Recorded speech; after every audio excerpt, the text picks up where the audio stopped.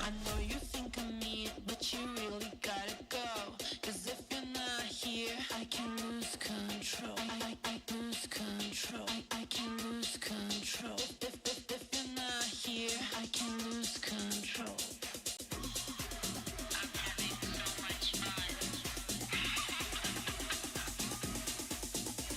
I know you think I'm mean, but you really gotta go. I can lose control.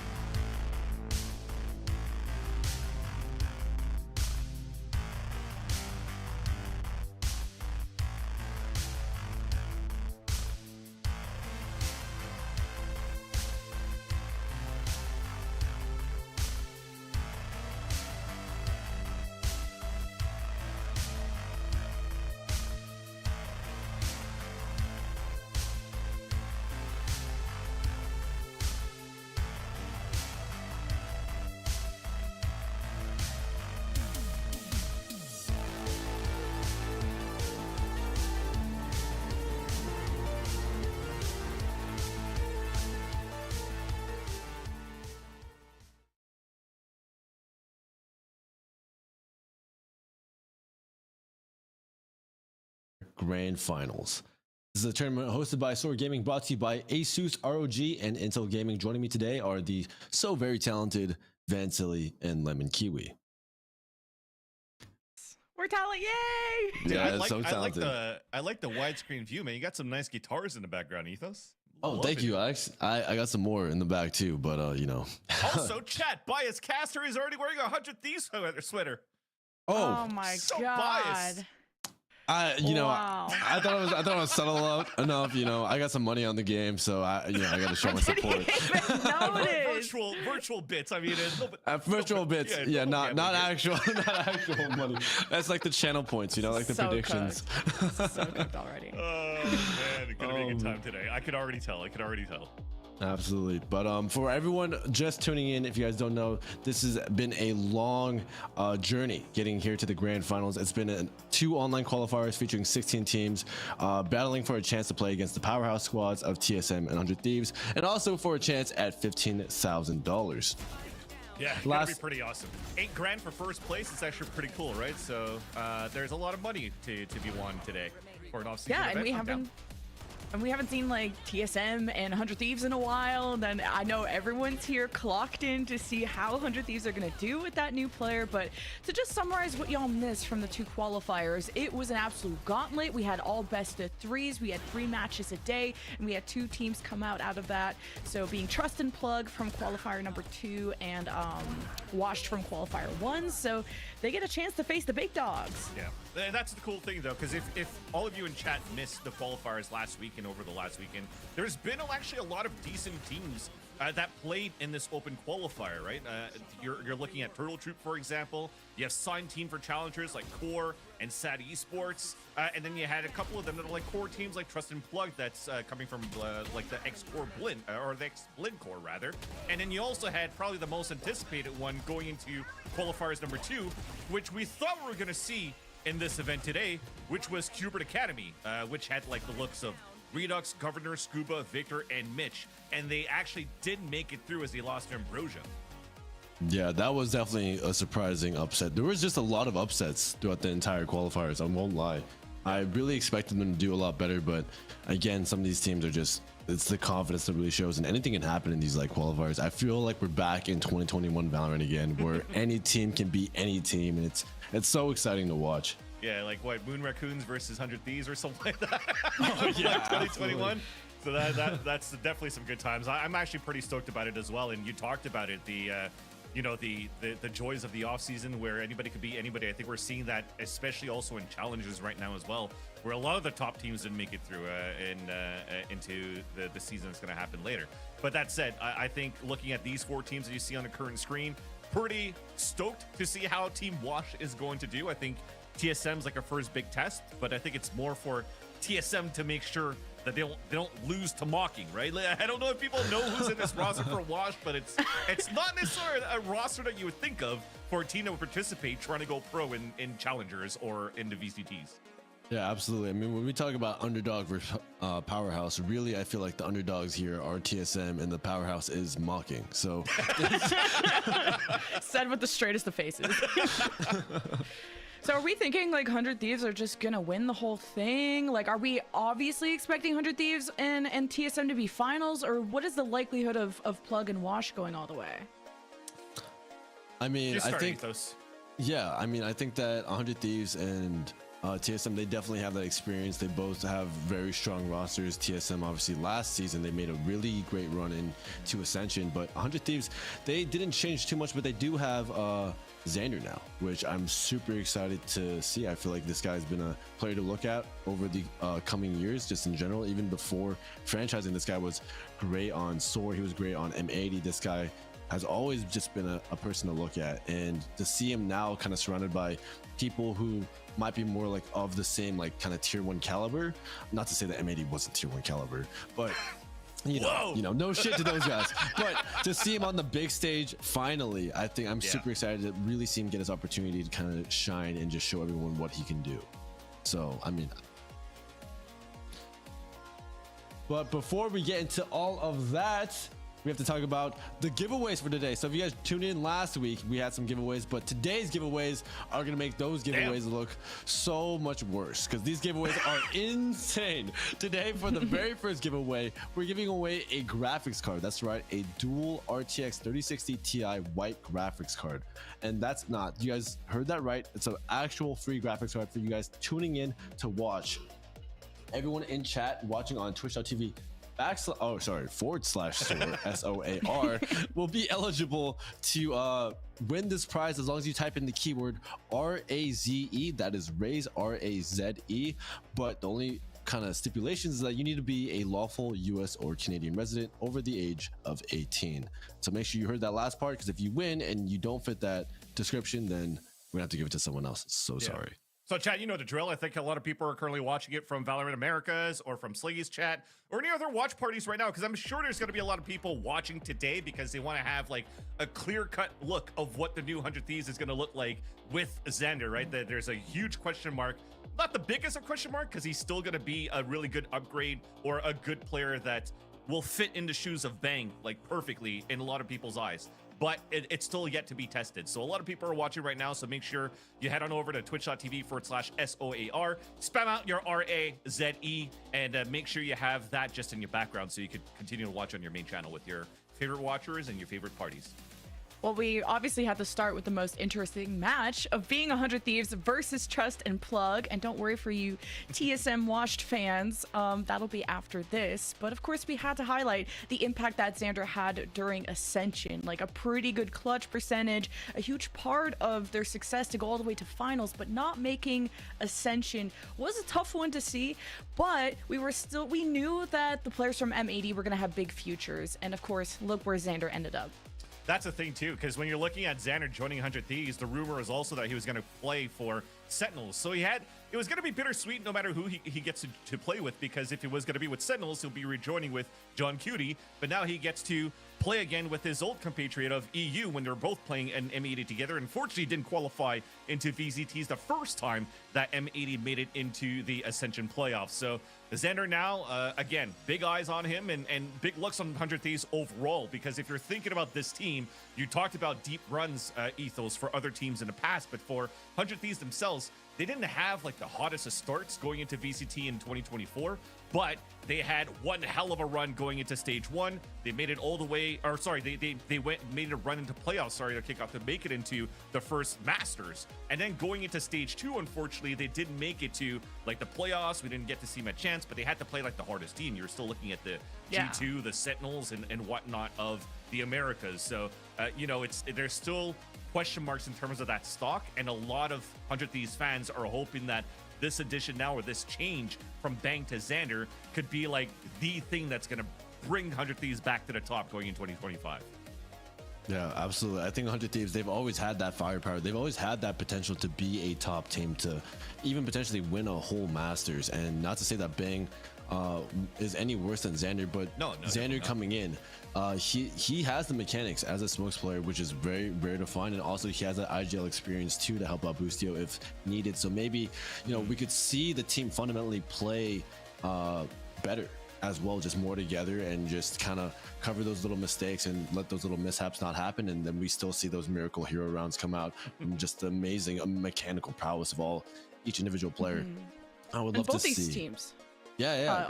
Both these teams had mishaps, but this is kind of a tournament to get back on your feet, right? You had 100 Thieves who missed out on champions by like a couple of points and one placement at stage 2. Same thing with Trust and Plug. They missed out on going to Challengers proper by being one match away from the group stage and losing to, it was Blue Otter in the group stage for Challengers. So I'm looking forward to seeing how Trust and Plug can bounce back from that. That was only 2 days ago, but there's very exciting players on this roster like Monty and Teague, who come from that Blinn roster that surprised a lot of people later on in Challengers. I agree with you. I think this is also not necessarily going to be a walk in the park for 100 Thieves. I think a lot of people and a lot of fans, including myself, will probably think that 100 Thieves should be able to win this 2-0. But if you all have been watching Trust and Plug in the open qualifiers for those who they are presented by SOAR, Mikey has been popping off. But when he's not the one that's being challenged here, playing even a chamber, for example, on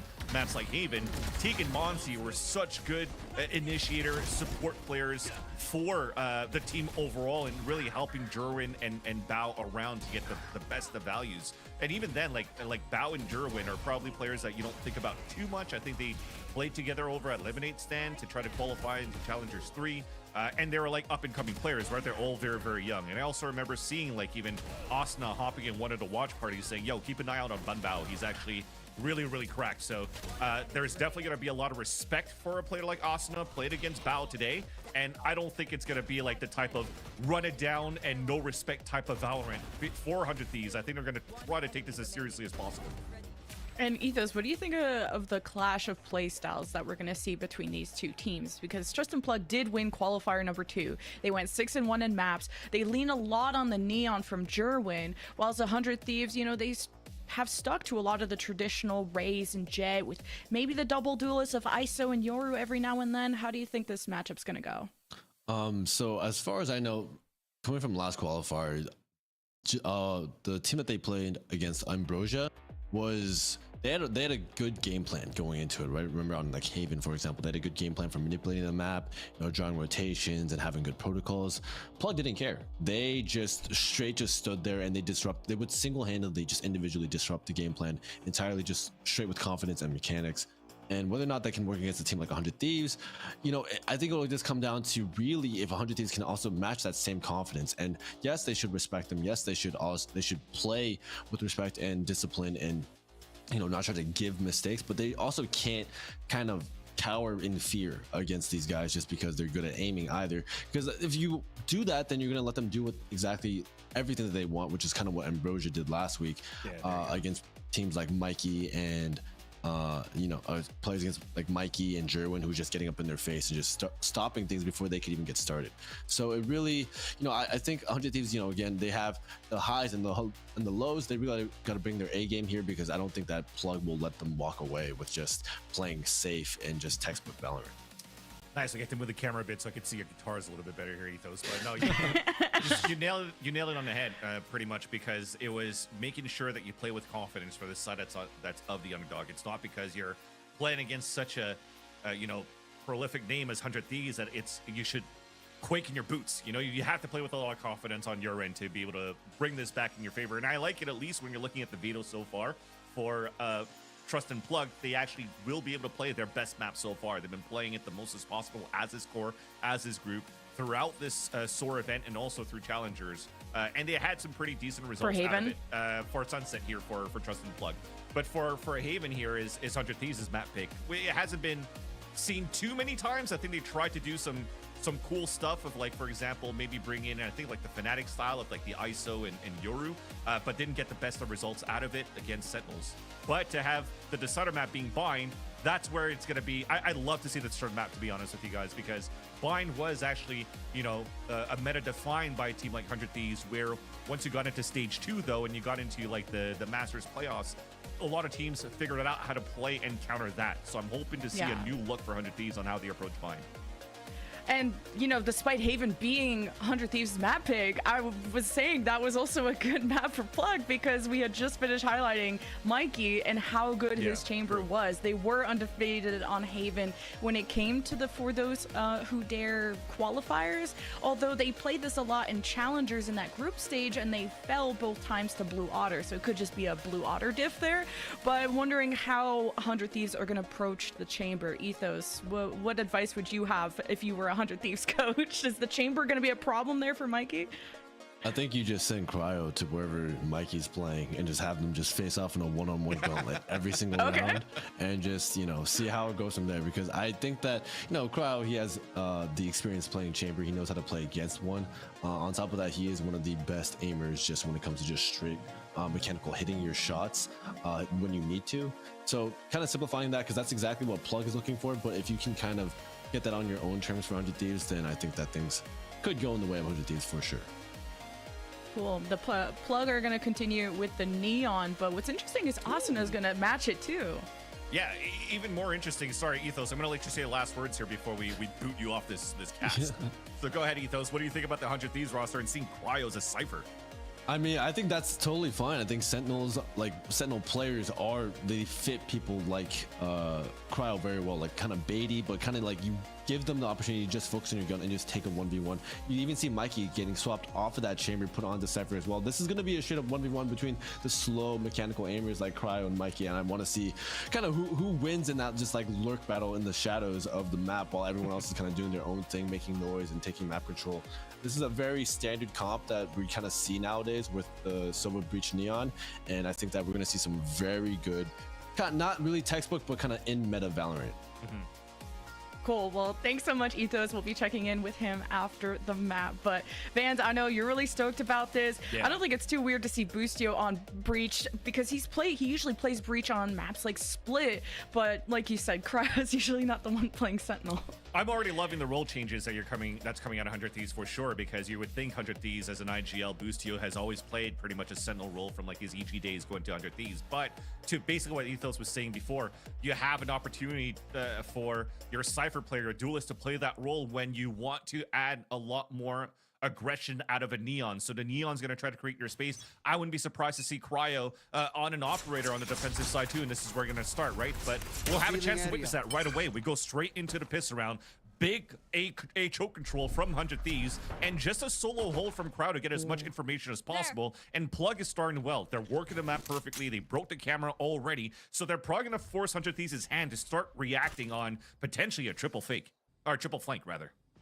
Yeah, Plug just did not like what they were seeing over at A long, so good stack from 100 Thieves there, but that means a pretty weak B site. Jerwin opens up with first blood. You gotta plant smokes on the left side. Will be Cryo waiting for the pole and the flank from 100 Thieves coming through courtyard. Watching that closely is Monsi in a 1v2, and he could be actually taking an isolated duel. We'll see how that goes. Meanwhile, Cryo is still being a menace, getting 2 kills on his own.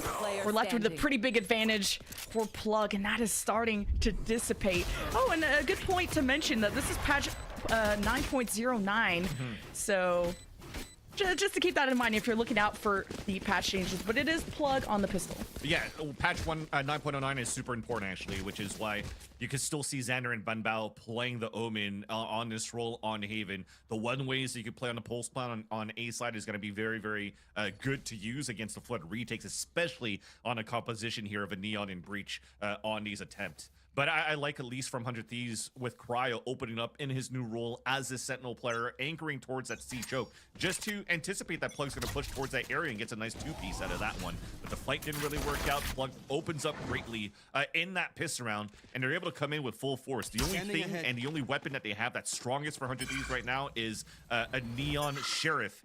By the way, wielded by Asuna, who gets to play a little bit more of a main duelist role in this composition. So all the question marks, and it adds a lot of excitement. A lot of conversation for sure is going to be, is this today going to be the right decision here out of 100 Thieves as they're testing out these new role changes with Xander coming in? Just a lot of classic bias, so you can just max out on util, and 100 Thieves are still going to heavy stack this A short, hoping to just maybe react off of contact from Xander's paranoia or anything, a fault line from Boostio, who's sitting there. So Plug usually have faced a smoke down this way, so now it's just a little too quiet, so they have to be very careful. As Monsi and Jerwin, could go for the trade, but Asuna managed to get out of the breach util. Monsi not so lucky, and Asuna gonna show Jerwin how it's done. Double stun was so nice off the contact from EU. So that really is going to put a wrench here into the plans of Plug to take control of A site. And with the time remaining, they're just going to pivot right into B, where they should have a free plant so far, especially when Boostio doesn't have a fault line to stall. He has the aftershock to delay. Only 12 seconds left to plant, and Cryo is just not going to let this go easy. 100 Thieves are just shut the door on B, knowing Plug, that's where they like to pivot. That's a full classic round with at least 80% of the kills used with free util. The stun that came through from the breach to get this assist, and then also just the paranoia that came from Xander across the line. So the fact here that you were trying to work the map for Plug in that second round, but you haven't wasted too much of that utility, when you're running into the site with so little time remaining, you just get flooded by so much more utility that it just owns you. And unfortunately here, Plug, they're going to have to go into a hero rifle in the third round, and that's going to be in the hands of Van Bao, by the way, not in the hands of Jerwin. They're going to try to leverage the cracked aimer to play behind enemy lines, play behind the push, play the pulse black. Just using their neon as bait to draw the fire and get info out of that, but Plug really just went in blind. It didn't play smokes, and well, they got crunched yet again. At least Plug tried to go the direct route. They usually pivot into B, and it's a later hit, but 100 Thieves just crunch them. You at least put a little check mark on what Ethos was mentioned before here on the desk, that you want a team like Plug to play with a lot of confidence. So when they're getting hit by paranoias, I love that Teague is closing a gap while he's being paranoid to go face to face, close range to get Xander and still get that pick. And Ban Bao just runs through the smoke to get all the trades as possible once that first wave of util has been wasted out by 100 Thieves. They got some decent kills out of that. They forced the buys out of 2 players. So you're going to have a pretty, still a strong buy for 100 Thieves for this round on to the next, but it's a great attempt here for Trust and Plug to keep as much as they can the economy low for 100 Thieves. Oh man, Asuna has kept A short on lockdown. Plug were trying to place a smoke deeper into long A to really fight for that control, because 100 Thieves really go for a deeper defensive smoke, and Plug were just more focused on A long, and Asuna had such a great cutoff. He took damage in the process, as 100 Thieves could still expect a hit. They're just gonna lay low, as Plug now have to re-clear these things. A good start too for 100 Thieves. They're doing a lot of these crunches with the fault lines into the choke. Something that Trust and Plug will have to start working together. And now at least they're clearing the right angle, so they push Xander away. They have an opportunity to scale, but I don't think they're going to be falling back at this point because there's so many players lean towards this A side. The camera is pretty much going to attempt to try to watch flank, but you already saw that timing from Cryo. He slipped through. Yeah, you could always, Omen teleport, Omen ult into heaven. We've seen that in the qualifiers before, but Plug just decided to address this front to back, and it's Mikey who still has the spike as all the dust settles in a 1v2 with the neural theft. Knows one's in short, one's at backside. Has time to plan, was very wary on bringing out the gun in case Cryo were to swing early. Making sure Boostio didn't make it out, and hoping to just take these duels isolated, but he has 5 bullets. I wouldn't mind if Mikey reloaded. Cage triggered. Now he's been revealed by Cryo. And he's just gonna try and do his best to hide and buy time and let 100 Thieves push into him, but a good cage. This is 100 Thieves just playing against the fire, and it is 100 Thieves that defuse.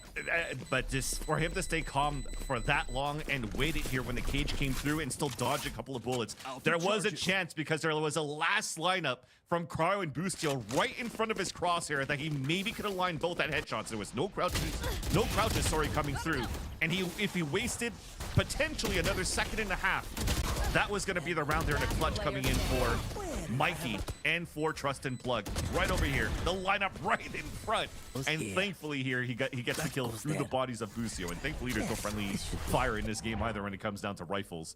But 100 Thieves were able to escape here what could have been difficult here for them to continue the economy on their side, but they continue with this aggression. This time, actually it's pushed forward by the defensive end, or the attacking end rather, and Durin gets the pick onto Asuna. Yeah, with Plug being able to be aggressive, they got a deeper smoke from Bao that creates that isolated duel for Jerwin, and he checks the corner, and kind of unexpected for 100 Thieves to be pushed back that far.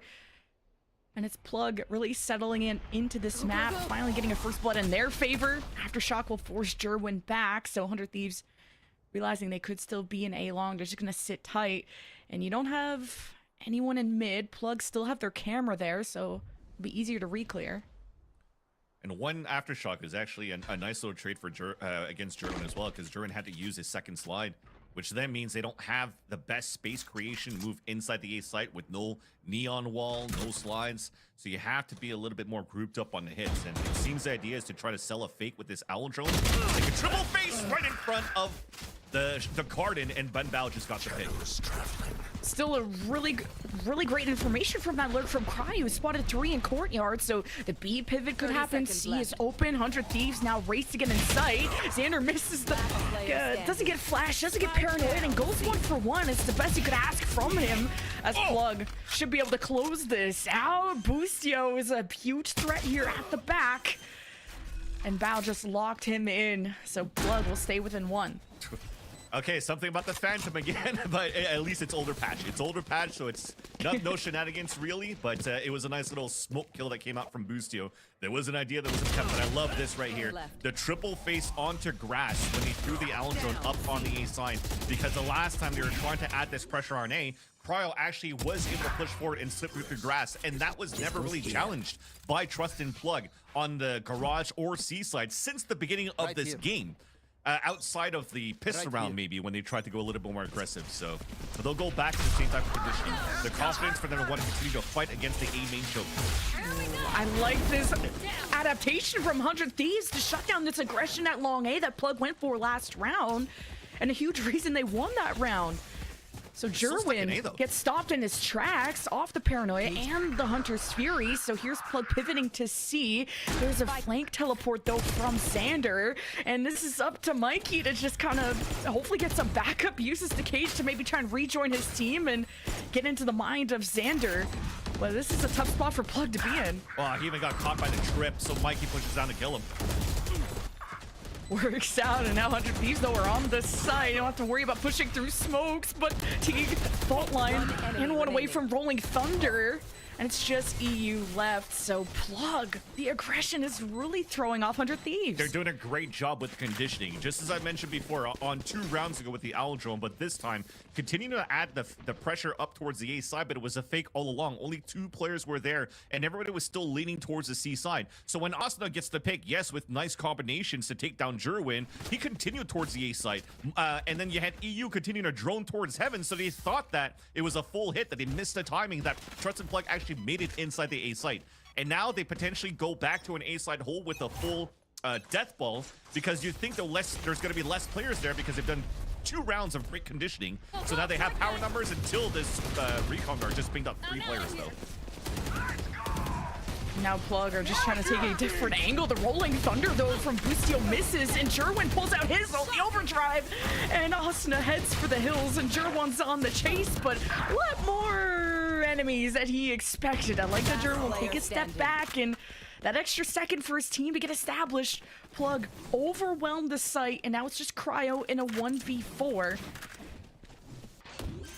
Money is the best too, but I like it from Trust and Plug to just stay behind. So traded out breach ults, but it was 100 Thieves that had to try to close that gap because they were on that lower buy. So they went forward, Plug stayed in spawn, and they didn't allow here 100 Thieves to get the best of values out of behind a Rolling Thunder.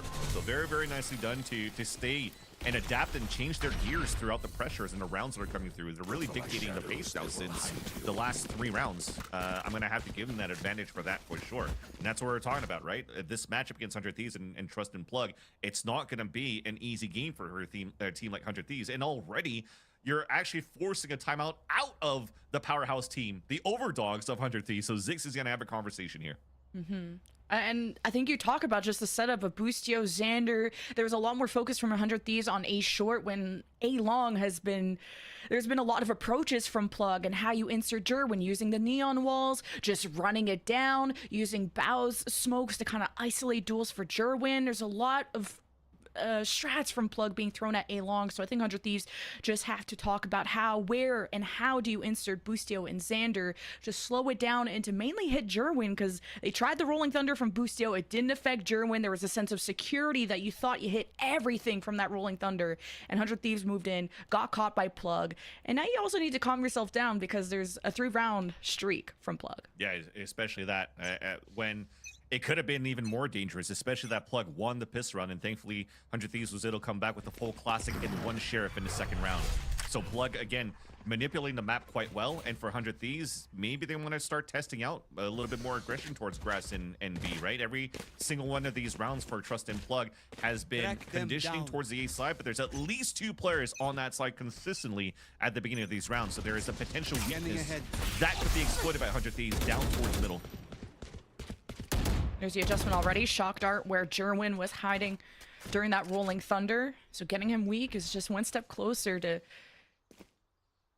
taking care of that duelist that creates so much space for Plug. And you had that smoke, so you're trying to draw that attention from 100 Thieves towards A main, as Plug are have liked to pivot at B previously, and they're gonna smoke, or 100 Thieves are gonna smoke it off to not let B go so easy. Now Plug are trying to explore garage and avoiding all that util from, well, mainly the fault line from Boostio was a good start for Plug. Everything for 100 Thieves so far has been good stalls. Look at the reposition from the trip as well. Double trips on C site, and then as soon as you re-clear it and smoke it back and it's given up by Plug, well, they themselves plug the garage side with that trap, so everybody can focus back on the A side. This is great pivoting by 100 Thieves so far. And the more time that you're taking for Plug, the next fault line is going to refresh you for Boostio, who's already trying to look down that line and try to support the A side on the hit. 30 seconds left. Racing on in, Sherwin.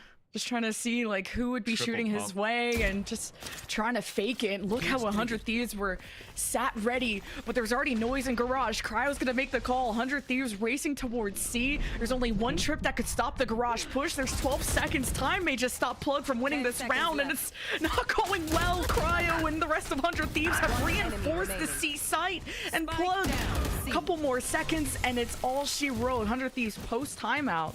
And Figured it out. Great hold by Cryo towards the end, and it was a simple trade of utility that you saw the shark dart come in from Monsi at the default boxes, but unfortunately it didn't break that trip that Cryo placed out at the default box. That actually started everything in terms of falling like dominoes for Plug trying to move back towards the C site. That's where Asuna was able to get a full wallbang kill onto one player, and then the aftershock to get the second kill, denying a This is plan. a nice spot. And 100 Thieves are just very quick on the goes rotates there. because they have a knee on their composition too for this matchup. So it works out quite well. And now you see this aggression towards middle that Zix was potentially mentioning and talking about with the team for 100 Thieves, that it was weak in the very beginning. Now Joan already comes out early. I don't think it's Right here. It saw Asuna, so there's an opportunity for him to surprise here. 100 Thieves also keeping Xander and Boostio in the middle of the map, ready to pivot wherever, and Asuna with a huge start will fade back into the shadows, and Plug will have to truck on without Mikey. So out of all the people to lose, your Cypher's not the end of the world. Heaven is open, no smokes yet. EU, when is he gonna swing out and get a kill, get information? Asuna's around the corner too. If 100 Thieves want to try and flood in and at least do damage before Plug gets settled in too much at A. Deep though, Asuna versus Jerwin, and Asuna just hesitated a little bit, but EU off the info is still a threat here on the high ground. And Plug only have 2 left, and the spike down. That's recovered there in main from Bao. 30 seconds left. You don't have smokes to cover Heaven, so you just gotta take shelter behind this box and hope for the best, and the shock darts are still so annoying. Now you got the aftershock, the fault line. Here's 100 Thieves evicting Plug from the A site. It started off well from the pathing from Trust and Plug towards the A site. If you're And it not really a just good had to shot come today, down to don't how worry. to There are other hold ways. towards the end after you're able to get that first pick onto Asuna. Yes, Asuna did a great job pushing down towards that area. The missed calm from the Allen Joe not fully clearing towards that window was actually the demise here for Trust and Plug to really get good map control in the very beginning. But yes, maybe losing Mikey in that sense might not be, it doesn't sound that heavy of a loss, but it's huge when it comes down to the amount of util Right here. that they trust into him to make sure that he watches the Right B here. and C pushes. So there were so many little bodies on the actual execution. And look at the continuous aggression coming out from 100 Thieves. I think they're just trying to work the maps Go, to go, go. continuously rather pinch. My ult's ready. Oh, so many ults too, and now Mikey will have an impact with a neural theft.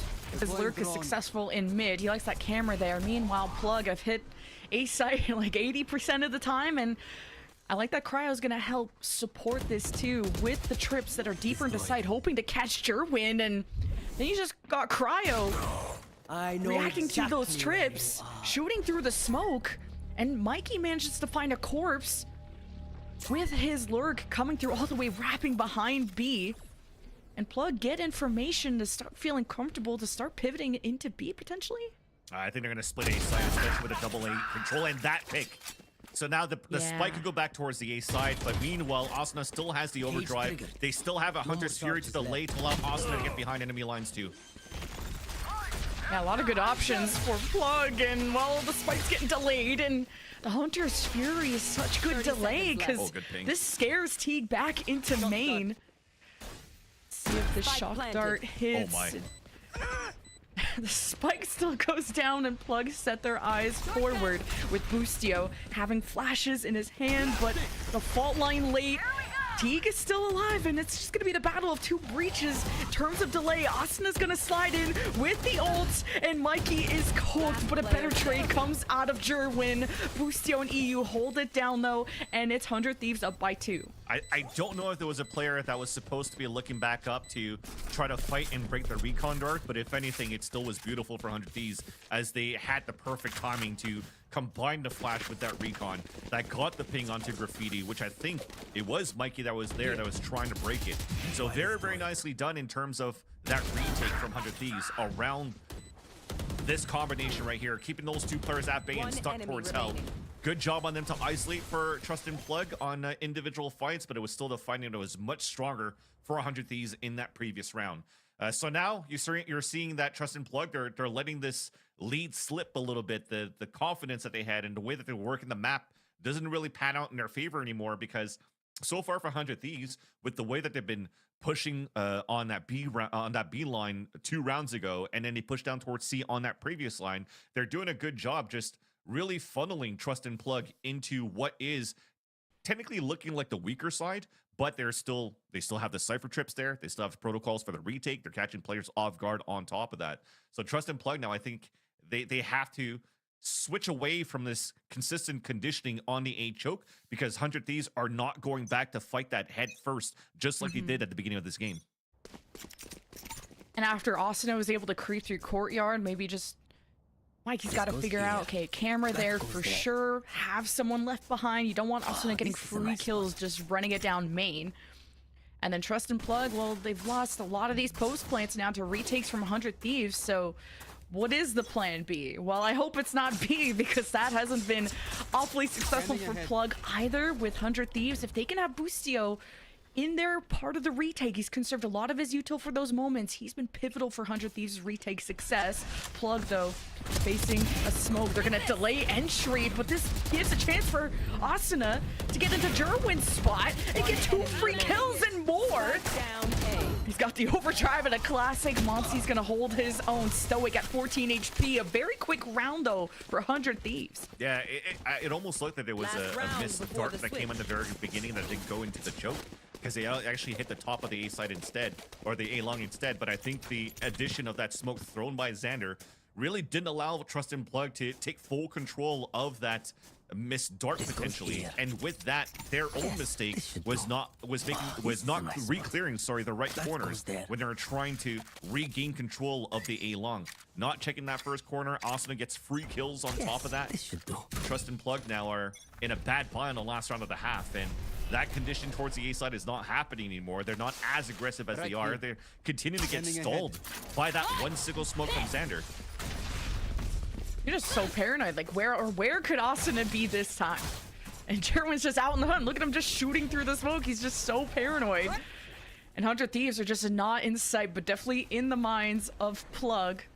Stage run through short. They got the ult, and Jerwin's still looking for contact. You got Nop now ringing through your ears at the back. 100 Thieves just can't see anything. Asuna is just gonna slip through the defenses, still pick up 2 kills. Plug tries to hold him back with the Hunter's Fury, and it's all up to Mikey and Monsi with so many angles to cover. And Monsi, and it's all up to him in the 1v1. Recon to see if he's still in heaven. Yes, he was shot down immediately. Shock doesn't make contact against Monsi. Oh, and he just gets the wall bang. What a reaction! That's what I mentioned before. When it comes down to these moments, you have Monty that could step up. You have other players like Button Bow or even Mikey that could step up to the plate. And 100 Thieves are definitely feeling that side. Everything looked so good on the retake. Look at how that util came through. How Asuna got full advantage of sliding through off again. A flash recon, getting those picks. They had the power of numbers, and just somehow 2 players on the attack side just slipped through. Mikey and Monsi just catching 100 Thieves, watching the wrong angles, and they salvaged that round on the lower buy that they had and keep this game close. Pistol on here where Trust and Plug wants to fight down towards grass. Fault line already set up, and I think we're gonna have Jerwin trying to peek through with this ghost, but there's already 3 players as well from 100 Thieves looking to answer back. Teague. And Bao in positions to set up Jerwin. There's the fault line, and there is the swing, but it's pretty even. And now 100 Thieves, they just reacted better. They have the man advantage with at least making contact with one over at B. So 100 Thieves, with that garage control that they fought for, it's an easy pivot right into C. Now flashing a bit early. Busio didn't get the blind he was hoping for, and T gets a very good headshot. And, well, this is continuing to be a very troublesome pistol, and it still ends up going the way of 100 Thieves. Yeah, it was looking very troublesome for sure when 100 Thieves were trying to move inside the site with great util to stall. But initially, the setup, placing the pawns in the right place to counter the engagement that went out from Trust and Plug was actually quite nice. Just that Cryo stayed all the way back towards spawn, continue to watch that garage door line. So 2 players get stunned, yeah, but there's still 1 person stunned watching it and the other one unstunned to set up still a very clean crossfire setup that really didn't allow Trust and Plug to flood back into the front side. So nice little, not necessarily a read, I think it was just a protocol that they had overall, and Plug played right into it.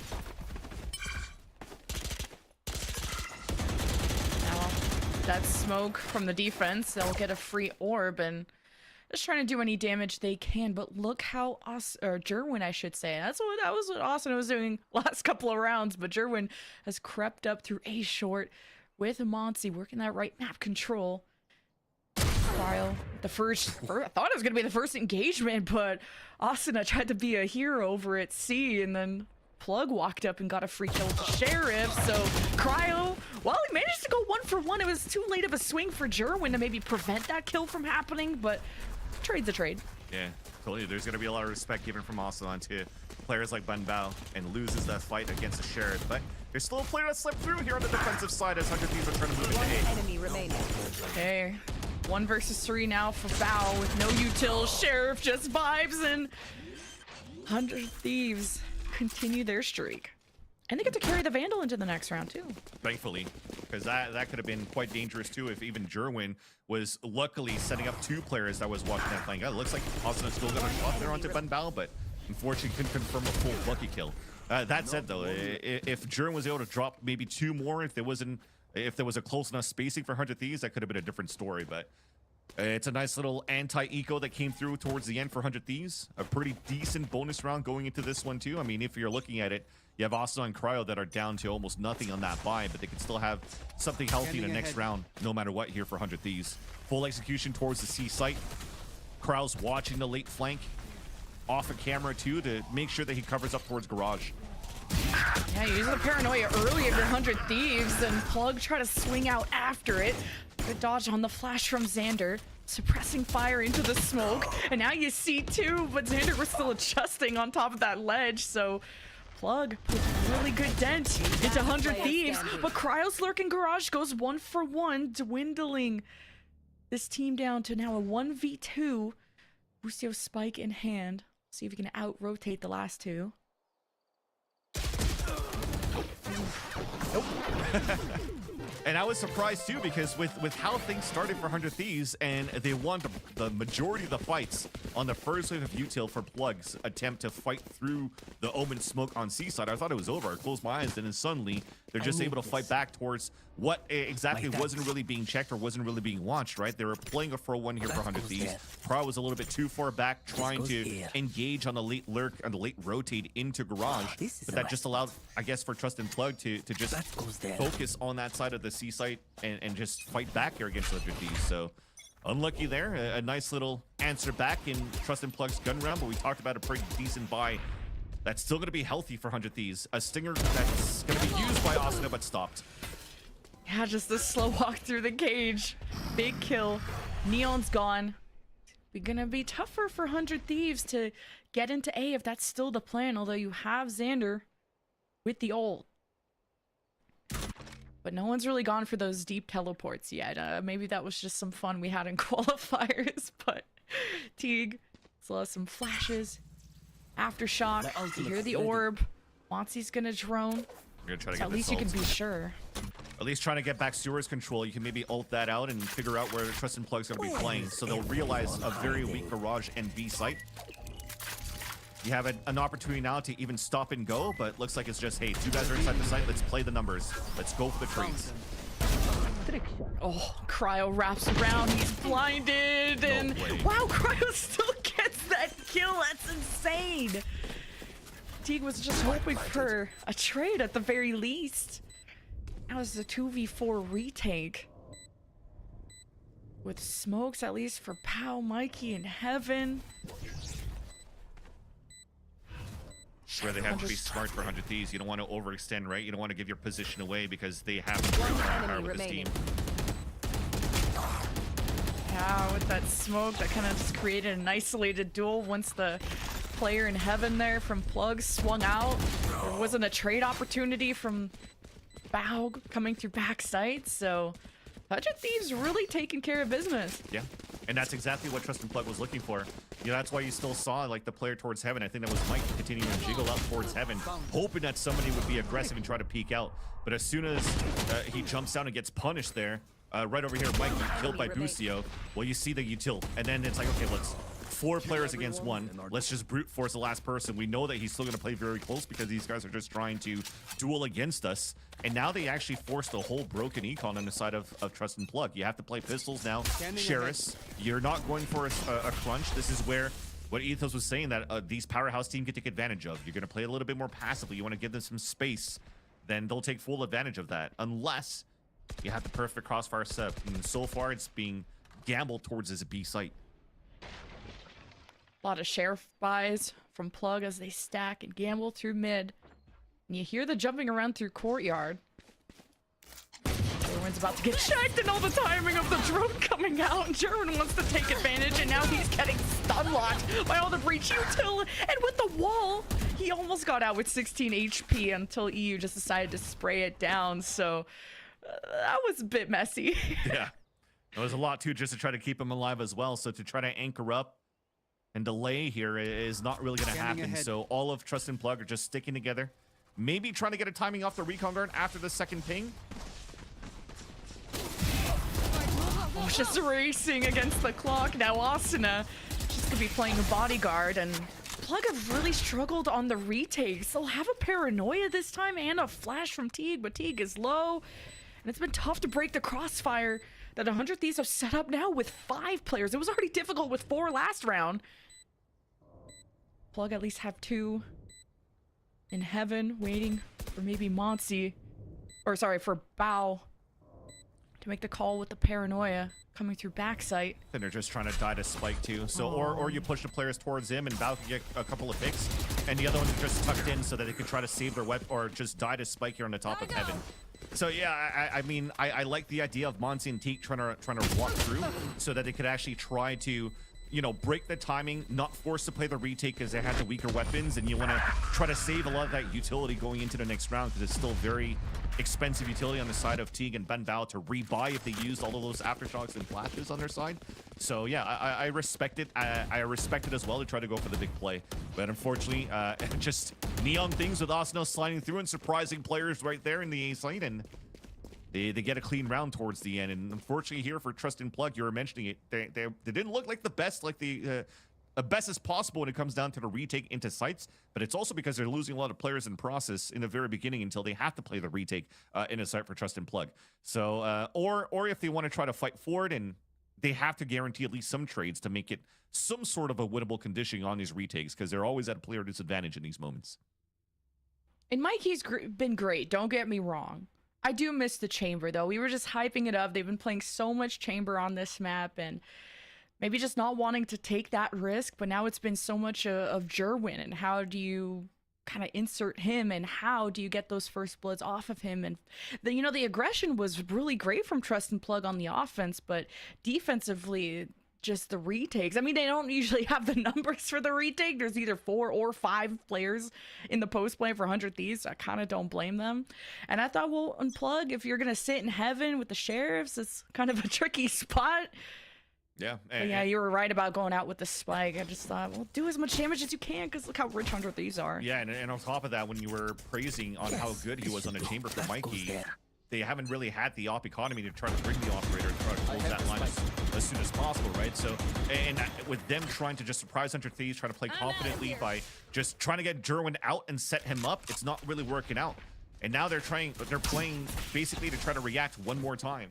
It might work out, but I think they could do something very similar to 100 Thieves too, to try to exploit this C and Garage side at the beginning of these rounds here, where 100 Thieves kind of just have Cryo like late lurking in those spots. Like how 100 Thieves are just shooting trips. They're out in the open. They say, come at me, bro, in Garage, hoping to draw out this defense from Plug. And 100 Thieves offense has been so relentless. Now damage into Teague, the flash, but this is all up to how Mikey can swing out of this, and he picks up one and hesitates and is on the retreat. And now this is the Asuna playground with the overdrive activated and just quite literally mopping the floor of the site, steps into the smoke, and that's where Bao shuts down the ult. And now Cryo holds it down at backside, reacting to who's gonna swing out again, just out in the open. Now the spike will be planted, and 100 Thieves setting themselves up for success. 3 versus 2 on the post plant. One enemy remaining. One enemy remaining. Okay, Cryo's playing close while the rest of his team was in main, and Cryo clutches it for the team, and now they're 1 round away. Wow. Okay, that's Cryo things all over again. But initially, I just unfortunately didn't like the setup for Trust and Plug. You already had Ben Bao with the Vandal looking down towards Garage. You had a camera looking down to C and long Garage. Yet you still want to go for a phase check from Teague right through the window. And with him getting dinked instantly, it kind of forced players to try to run through the fight instead of using a camera for a fault line double swing or something like that. And that just really didn't allow for Trust and Plug to have the strongest of holds here on that C site. At least a retake looked good that time, but it's still Cryo clutching it out. So map point for the first map of the series for 100 Thieves, and they're looking to close it out right away with Duran just dying solo. It's really tough to lose your duelist like that, but the Garage swing out of Plug still did some damage, and it keeps the spike at bay, but 100 Thieves stood and delivered right back. 1v1, and we've seen this before. EU versus Monsi. 70 HP versus 30 HP. Yeah, different HP though. And oh boy. Oh, and it's EU sneaks up on him. Peekaboo 13-6 with what, like a 6-1 offensive rounds for 100 Thieves. Ooh, they're looking good. Yeah, and they tried to go for like I guess a crunch towards the NLA Fnatic style when you went with the Hunter's Fury, the fault line, and try to push through, but just not enough utility to get the best advantage here for Jerwin. Maybe even him trying to slide down couldn't really find those opportunities to get those first picks. So great 100 Thieves to realize those moments where they could actually be a little bit further out from that gap and just punish really what Trust and Plug were trying to do on the defensive side. And Jerwin and Asuna looked neck and neck when it came to Plug being on offense, but once Jerwin is on defense, he was just shut down even on slides, and it's hard enough to shoot at a Neon doing that, but Plug will have to go to their map pick, Sunset, which fan says is their best one. Is he right? We'll find out after the break.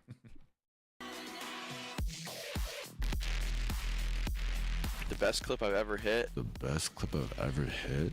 The best clip I've ever hit? Best clip I've ever hit. I just think of like memorable. This is probably a harder one, but the first one that just comes to mind is like the Paper X 1v4. That's about it. In Shanghai. Icebox, Paper X 1v4, and it's early in the game. Oh, it was on Bind Showers, I think. It was against Tens in a ranked game. I was on Viper.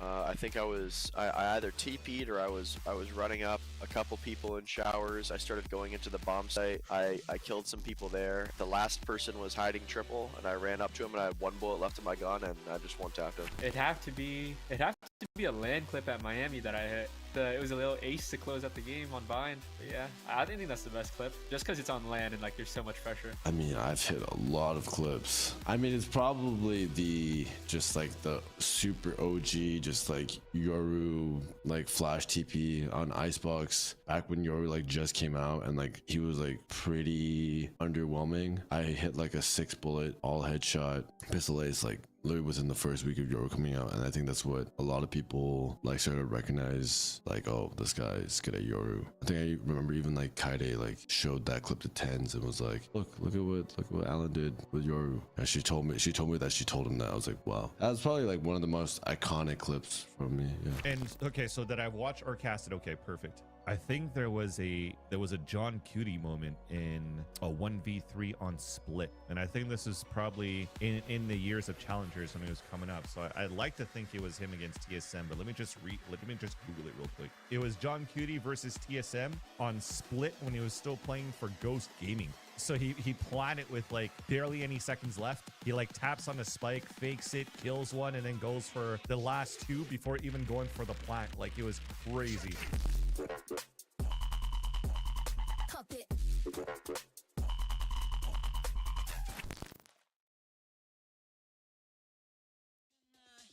I can lose control. I'm having so much fun. I know you think of me, but you really gotta go. I can lose control.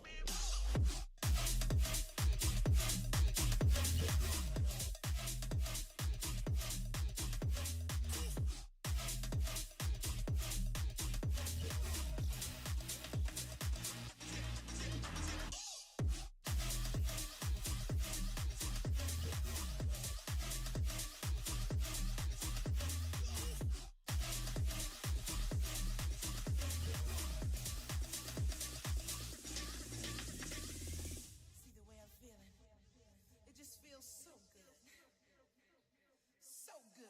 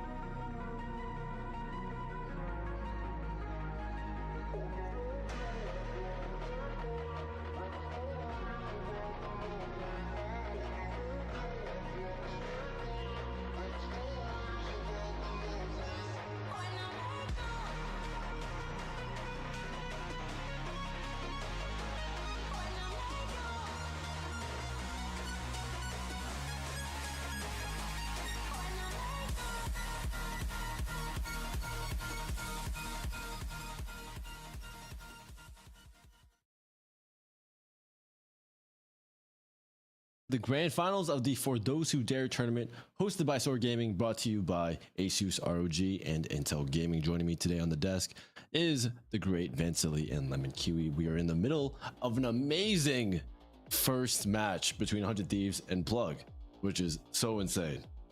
And I'm super excited to get into that, but before that, let's pay some bills. There we go. We gotta talk about ASUS ROG, our presenting partner.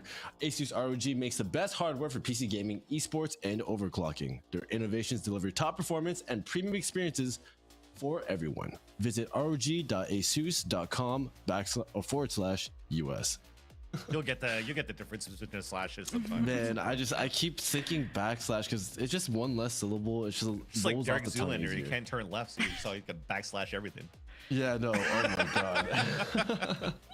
No, yeah, it was still a good first map. I think when things kicked off, I mean, quite well with a piss around. I think won by Plug at the very beginning, and then even as soon as it got echoed by Full Classics right after, following a timeout or following the gun round rather, it looked pretty good for Plug to really make this a challenging game for 100 Thieves on that in this first map.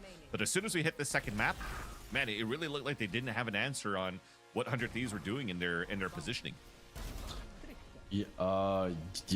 Or you mean Plug? Yeah.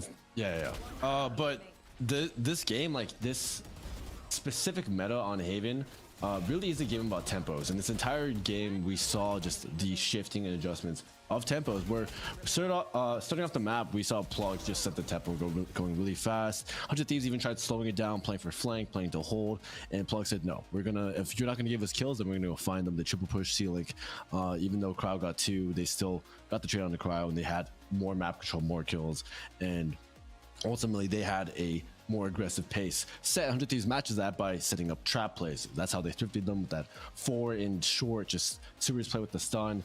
And because immediately see 100 Thieves never wasted time, just never been like, oh, well, let's just keep doing the same thing. Let's keep just letting them do what they want. They kept upping the pace, and Plug tried raising the tempo again by sending even more people, more util, instead to take site, but instead to take map control, and they were finding like Asuna like off in a long and whatnot, which was great. But then 100 Thieves again, they raised the tempo even more with super aggro pushes. They're quadruple pushing down A short with util. They're not setting up traps anymore. They're 3-man pushing down C long, and they're playing full retake on the other side with, you know, Cryo holding it down with his trips.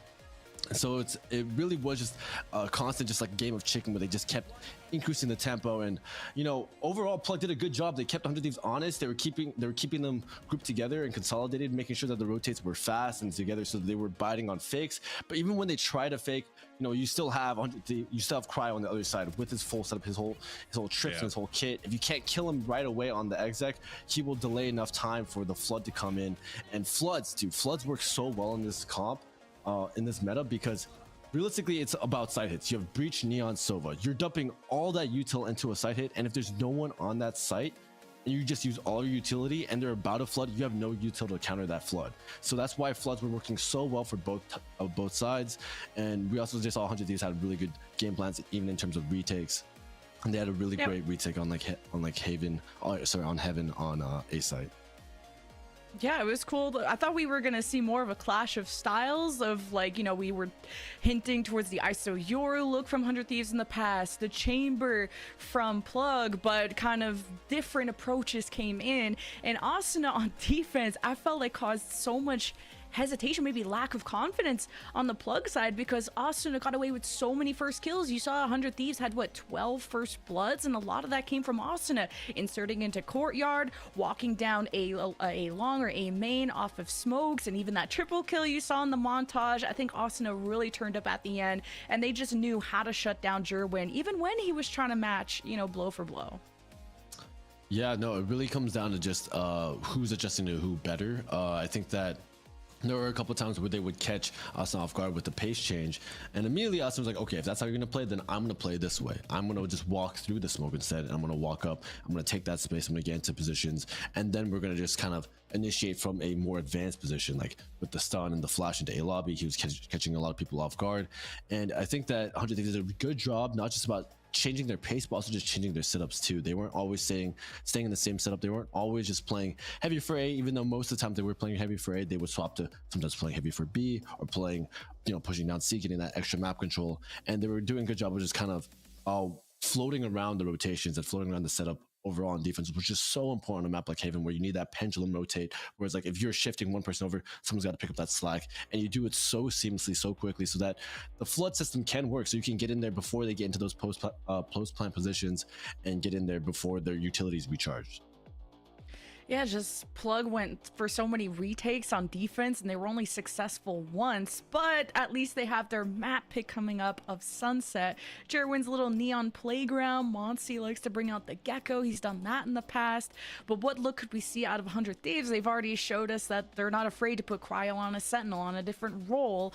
And is Asuna going to continue? I assume to see the raise out of him, but who knows if they're leaning more towards Neon these days. I'm probably leaning more towards that than Neon, because it's almost looking at this point of the patch, if you're not playing Neon, you're kind of just capping overall. Yes, some teams could still get good value out of that raised composition, but with just seeing how 100 Thieves have played this first map, you could literally just plug and play that composition onto so many different maps, including Sunset. Sunset, you could do the identical composition and still bring a lot of value. So I think that's probably going to be another mirror match, just like we saw here on Haven. The difference here is that it's just the playstyle towards the end where Trust and Plug, they actually got caught off here by Blue Otter out in Challengers, where Bob, she was the one playing a Neon and just out maneuvering the utility coming out of Trust and Plug. So hopefully they'll be able to come through this time around.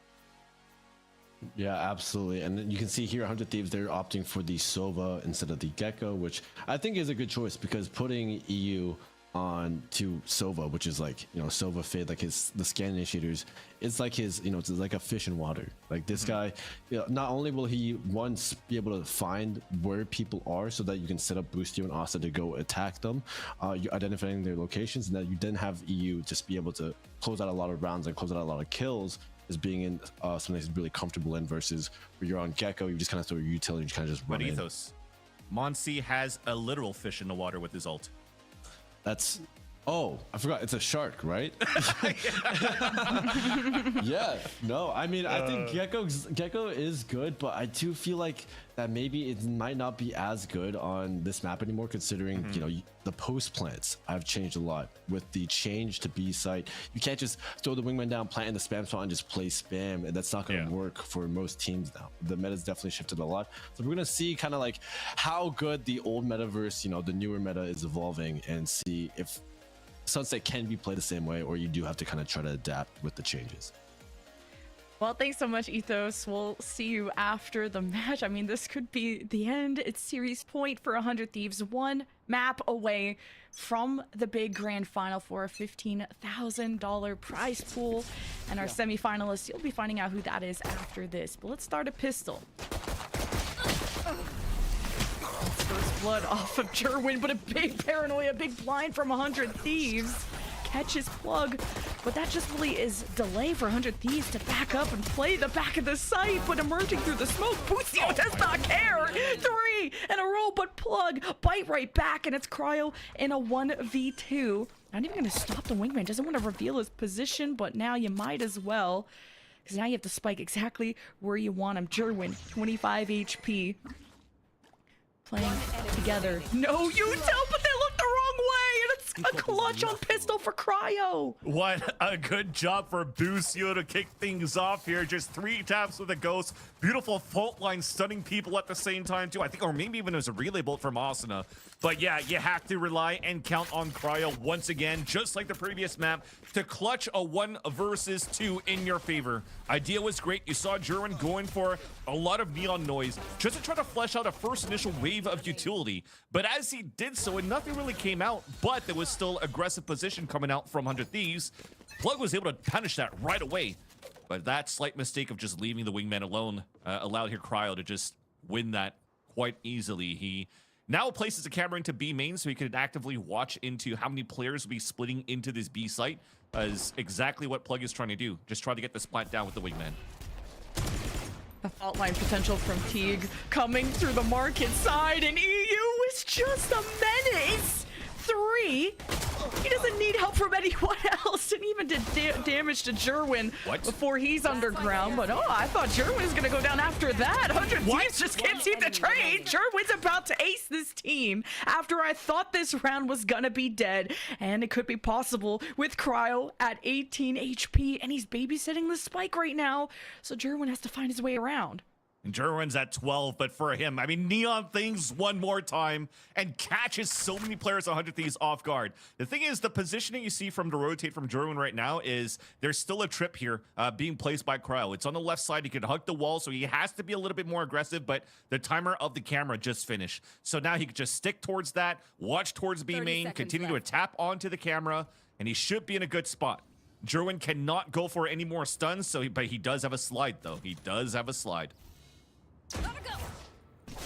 Now the jig is up, and Jerwin has to just almost free fire, and just the last place that he would have checked. That's where Cryo is. The perfect timing as 100 Thieves take the anti-eco. Yeah, and all he did was just watching the angle after, and mentioned in the last slide, it was actually used by Jurin, thinking that somehow Cryocells was going to rotate over from middle all the way to market. So he watched towards that area. He went for that slide in that spot, and just easy there for Cryo to win it. It was going to be so close. I mean, that was an eco for Trust and Plug. And look at what 100 Thieves are bringing into the bonus round. Absolutely nothing, where Jurin has an overdrive. Yeah, I mean, what a weird, well, not a weird round, a crazy round where he almost had back-to-back aces, you know? Both teams went insane. Yeah, you wanted Jerwin to really just step up pretty much at that point. You were hoping that you'd be able to win that fight after that 4K, but yeah, it's just A-side control, fault line to try to push them up off contact. But it looks like 100 Thieves are deciding otherwise, too, to just fall back instead. Even an attacking one way, just to isolate an aggressive peak on that side so they could scale a little bit more deeply into the left. Nice little util so far by Plug to just scale up here towards the A-side choke. This judge is still gonna... should be guaranteeing you a kill, right? No, Jerwin! He sensed it and takes care of that judge, which could have been devastating. And Plug will still move forward with even numbers. Now you just isolate that left side. And Boostio thinks he could just get a backstab, but Plug just had a delayed push. Now using the Gecko Flash and a Paranoia from Bao right through the center. 100 Thieves just don't have anyone protecting this anymore, and it'll be Cryo coming from spawn. Hope to do some damage. Or save his weapon here, but he'll die instead. It's a clean round from Trust and Plug overall. Again, the util was great scaling up towards that A site. The one-way smoke, then throwing the Dizzy to confirm nobody's on the left side, so you could just focus on the right. And I was waiting for a fault line or something to happen towards the elbow, but I forgot you are playing Neon, so you could just stun for yourself and swing through to get the opener. So all very, very nice. In that last round, Mikey got great value of lurking up on this middle and realized here that Cryo did not place a trip on that side. So potentially realizing that the Cypher's placing double trips on B, this could be an opportunity for Trust and Plug to start punishing that a little bit more on his splits all the way back towards Boba in the late rounds of this half. There's my buddy. Plug will have their lurk in mid off the camera. Will be Mikey just being as careful as he can.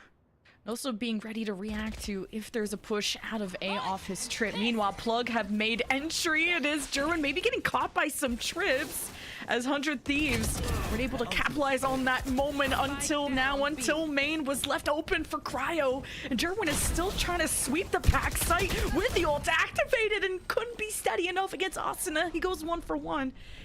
Now you're left with even numbers. Spike recovered. So kind of waiting for the smoke to dissipate, for this right side to be cleared, and the sync wasn't perfect, but it's just up to Xander to save this for 100 Thieves in a 1 versus 2, as Monty still has to get the gun out, he gets the last laugh. And unfortunately only a stinger too, so he has to go for the wide sting and try to melt down his opponent because he can't wallbang in the corners with the stinger. But overall, it was almost a round that slipped through in terms of the execution here for Trust and Plug. Why is Teague the one carrying the spike here, where you could have especially that wingman? Why are you still using wingman in your composition, which is probably even a Gecko in your composition, which is probably the wingman being the strongest thing out of that kit to help you on that plant to play the 6 versus 5 on the site takes. But thankfully here they're able to salvage, and one thing that's good for Trust and Plug is that they do have aim, so you bring these individual duels 1 by 1, you can make it work. Oh, the defensive Paranoia just to slow this down, and you're throwing the Huntress Fury into the mix on a Sheriff round that just put a dent into Plug, and it did get a kill, but without Boostio, without your leader, this could be a tough one for 100 Thieves, but you know, this was already going to be an uphill battle. At least good damage was done. Jerwin's down to 5, Bao at 75. Unlucky 145. Yeah. Now Cryo's gonna check things out, and Monty's watching the cross, and Xander, like, for the Sheriffs to do that much damage to get these kills is, I think, pretty important for 100 Thieves. Yeah, I mean, it's a little bit of investment that came through, or actually, should I say, a lot of investment, especially with the 2 ults. They're trying to utilize, just crunch back into the Tiles play. So very, very nice on Trust and Plug to just stay back towards the spawn. Yes, T got caught there towards that line, but it only makes sense because you went for a fast lane down towards middle. You went for a stun down towards the Tiles. So you're hoping that if people are trying to run away from the line, most of them will be converged back towards the entrance of the spawn towards the A site. But unfortunately, Hunter Sphere only got 1. So you went for a trap play, didn't pan out in your favor, but at least the Sherries did to force a couple of buys back into Plug in this round. But it was a little gamble for 100 Thieves, and unfortunately didn't pay off with where they were hoping to funnel Trust and Plug in. So good on them on the attack side to stay back passively towards the spawn. I mean, didn't EU get like a 3K and market, and Plug just have to approach this a little more carefully on the flood, and there's even a trip there to support EU. As Plug destroyed the door but didn't immediately jump in, just in case there's going to be some fire back from 100 Thieves.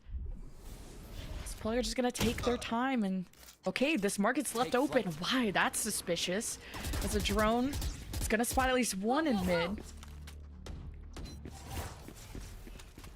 Yeah, Austin is just going to go and support B. Right now, they were focusing a lot on, or giving a lot of trust here onto Cryo because he has the trips and cameras to just anchor up the B site so they could focus on fighting mid and A. But now that the trip and camera's been broken, you're thinning out the defenses back towards middle. So I love here for that Trust and Plug. They're reflipping the map, taking advantage of middle now after making noise off B, after forcing to rotate towards B and trying to split towards A. But Boostio wins that first fight, and that's going to slow down that push. Boostio only has 100 HP, so hey, just getting a kill is huge for him. Xander reestablishes into elbow. Paranoia is to try and get the spike, or just to really shake up the site. This spike only has 5 more seconds to go down, and there's just not enough time. 100 Thieves' retakes are just too good. So a little bit nice there by T to win that fight against Xander. You saw the tech of him trying to go for the Paranoia and TP it across, but I feel like the Paranoia just hit Tika as he's about to TP, so Teak already knew of the repositioning of Xander there. But that first kill and that second one from Boostio right at that elbow. Again, manipulating the map very correctly for Trust and Plug, and they just needed to add a little bit more to guarantee the trade onto Boostio instead of being a death ball and having 2 players fall in that instance. It's unfortunately not the way that you want to rescale in the map when you're trying to play contact after creating that diversion here up towards that B site. So unfortunate there. He ties up the game at least now as 100 Thieves is able to win that round. Still not the best buy going into this one as Boostio has to play a Judge and Xander has a Guardian. So we'll have to see how that's going to resume once we come back from this technical pause, but we'll take the advantage at least of the technical pause to give a huge thanks to our sponsors, ASUS ROG, Republic of Gamers, and Intel Gaming for forking out the money and allowing us for getting some great giveaways, rather, and as well as a major prize pool for those who dare, presented by SOAR. So big shout out now for the technical pause, waiting to resume. Again, I think it's still quite early in this game so far, Lemon Kiwi, to really see how these players or these teams are really taking advantage of this map, because there's been a lot of different looks here on both sides. Aggression from the defensive side, slow tempo and defaults on the attack side, and it really comes down to like these last 2v2s or whatnot. So I think both teams are playing this map quite well. I think Plug has really had to adapt and put their thinking caps on, because it just doesn't feel like set plans like by the book compared to how we saw them on Haven. It's been a lot of, okay, well, Mikey is low, can't really lurk, so we gotta send Monty over at A, and then guess who's at A? It's just been Boostio shutting that down time and time again. If not him, someone else who has a Judge, and it's been tough for Plug to get map control without losing bodies in the process. And you're talking about these 2v2s, and that's because 100 Thieves are just so hard to take down without them taking you down with them. That's a difficult thing in the composition here for Plug, right? Because you don't have a Fade Eye or you don't have a Recon Dart that could even throw into the elbow aggressively. You have to basically launch your Dizzy as soon as possible, but you're going to have to be so close. So your elbow control is not going to be as good and as potent as, 100 Thieves would have with the Soba.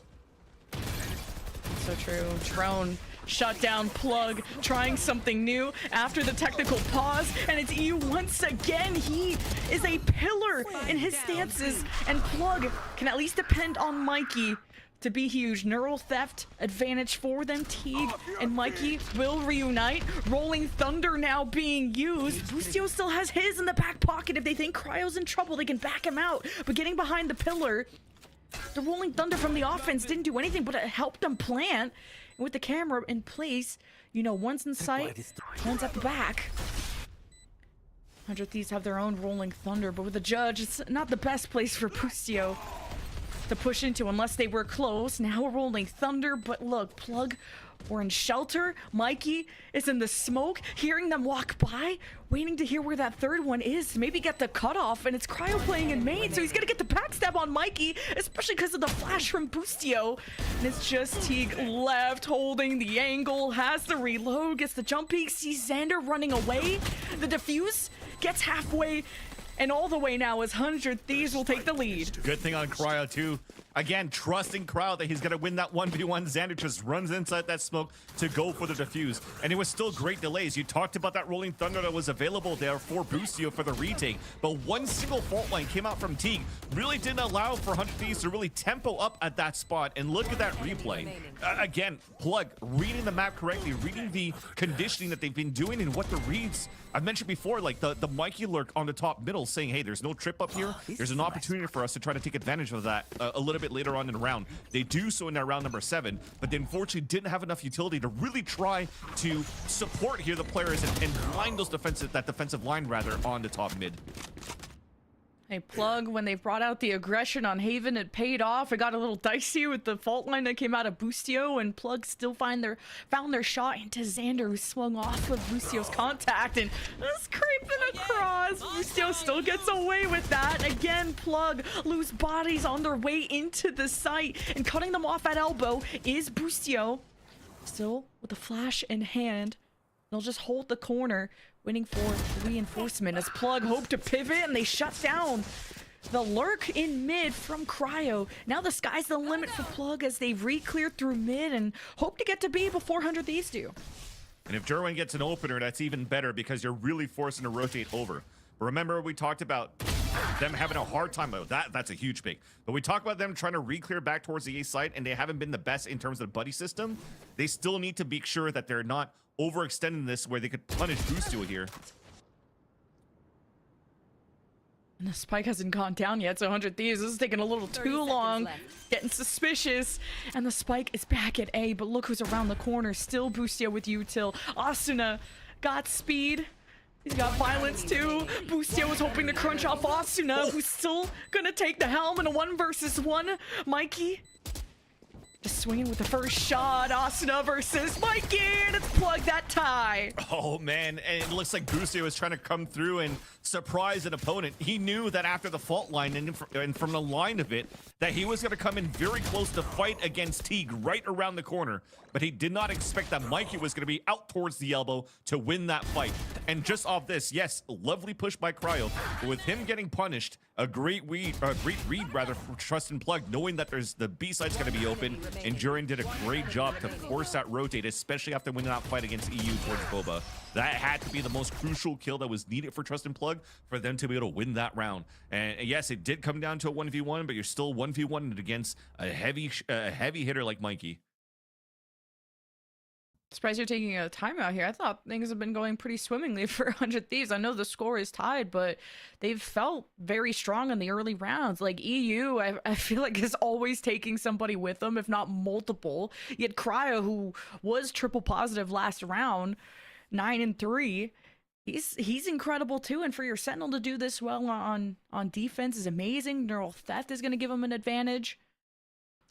I think the thing too is that they have a lot of this Cryo set up on B side and not too much on A, so they're doing a lot of these or crunches or these holds that are passive towards mid and A side. But it was very well read by Trust and Plug so far, and when you're trying to play a little bit more passively for 100 Thieves, then Plug is able to manipulate the map quite well to continue with these default and force these rotates, right? So you want these rounds to be a little bit cleaner on the side of 100 Thieves, and maybe that's why the timeout is being utilized here by Zix, just to make sure that they can't keep this game close here between them and Trust and Plug.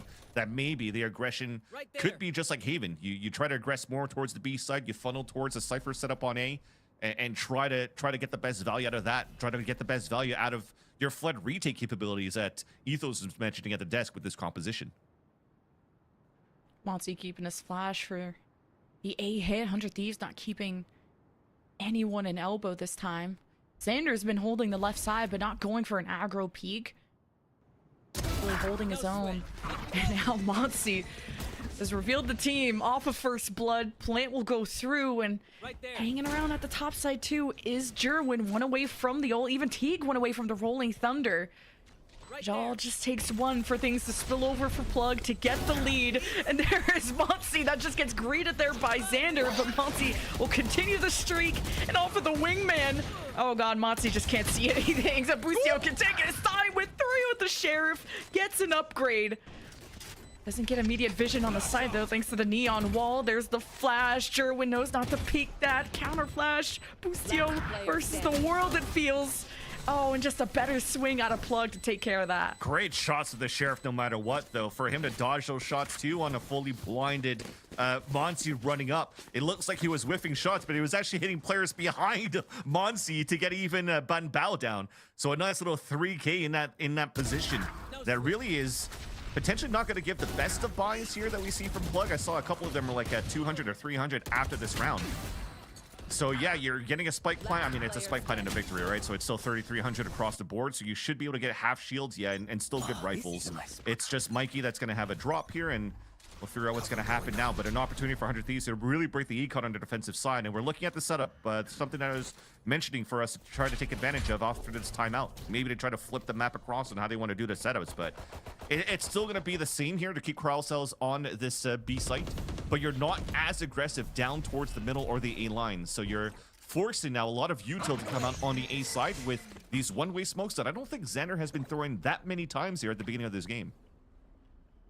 Yeah, not having to. I mean, they could just fall line off of Busio, and it's kind of been back and forth on who's been benefiting from these barrier down aggression.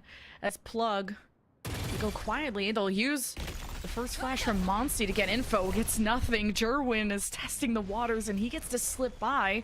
And I like that Plug are just going to depend on Jerwin to pull aggro and to eat the util, because he could get out of it.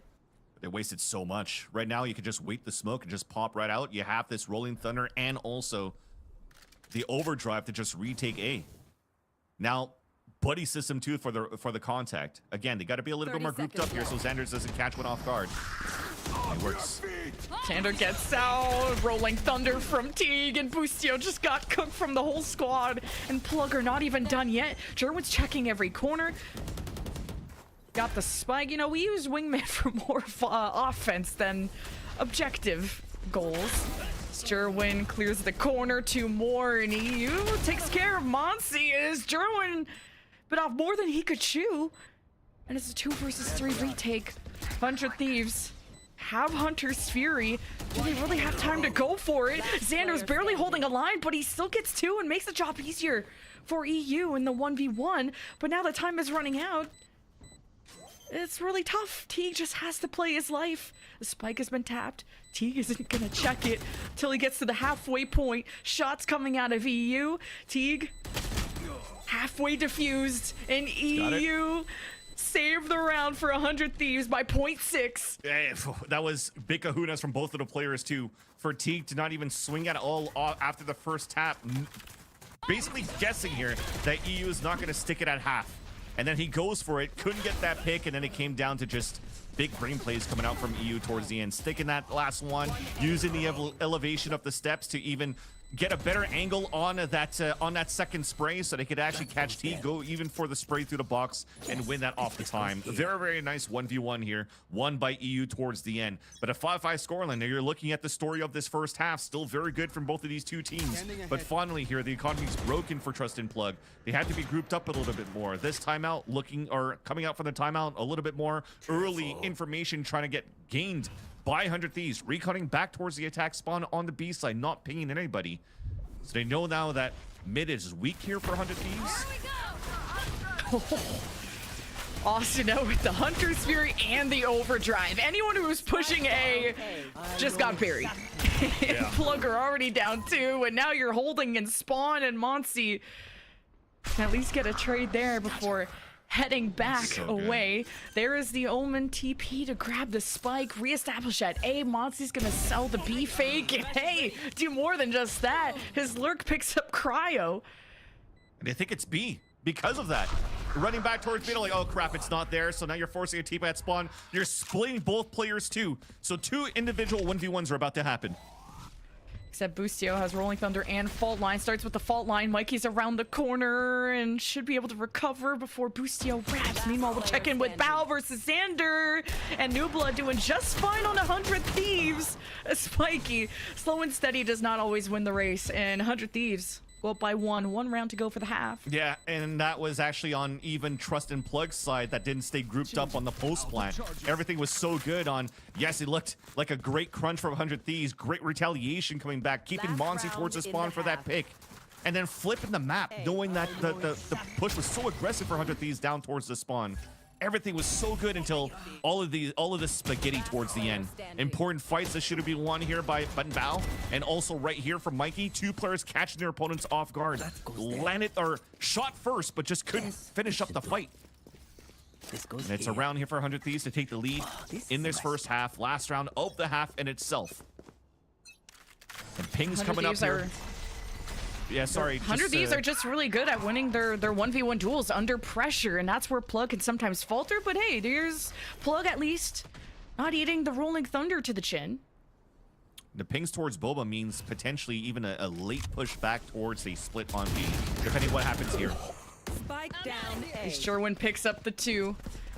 Now can pick up pace, because those are the 2 that usually like to hold A alone until support arrives. So Plug just getting ready. Bao just got his smoke back, so isn't gonna go for the one-way quite yet. Just now, as 100 Thieves just quietly walking past some smokes. Could be Asuna surprising Bao in that moment as he teleports on top of the box. 100 Thieves have a neural theft, but there's no corpses near Cryo to use. Depending on this 1v1 with Teague. Now 100 Thieves have the neural theft. They'll see a ping and someone's already on the spike holding to defuse, and Bao is too late to the party. 7-5 half for 100 Thieves. Oh man, the pulse plants are hurting right now for Trust and Plug for the last few rounds. Great job for 100 Thieves to even close out the half on just some clean retakes towards the end. And again, that's what we were mentioning before. Something that this composition is really good at is just the flood retakes. And I gotta take a moment at least though to give praise on at least on Trust and Plug learning from even their past games against Blue Otter. They were getting timed a lot, and Monsi was also getting killed so many times as he was trying to set up like thrashes to play against Bob and the rest of their team here or against Blue Otter. So maybe that's why they're having like Teague plant instead, so that Monsi could use Wingman to create more space, and then they leverage Rolling Thunders towards the post plants or even the takes on the site to try to keep this game close. And we're seeing similar things as the first map. We had a 6-6 half on the first map, now it's 7-5. But Trust and Plug, this is where things kind of fell apart when they take the defensive side. At least they're not, they're still up in a tempo though. They're taking advantage of this round by pushing a lot of players down towards mid. You already have Jerwin trying to listen for footsteps. An aggressive trip towards the very beginning too, towards the very front. So that Plug can play the retake after. All right, 100 Thieves just storm into the site. Plug had their camera, they saw this coming. Smokes in position. Now it's a race against time with the spike planted. And you got the paranoia coming out of Plug as they flood on in. And Asuna's barely trying to hold the corner. It was a good flash from Plug to try and limit this. And it's Mikey and Monty that just take over the entire lobby. That was the quickest retake. Yeah, and again, the aggressive trip was just to sound the alarm to say, hey, they're heading towards this site. We could just hold back towards Boba, keep the camera up, or keep the camera down so you could actually leverage that on the retake when you're ready to go for the protocol.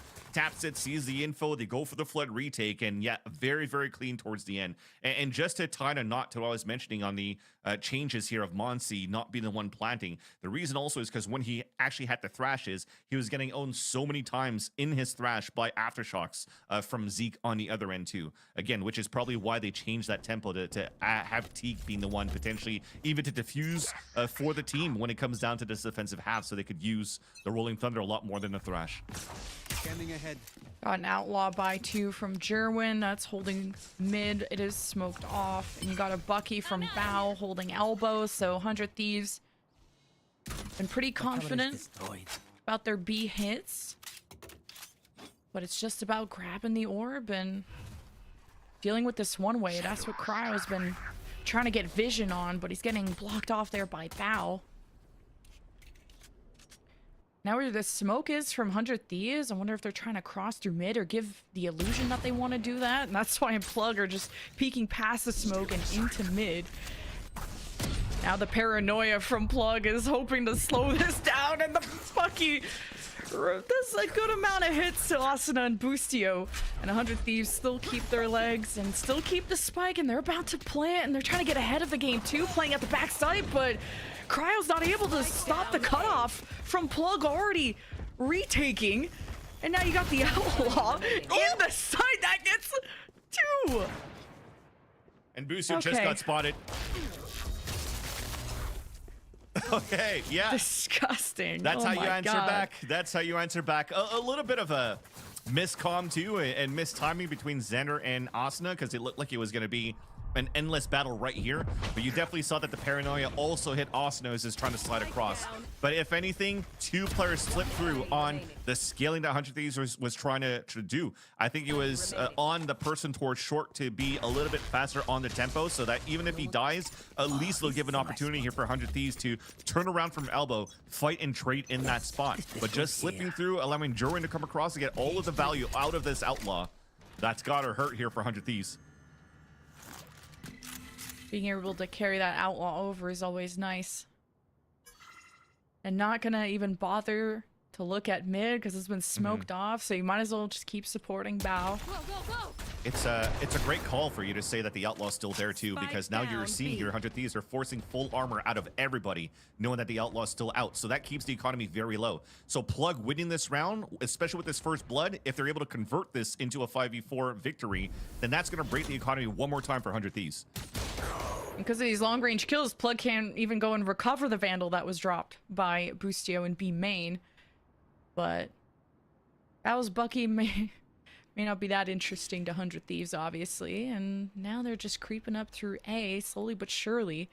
100 Thieves could be selling a fake at A. Paranoia even through the backside. 100 Thieves want to create a possible option as Plug are on the flank through mid, and this is the danger of keeping no eyes and no lurk on mid, and this is too much for Xander to handle. No way, a 1v2 like that. And that is a signal for 100 Thieves. Pedal to the metal. Spike about to go down. We'll see how long this Outlaw lasts. Probably not too long towards the end. 3 still players very healthy in the spot, and Mikey has to try to retake with a Marshall. What a shot from Jerwin right there. Holy. Player standing. Okay, 1v2 and hoping to find a better weapon for this. Wait, Xander was trying to prevent exactly that. Just when you think it's unwinnable, Jerwin clutches. Holy cow. Back-to-back rounds, he's the hero. There is no wrong I think I could have said about 100 Thieves in that round. I think the repositioning was good. The jump peak was good to fight info. He was just landing shots right there for Jerwin. And he's on something different on this map here, because he doesn't look like he wants to miss at all on the map pick of Trustin Plug of Sunset. Look at that shot. Oh my God. I didn't see Look that at the one. no scope after he slides here. Accuracy. So good. That'll be different next patch, but Yep. for now, Plug certainly did damage to that economy from 100 Thieves after he talked about the shield buys. They still got Vandals though, but this is such an important round for 100 Thieves because this has been 3 unanswered wins from Plug and Neural Theft from Mikey. 100 Thieves have their lurk deep into mid, so no flanks possible for Plug, at least not one that will go unnoticed. And it's that one single plant too that allows for 100 Thieves to get that extra credit to buy what they have right now. Okay, and you got a teleport. Xander can help support at the corner as Plug hope to retake, and they're cut off from market, and they're gonna still do what they can because they have the trip set up from Mikey and the Neural Theft, so Plug are gonna know how to infiltrate this. And you see both corners held by 100 Thieves, the rest trying to escape through main. And Plug have Market open to try and fire back, and Plug with a great stun from Jerwin too. Oh. And now with the smoke in place, 100 Thieves off the recon. Gonna get too much information, but on top of the blocks, Xander peeks above the smoke, gets two, and it's just Monsi. 100 Thieves, Plug. What a map this has been. So back and forth. Monsi, the wingman starting to defuse, and the flash gets Bustio, but Monsi couldn't finish the job. Bustio kills him while blinded too. What a nice little try. Forcing Bustio out after the wingman just crosses and then gets hit by the flash and still wins that fight. I mean, that's actually quite clean. But that's something that's missed here on the side of Plug. Just smoking the B main. Yes, it's actually quite strong now on the defensive side to actually utilize on, you know, a team that's trying to play the outside spray because it's not as effective as it used to be. But they negated the shrouded step started from Xander that could TP on top of the box and just annihilate Trust and Plug. So back into an 8-8 scoreline, and Trust and Plug, at least the rounds that you lose, you learn, and hopefully they won't fall into the same mistake the second time around. It's been so close. Fault line trap ready for 100 Thieves. Plug walking up to. Who's gonna pull the trigger first? 100 Thieves making some noise, and that's when Cryo and friends jump through. The fault line sort of slows them, but then 100 Thieves, they get hit by the flash from Monsi, and then Teague picks up 4. That was so nice. I mean, what could you really do? Just a nice little combination from Trust and Plug, and even Neural Theft gets the ping onto EU, trying to grab that orb on that B site, and you're counting your losses pretty much at this point. So you stay behind, you're hoping to play 1v1s every single time and hoping to win a round in your favor, but this should be a round where EU will try to conserve his weapon. He's Right? still walking forward, That's what I'm though. saying, He's maybe right? trying to bait the Echo Flash, knowing that they're still trying to clear back here. And oh, he was so close, and he's still going for this. Wait, he took away 2 guns. Not bad. I could have taken 3 there. That was 3 shots I had in the back. No, for real. At that level, and knowing EU and knowing how good he is in these moments, that should have been some cleaner shots. We've seen some much cleaner rounds coming out here from EU in the past, and especially in VCTs. And in those moments, he takes full advantage of. But unfortunately, let that slip, and Trust and Plugs is able to convert back again off just great W tilt that you mentioned for both Monsi and Teague to swipe up here this 4K. Look at that. Like 3 of them are blinded. Everybody's so focused on that left side or behind the Rolling Thunder to try to crunch back towards the elbow that they weren't ready for Teague to just swing out. I guess it's just that little fault line that missed that single line on top of that on the right side, because if Teague actually got launched at the same time with the Rolling Thunder, we would have been saying something much more different on the side of 100 Thieves and how good they were to take the A side. But great spacing, I guess, timing utilized by Teague to allow Trust and Plug to regain the lead. Just the multiple angles of util, whether it's Monty from one side with the flash, Teague with an elbow with the other flash, like kind of seeing what 100 Thieves use and then trying to react, but really just trying to play off of any information they have. Plug a lead by 1 round, and they'll have Thrash, Overdrive, Rolling Thunder, and against a weak buy from 100 Thieves, Plug could build up some good insurance rounds from here. Yeah, definitely. And a much different Plug than what we saw in Haven against 100 Thieves. Again, this is the reason why they picked this map, something they're very comfortable to play on. Around here with a big split towards his B side, a flash, I think that once again hits Asuna, so he can get full control of Market. At least 100's Fury will. So Mikey just jumping above it, but Rolling Thunder from the defense, thinking the spike here was already on the site. 100 Thieves aren't that comfortable yet. They're still trying to fight through Market, through mid, and Sherwin didn't look both ways before crossing the road. He gets hit by a truck, and 100 Thieves. Okay, someone got detained, and Plug are doing the most out of carving their way through mid, leaving this to be a 1v1. Bustio with the classic, Mikey with the Vandal. Bustio playing off fault line. Great anti-util from Mikey with the cage up. He heard him close. Now it's ring around the Rosie. Oh, the shot. Bustio's elbow there, and Mikey locks up the round. And again, yes, it is an eco, but it's still Booster with a sheriff and or Booster with a pistol. And you know what Booster could do here in those moments, especially on that map. But I love it from both sides. A bit of spaghetti, as I mentioned before, on how they were just trying to fight back with aggression on both ends. Look at that overheat coming out from Jerwin. Nice little retaliation. Everybody gets funneled out, and you're using your pistols to your advantage, right? Booster almost got that one there on to Mikey, who knew Mikey was low, was playing the mind games pretty much at that point. But you wasted out a lot of defensive utility, a lot of defensive ults too on your eco round for 100 Thieves. That's a small win for the attack side. The economy is in shambles, and Jerwin. I mean, there's win in his name for a reason. What a dent into 100 Thieves, but at least they've made their way into B. They've taken care of some of the Sentinel util as Asuna pushing through. Does what he can to get ahead of the game when it comes to the market. Retake potential from Plug. And 100 Thieves want more than that. And this was after Plug were in a 5 versus 3. Things are not so decisive until now, until 100 Thieves tried to surprise them, and Mikey stands above the rest. Both Mikey and Jerwin have been playing lights out. I gotta say, Jerwin the whole map, but Mikey finding this groove here on the second map. On the second half, rather, on the defensive side. Just being so good anchoring up right now on this B site. And now 100 Thieves, you've mentioned it, this was... Again, a scenario where a fault line, the aggression comes out. This is what 100 Thieves were looking for on their own defensive side to get the best value out of fault line and a Neo moving down, and a Neon rather moving down, and then catching bullets. I mean, I might as well call him Neo at this point because Jerwin's dodging every single bullet with these kills. But that said, Plug is doing exactly the game plan that 100 Thieves are doing on these crunches, and it's actually working on their side.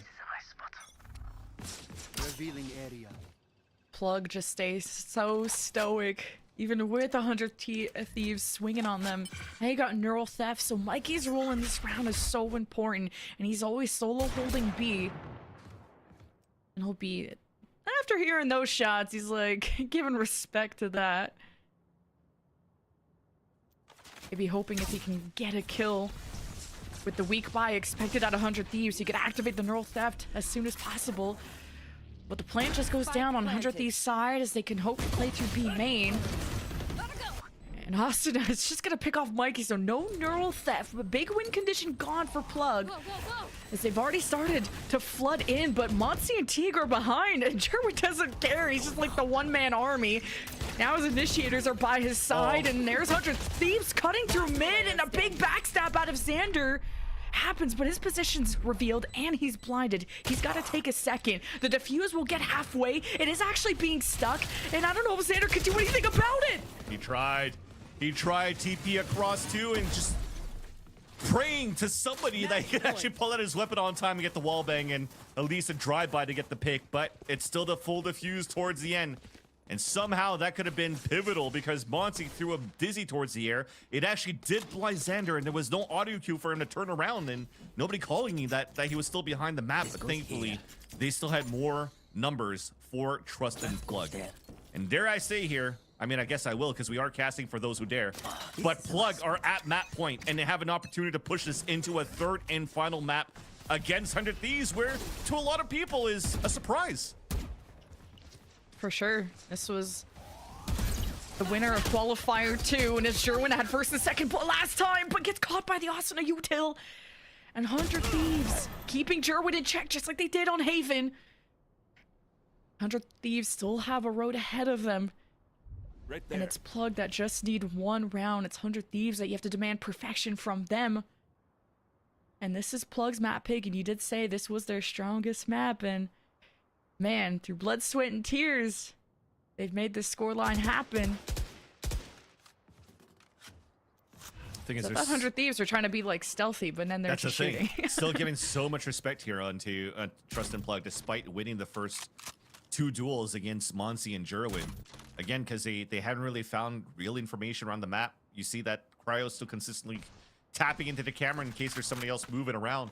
But for Trust and Plug, you can just see from their position, watching middle, making sure they're watching each other's backs and gambling that they can have a lot of these bodies on the B site and potentially even just save their weapons if the plant comes in. But as I say that, and you heard the TP over towards A, They're gonna try to go for it.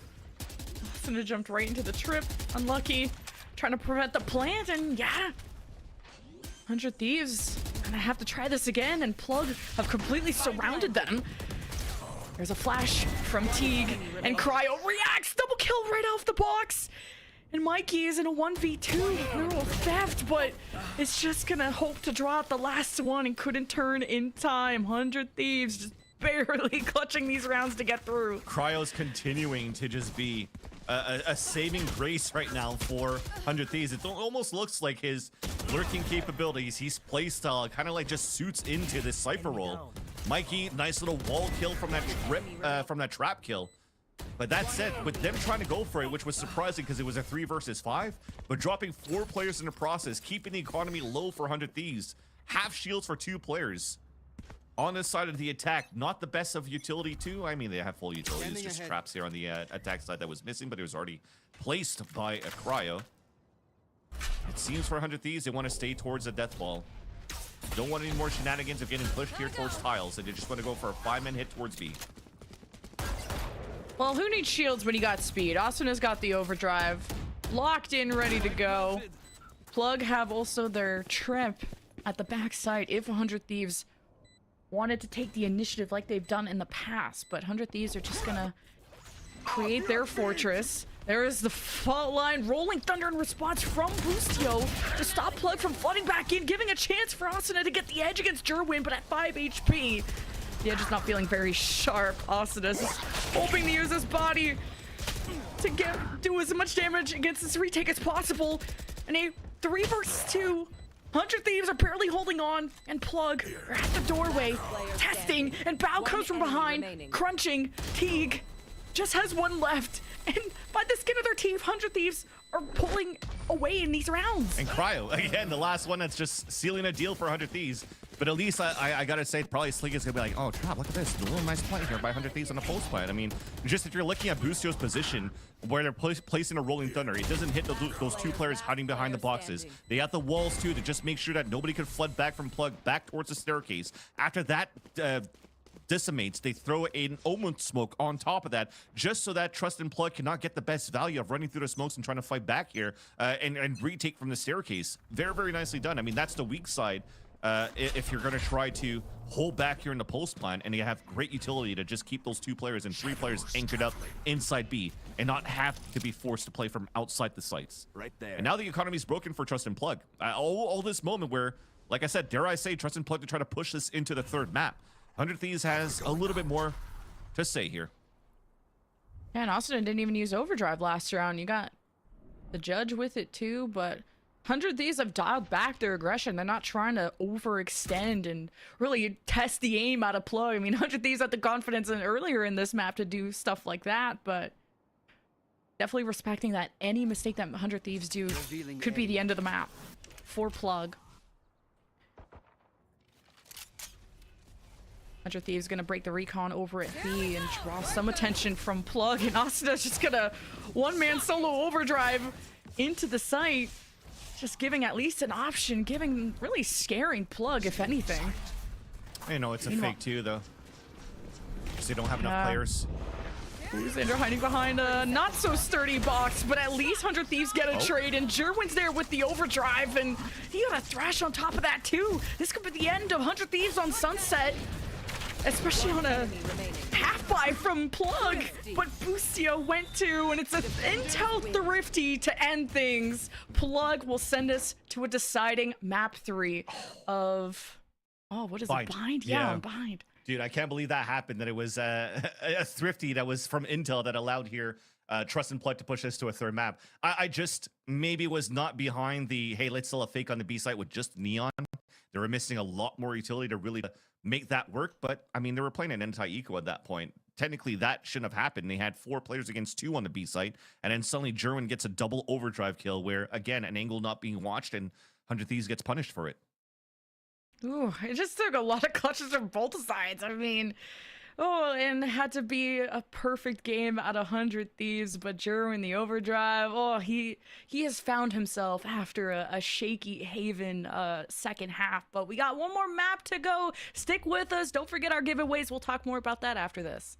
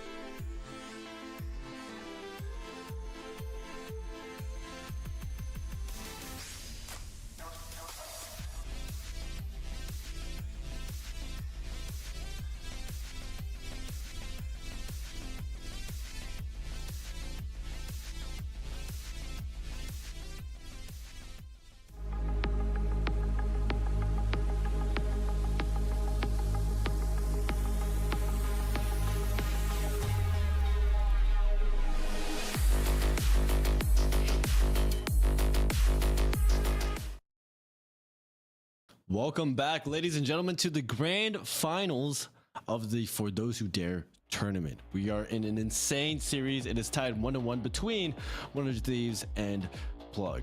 And that was such a crazy map. I'm joined on the desk by Vansilly and Lemon Kiwi. Let's talk about it. Let's do. And yeah, grand finals and grand finals day at least, right? There's still a lot of Valorant to be played today for those who dare, presented by SOAR, and also thanks to our partners, ASUS ROG, and also to Intel. But yeah, we were just chatting a little bit and trying to digest this map, guys, when we're during the break. We're like, none of these teams really played like badly on this map, especially in these moments, or just in these moments where you had these players like Jerwin that's able to pop. Actually, just Jerwin himself was able to pop off this whole map. It's been a crazy difference between him and unfortunately the Neon on the other side of 100 Thieves. Yeah, I think what really was the difference maker was that these types of comps, the Neon Breach comp, it's really centered around like these set plays, these set retakes where it's like, okay, we're gonna stun flash, you're gonna slide in and try to kill these people here. A lot of it was the, Plug was disrupting that. They weren't letting 100 Thieves do those things, and when they did get to do those things, there's no one there. And they had great counter util, and they were able to pick Austin off There was a time where he slid into towels, got stunned. There was a time they tried sliding into A main. They got Omen paranoid. It was a great util overall, but really what came down to it wasn't the aim duels. It wasn't the fights, because blow for blow, 100 Thieves was definitely putting up a great fight. There was a lot of great 3Ks, a lot of great 2Ks, a lot of great just kind of moments where people were holding their ground. But it's about where those fights were taking place. A lot of it was in favor of Plug. They were having battles where they wanted those battles to be and gaining really great development of their, if they were chess pieces on the board, and getting that really crucial map control that would allow them to win the rounds in the late round. Even though I think that greed did get the better of them sometimes, they would stretch out a little bit too thin. People weren't grouped up. They lost a couple rounds because of that. But overall, they understood that they can't just, take the site, plant the bomb, and then that's it. They win the round. No, you need to go disrupt. You need to take back site. You need to fight. And you saw like multiple times they took A-Link. They pushed A-Link. Even on their eco, they were pushing A-Link. And even Boostio got a 3K. But still, the proactivity, the aggression, the greed for map control overall was what really set apart Plug. I could tell that they weren't scared to play off a textbook. They weren't scared to put themselves at risk of losing the round, for the benefit of potentially just securing the round right then and there, which is kind of where you saw 100 Thieves. They were playing a little bit more passive, maybe even a little bit more scared, which is surprising to see from the champion powerhouse team. Yeah. I mean, everyone had their shining moments. Like, I thought EU holding market on defense was untouchable. Cry almost had an ace. Boostio was so close to clutching so many things. Jerwin dropped 32 kills, though. And you talked about someone who found their confidence. Like, after Haven, Jerwin really popped off. Because I was starting to worry if 100 Thieves were just way too good at aiming. Because even while Jerwin was sliding, like, this guy was getting caught. But Overdrive solo, Jerwin was so dependable throughout Sunset. But we have one more map to go of Bind, and I don't know how to feel, guys. Yeah, Bind is going to be a very interesting one for sure. As I mentioned before, when it came down to Bind, 100 Thieves kind of just like coined it being their map when he brought out the Fade and the Brimstone with a Gecko on this comp, and it looked pretty good, and almost everybody was using it. But again, as I mentioned, in the last four times that they played this map, I think one in Masters Shanghai, and then in the first weeks of Stage 2, they unfortunately just suffered nothing but losses. So you're hoping here that with, again, the addition of Xander in this team and having some time, to just redefine their roles and potentially even redefine the look here on certain maps, especially if Bind is going to stay here in this rotation, there's a chance here for 100 Thieves to try to practice out something new. But if there's anything that's new, Trust and Plug most recently in qualifier 1 or 2. I mean, last weekend there was so much Valorant to be played, but they actually played a Vice, and it looked really good against Ambrosia. And I hope the 100 Thieves has something to prepare against what Bonsi was doing on setups with the slows that he was setting up the Vice in the snares that he was setting up here towards this A site. Yeah, Ethos, what did you think about the Vice, or just Vice's role as maybe a new Sentinel to play on Bind, especially maybe with the nerfs coming up next patch, or just the change in Sentinels next patch? What do you think about Vice and kind of holding that A short, A main area? I think Vice is actually a good agent. I think that in terms of just strictly rating them as a Sentinel versus other Sentinels, Vice lacks in a lot of areas. Mainly info, right? But the thing is, the main deciding factor is that Vice has good stalls still, but also allows Vice to move around the map, and which is, a little bit more kind of synonymous with how we played Chamber back in the Chamber meta, right? When the Chamber could kind of move around, get those deep walls, those deep trips, and also just rotate around, which is not something you'd expect a Sentinel player to be doing, but it allows for that freedom to, you can pivot. You don't have to stay where you started the round on, and you can go take space, you can go fight with your teammates, and you can rotate your flash around for that info. And it's actually important to be doing that and making sure that you're not always doing the same thing every single round, which is why I really like Vice. And I think that we see a lot of different looks in, round by round from each defense setup from teams that run Vice, and how, Bind is that type of map where it's like you need a Sentinel, but you can also do without a Sentinel as well. You see a lot of teams that don't run Sentinels at all with the Viper Brim, and I think that Vice is a great choice actually for a map like Bind. That's weird, where there is no such thing as a perfect comp, but you get an agent that can kind of do a little bit of both, do a little bit of flank holding, do a little bit of stalling, but then can also move around and set up trap plays and fight with your team. I think that's the thing. In terms of Vice on paper with what she could provide here on the attack side, it could be very similar to what a Deadlock does, where, you could throw a little bit of those vines here towards the spawn, pushing it towards the area, and your wall is going to be your flank watch anyways, right? Where a Deadlock would be abysmal to use sonic sensors on people that could flank. So I feel that Vice could be very complete so far for a team like Trust and Plug, with especially the way that they're playing and how they work around that map with the Vice utility. It's going to be very fun to watch. And we'll get our initial reactions here. So no Sentinel from 100 Thieves. That's kind of what they usually do, but Deadlock has been in Monty's back pocket for Plug, so no Vice Ethos. No Vice. All right, well then, you know, scrap all that. But yeah, Deadlock again. We're just gassing her up, and now we're going back to Deadlock to say how Vice was so good in their hands of Monty instead of Deadlock. Yeah, I mean, still, you don't necessarily need a Sentinel on this map. A lot of teams don't run a Sentinel. As you see under Thieves, they don't have a Sentinel. You just need to be aware of that flank. And often, you know, when you're working T-side, you have kind of someone controlling that half of that map, making sure that nothing bad goes on over there, and hold that, kind of rotate if you want to take the TPs and abuse the TPs and get those fakes going. So I think it's not that big of a deal. The grab net, the wall are great still, and I think Deadlock still is. The grab net itself is still the single best piece of util in this game. I do not care. That thing is just so broken. It goes through walls, it crouches you. If you don't start running away the second you see the Deadlock, you're gonna get crouched. So it's a really good piece of util. So I can't hate on the Deadlock, but I would have liked to see Vice for sure. Thanks so much, Ethos. Well, I'm gonna love to see the result of this map no matter what. Are we gonna get I think the biggest upset in the offseason of Plug beating 100 Thieves, or will 100 Thieves find back that peak form that we expected them to be at, especially with this great new addition of Xander? Yeah, and now again, this composition that comes out is nothing new as well on the side here of Trust and Plug. So 100 Thieves should be ready for this one, but it's going to be very interesting for sure. They keep almost everything the same, but 400 Thieves, except EU playing a fade this time around. And they're starting things off with a very, very slow round. I mean, there's been so many times where Trust and Plug have been quite aggressive at the beginning of these rounds, so they are trying to play for flash info and using that to even just insert Asuna and wait. Okay, so I don't know how long they're going to wait after this, but they got to find some way to add more tempo into this A site so that Asuna gets the best value inside of this TP. Still think you're missing out not having the boom buy. I think everyone still runs a lot of Raze here, so Asuna, you know, sticks to what has worked for them and the style they've been playing throughout the series. Very fast and loose with Asuna, but the loss of the boom bot to clear these corners to get into U-Call could just be that extra layer of trouble for 100 Thieves. But it just will be Xander going forward, not really needing the help with the util. Just got friends, just got backup. And going to the back of this site, Monty, that's the net you were worried about. Xander manages to get into safety and dodge the nade thrown by Jerwin, and Monty up close and personal against Cryo. And Plug can now wrap their way around 100 Thieves and dismantle them one by one.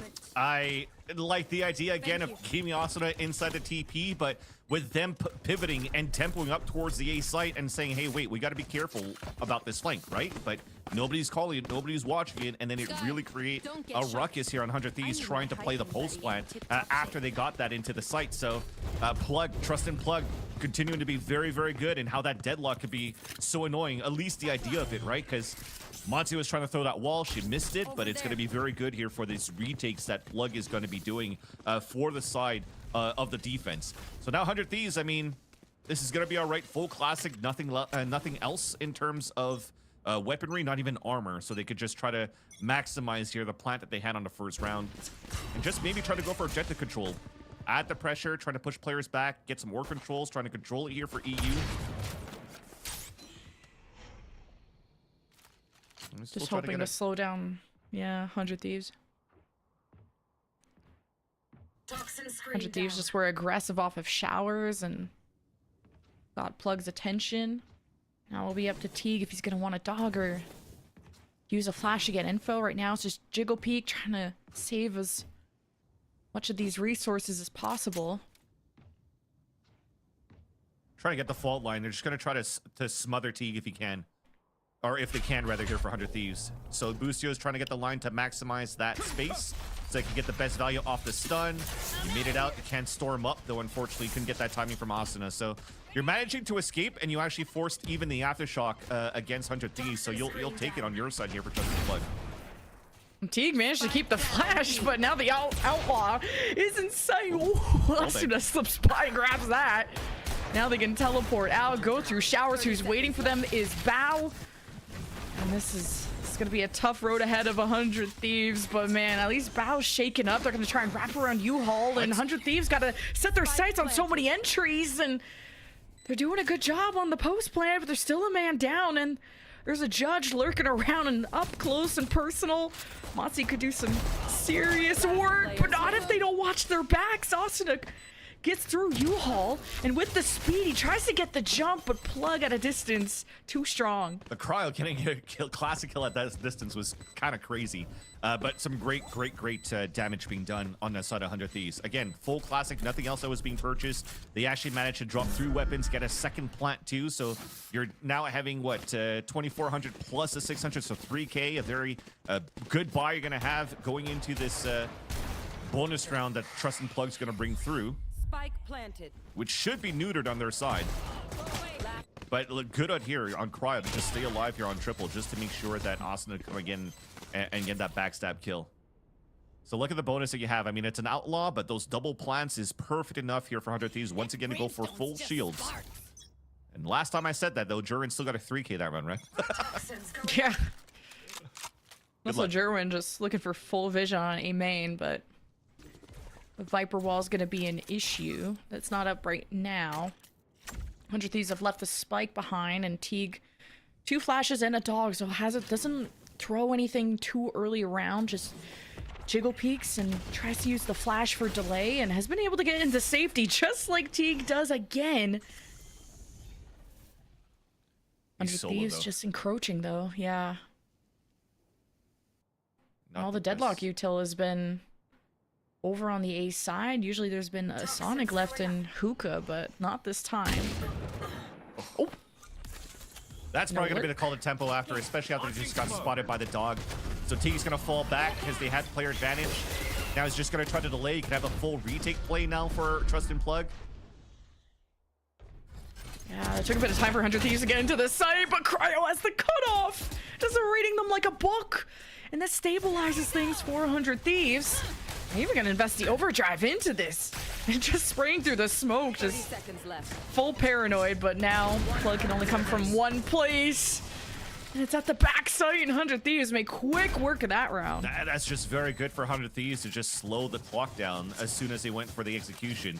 Double smokes, triple smokes, 20-second smokes rather for Brimstone before it actually fades. So you're creating that ruckus, you're creating diversion. Even the flash gets contact from Teague, but 100 Thieves are still holding their ground to make sure that they have the perfect crossfire and trades right into the players teleporting. So Trust and Plug was a little bit too antsy going through, and they got fully punished. And then you allow yourself to play like what, a 5 versus 2, and even a 5 versus 3 as you go for a plant inside the B site. So again, just too antsy there, and that's the experience of 100 Thieves versus the overconfidence of 100 Thieves of Trust and Plug. Yeah, and you're almost confident after you dodge the fault line if you're 100 Thieves to take advantage of that window or that sense of security. 100 Thieves are still not afraid to just dial things back, and look, Austin has stayed in showers and got a trade. And it's an offensive advantage with B control, Spike heading over. See if Plug take the teleport, just wrap around back. Probably don't want to at this point. The economy is pretty much broken. They're low on HP. They don't have the best weapons or utility to retake, with the exception of maybe the Viper Wall that's going to isolate 2 spots, so they could potentially get a 2v1 against Xander in the back of the site. Still gonna try for the retake. Wrapping around through elbow. They're taking their sweet time as Jerwin waiting out the smoke. You're gonna die of old age, so might as well go in as a squad buddy system. Okay, first corner, but they walk past someone in the box. Xander is just so stealthy. Kind of blends in with the black of the blocks. But hey, we got 2-2. That's the only spot they really had to check when they went towards that back of the site, realizing that they were not getting pressured from window. They're not getting pressured on the top 10. That eventually, potentially just 100 Thieves are trying to play the lineup here that Cryocells just did. But at the same time, you got to be ready for somebody still lurking for a forward position. And that was a slight mistake here, especially after, again, they've lost so many players in the process before they tried to go for the retake. And good on those 2 players. I think it was Austin and EU. 2 players in showers, kept 4 players of Plug out there, forced Teague to peek out to get information on the B side and gets punished for it. And now Trust and Plug, though, they want to tempo up a little bit more. Gerwin going solo, but I mean, half of his body was already peeking out before he actually went for the full peak. Easy kill for Xander, as this Chico round for Plug is not going to pan out, at least to start. And shout out to Pansy in chat so far, just for coining the Chico round. Right there. And just for Xander to be, or for Mikey, Xander to be watching that. There we go, we got the right one. You're just kind of expecting something crazy to be coming out of Plug, to be desperate to go for that, and 100 Thieves are gifted a kill, and just trying to wait this out and see what util comes out of Plug and limit the resources they can have. Really, any site that 100 Thieves want, they're gonna get. But it's what's gonna stop them in terms of deadlock util. So he saw the net in B long, so you know Mozzie's gonna be around here, and Asuna is just kind of playing free range over here. Meanwhile, 100 Thieves will get the objective done on the other side of the map. Another simple just wait out the clock and just wait out on the anti-util, really. Wall being thrown down by Monsi. They waited for that to dissipate, or at least for players to push out, where Asuna gets free kills, is just farming orbs pretty much at that point. Phantom against the Sheriffs. And you're going to have a pretty clean pulse plant towards the end. For 100 Thieves, I don't know if you really want to try to push and try to flip the map to get the last two players down, because you're going to get Bunbao a little bit closer to the orbital strike, but it's like Lucio's making that call. Oh, he's farming. He wants to get in their heads. Yeah, he wants his Rolling Thunder instead, too. That too. And an ASUS flawless for 100 Thieves. 3 in a row for them, too.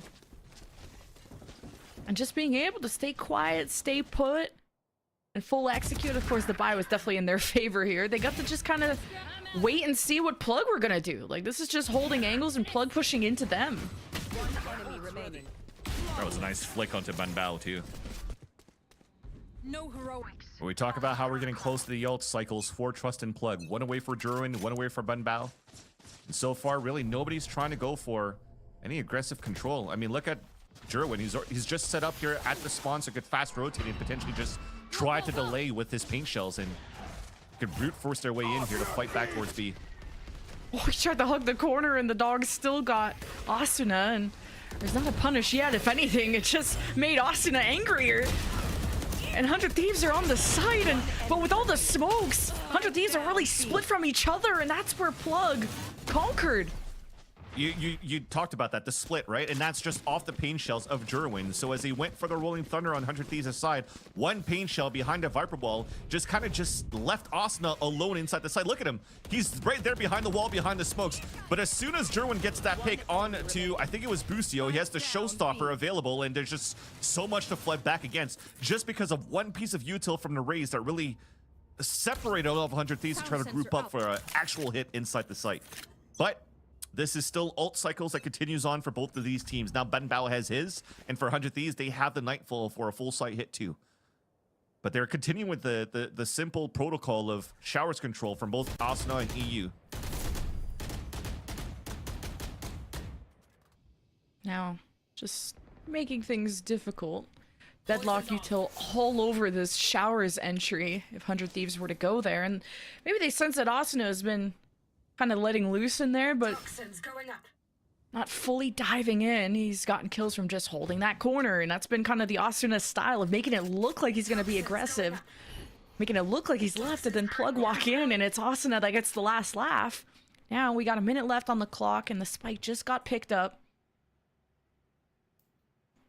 And Teague is still jiggle picking at B, and that could be shutting down the lurk from Xander, or giving Xander the signal to get into B. It continues to be a default, but this just keeps two players anchored up, and I love the trade of util. Xander's going to try to go for a play. He gets his own orb up to try to sneak up. Oh. Good trade, though, and 30 seconds left. Plug have their attention pulled to B main. 100 Thieves still haven't pulled the trigger. It's now the Nightfall. It doesn't hit Monsi, and he's just got to at least call where everyone's coming from, and Atsuna's on the hunt. And no kills out of 100 Thieves. An orbital strike from the defense to prevent the plant. 12 seconds left, and 100 Thieves are just only starting to find their footing thanks to Asuna, but he can only do so much. The spike is down, but at what cost? Plug have already infiltrated. 2v1 on the retake. And Bao is Sticking it. Taking some damage, and at the end, it's still Plug's retake that is successful. Cryo's just a little bit off here as he was trying to spray through the box, but the net just, again, the utter chaos that Plug has to just retaliate off the orbital strike. And that's actually the demise of 100 Thieves, just waiting way too long before they went for the plant. Should have realized potentially that the orbital strike was available here for the defensive side, that they had to try to waste that out a little bit quicker. But so far, they've been just doing the same default. Both teams are kind of just reacting the same way. The double pressure that you have towards Showers kind of like forces Teague to really try to jump out and jump spot to find info towards Long B. So you're still trying to pressure that spot. You're trying to keep players at bay over at that area. You get a nice opportunity to get a first pick, not allowing your flash for Teague to get any value on the retakes for Plug. But because of that, you haven't wasted any util on that A side. And you already had like 3 more players already there with the extra util from the net and the orbital strike. It's so hard for you to just get in good positions right after, and everybody really got caught off, spreading out like cockroaches outside of the orbital strike and getting picked off. He got 2 Viper's pits too, where Xander was really trying his best over at B to kind of break things open or at least do damage, but that could still be a really strong post-plan option if 100 Thieves can get settled, which 2 defensive rounds in a row for Plug. And they got Seekers, and Teague hasn't kind of had too much of a... I mean, he's doing his job of holding B long and staying alive, but if you get early kills, that would just give Plug even a better edge. He's doing his job. I mean, they're just trying to fight Teague pretty much at this point. Fault line up, keeping my bay. Oh, it's on the crossfire with Muncie, and 100 Thieves just break through all of it. Plug only get away with 1 kill. And that means 100 Thieves may not even really need to invest the pit. You could just plant. Boombot will be shot down, and you got Brim Smoke set up, so 100 Thieves should be confident. Even Prowler spawned to confirm that nobody's pushing out close towards the elbow for the retake. So, yeah, in a great spot. Great little smoke too. Molly's. You're not retaking this for Trust and Plug. Now you're just going to play off this swing here. EU is going to wait for the contact. I was going to say a contact from Boostio, but a second smoke coming down after the pulse plant. That confirms here the player is falling back and 100 Thieves to get the round. So a nice little change coming out from 100 Thieves after the timeout. Just pushing forward, getting these picks, and just brute forcing their way against 1 or 2 players. I mean, Boostio confirmed it a few times ago. Xander confirmed it the last round. So they did a great job just to isolate out of that timeout that one single fight to at least guarantee this 4th round. So as the spike goes out, we're waiting for the next round to start. Gonna take a moment once again to give a huge thanks to ASUS ROG and Intel Gaming for putting this on.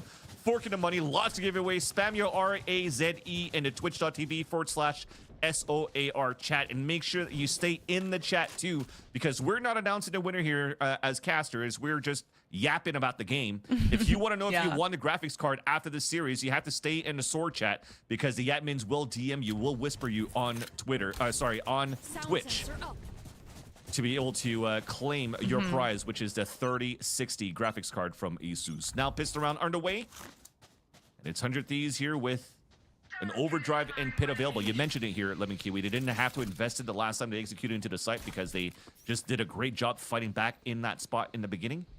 But now they're going back to the tried and true of just defaulting, but without that same pressure into Showers. They're still leveraging Austin on the left side of this map. Yeah, and Plug doesn't have to be too proactive. I mean, they kind of lost the round based on Monty and Teague. Just when they had that crossfire set up in Garden, it couldn't do more. But it was also 5 of 100 Thieves running it down, so it's I don't blame them. But maybe just going back to Teague playing his life at B, being able to escape a fault line or anything that could go to punish Teague, and he hasn't seen any action at B main. If anything, 100 Thieves, they're trying Showers, and that's usually been Asana's little playground, but with the Sonic in the way, how much is this going to limit 100 Thieves on the entry? You got Jerwin, who could just throw a nade in there if they get netted by Monty. So 100 Thieves have to get around this pit literally, and as soon as Plug emerge, they surprise 100 Thieves and cut 2 down. It's Cryo, Xander, and EU working together, and Xander can't even get a pit going. They have no space at all to work with. And this is where you realize that the composition, the weakness that you have against this, what I like to call the sweater pit towards short A, because it kind of looks like a sweater. That said, usually when you have a raise, you could actually throw like your prowlers or your fade inside and satchel above, so you just narrow the gap and try to take your Viper down as she's trying to exit towards the back of U-Haul. But because you're playing a Neon, you actually have to go through. You're actually getting decayed down, low HP, and when you slide out, you don't have information of what's above the pit or behind the pit. So by having Jerwin on the top of the box and Mikey towards the back, there's just too much of a crossfire for 100 Thieves to get the best value to fight back against that ult. And Trust and Plug continue to have an okay round so far. I gotta say, it's 5-4. It's a close game in this first half so far. They should be finding a lot of good value on the defensive side, and it won't this time around. How does that kill Monty? catch the smoke? Yeah. I thought Teague was gonna be the one who caught that after Monty's the jiggle gonna piece. uninstall after that kill. See, I'm always that guy who gets shot in the very. I'll have all my teammates in front of me, and I'm the one who gets headshot in the back. So that Monty is not going to be alive and well to delay this. So 100 Thieves got what they wanted. Finally getting a punish on these, well, jiggle peaks, and now 100 Thieves can still look towards. They got eyes on heaven, sort of the back sight, no control of U-Haul.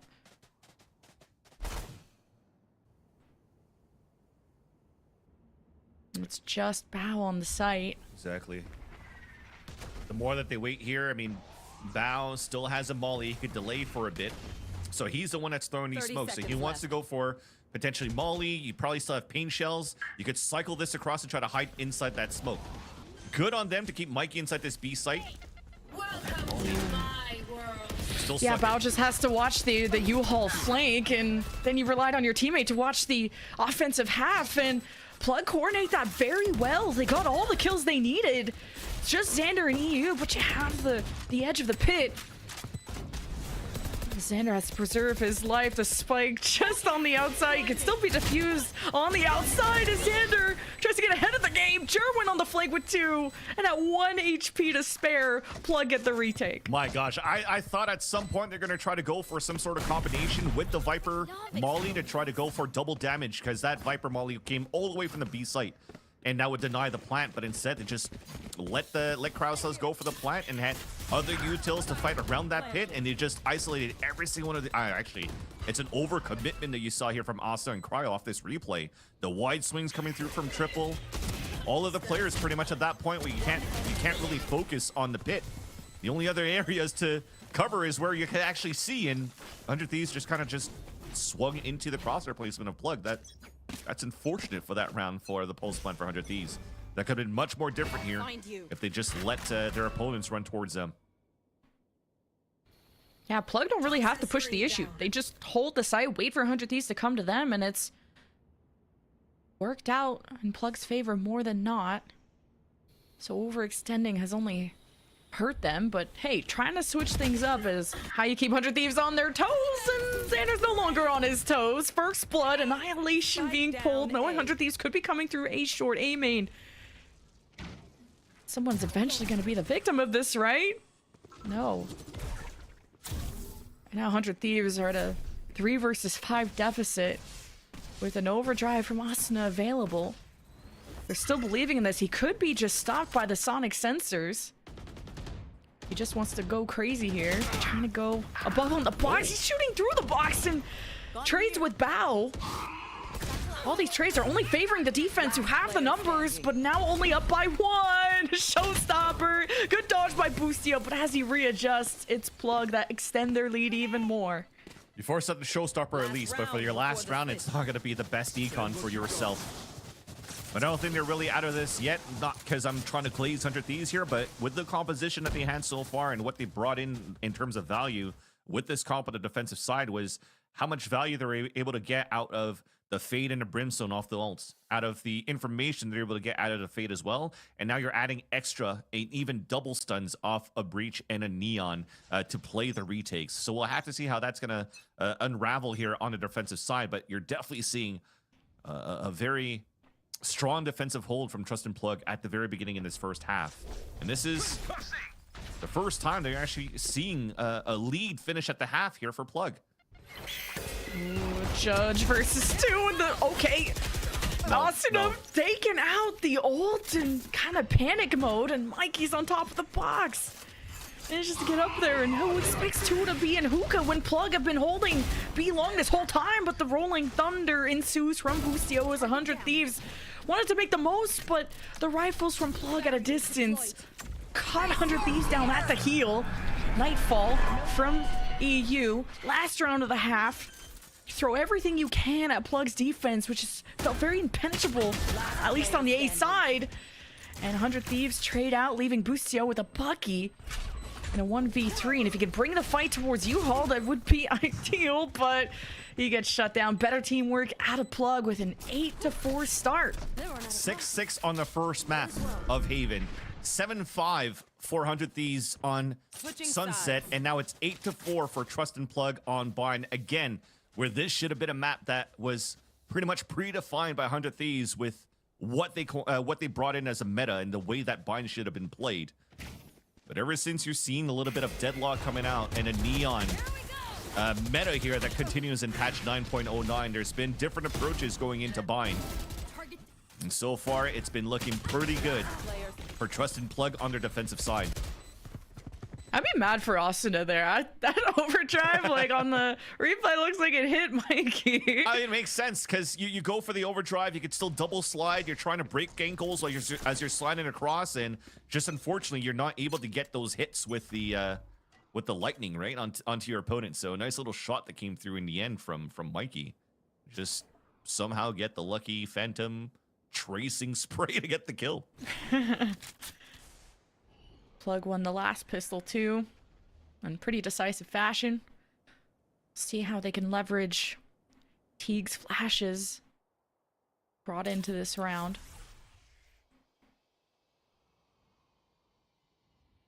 There.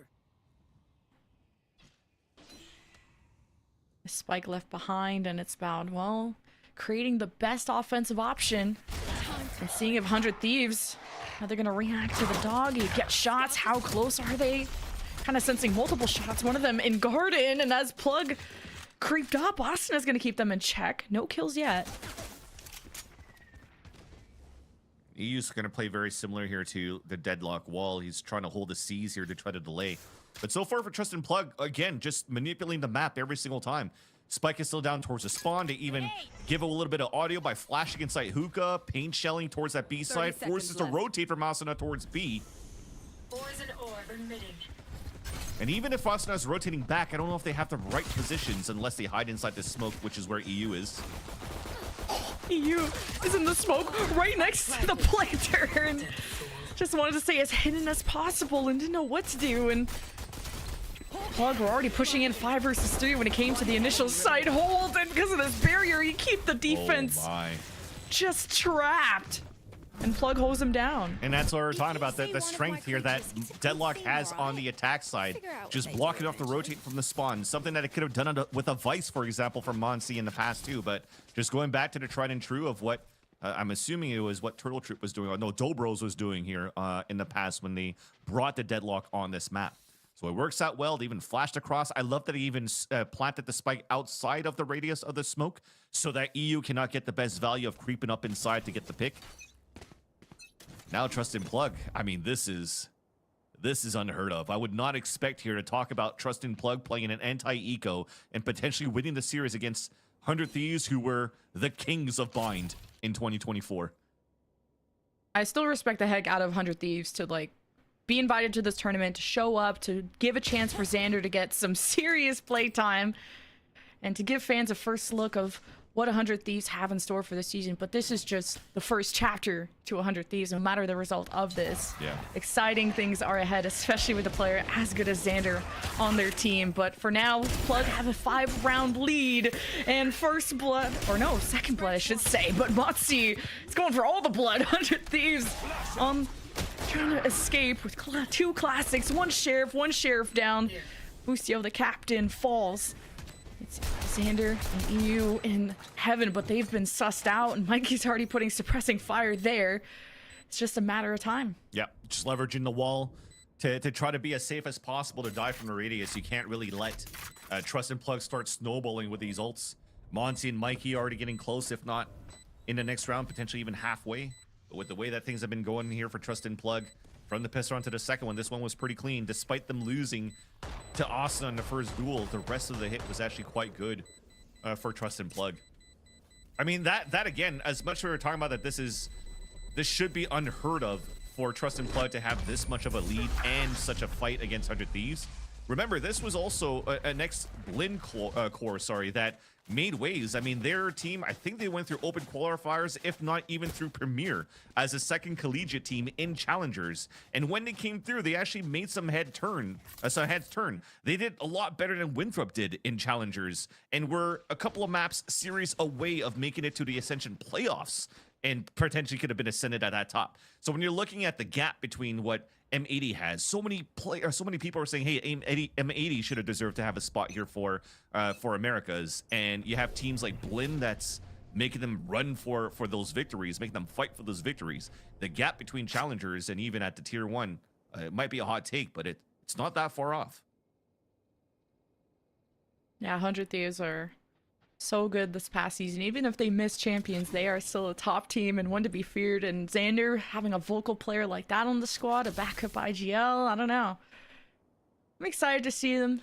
This is just Plug with the post-plant util, like the deadlock we've already highlighted.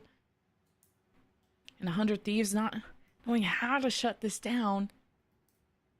Plug are gonna be able to just get looks at the site, but Busio locks in on Jerwin's head, and it's first blood for 100 Thieves. A lot of rounds to make up for, but they did make Sunset close, even at a deficit, and Austin just jumps right into the heat of the action.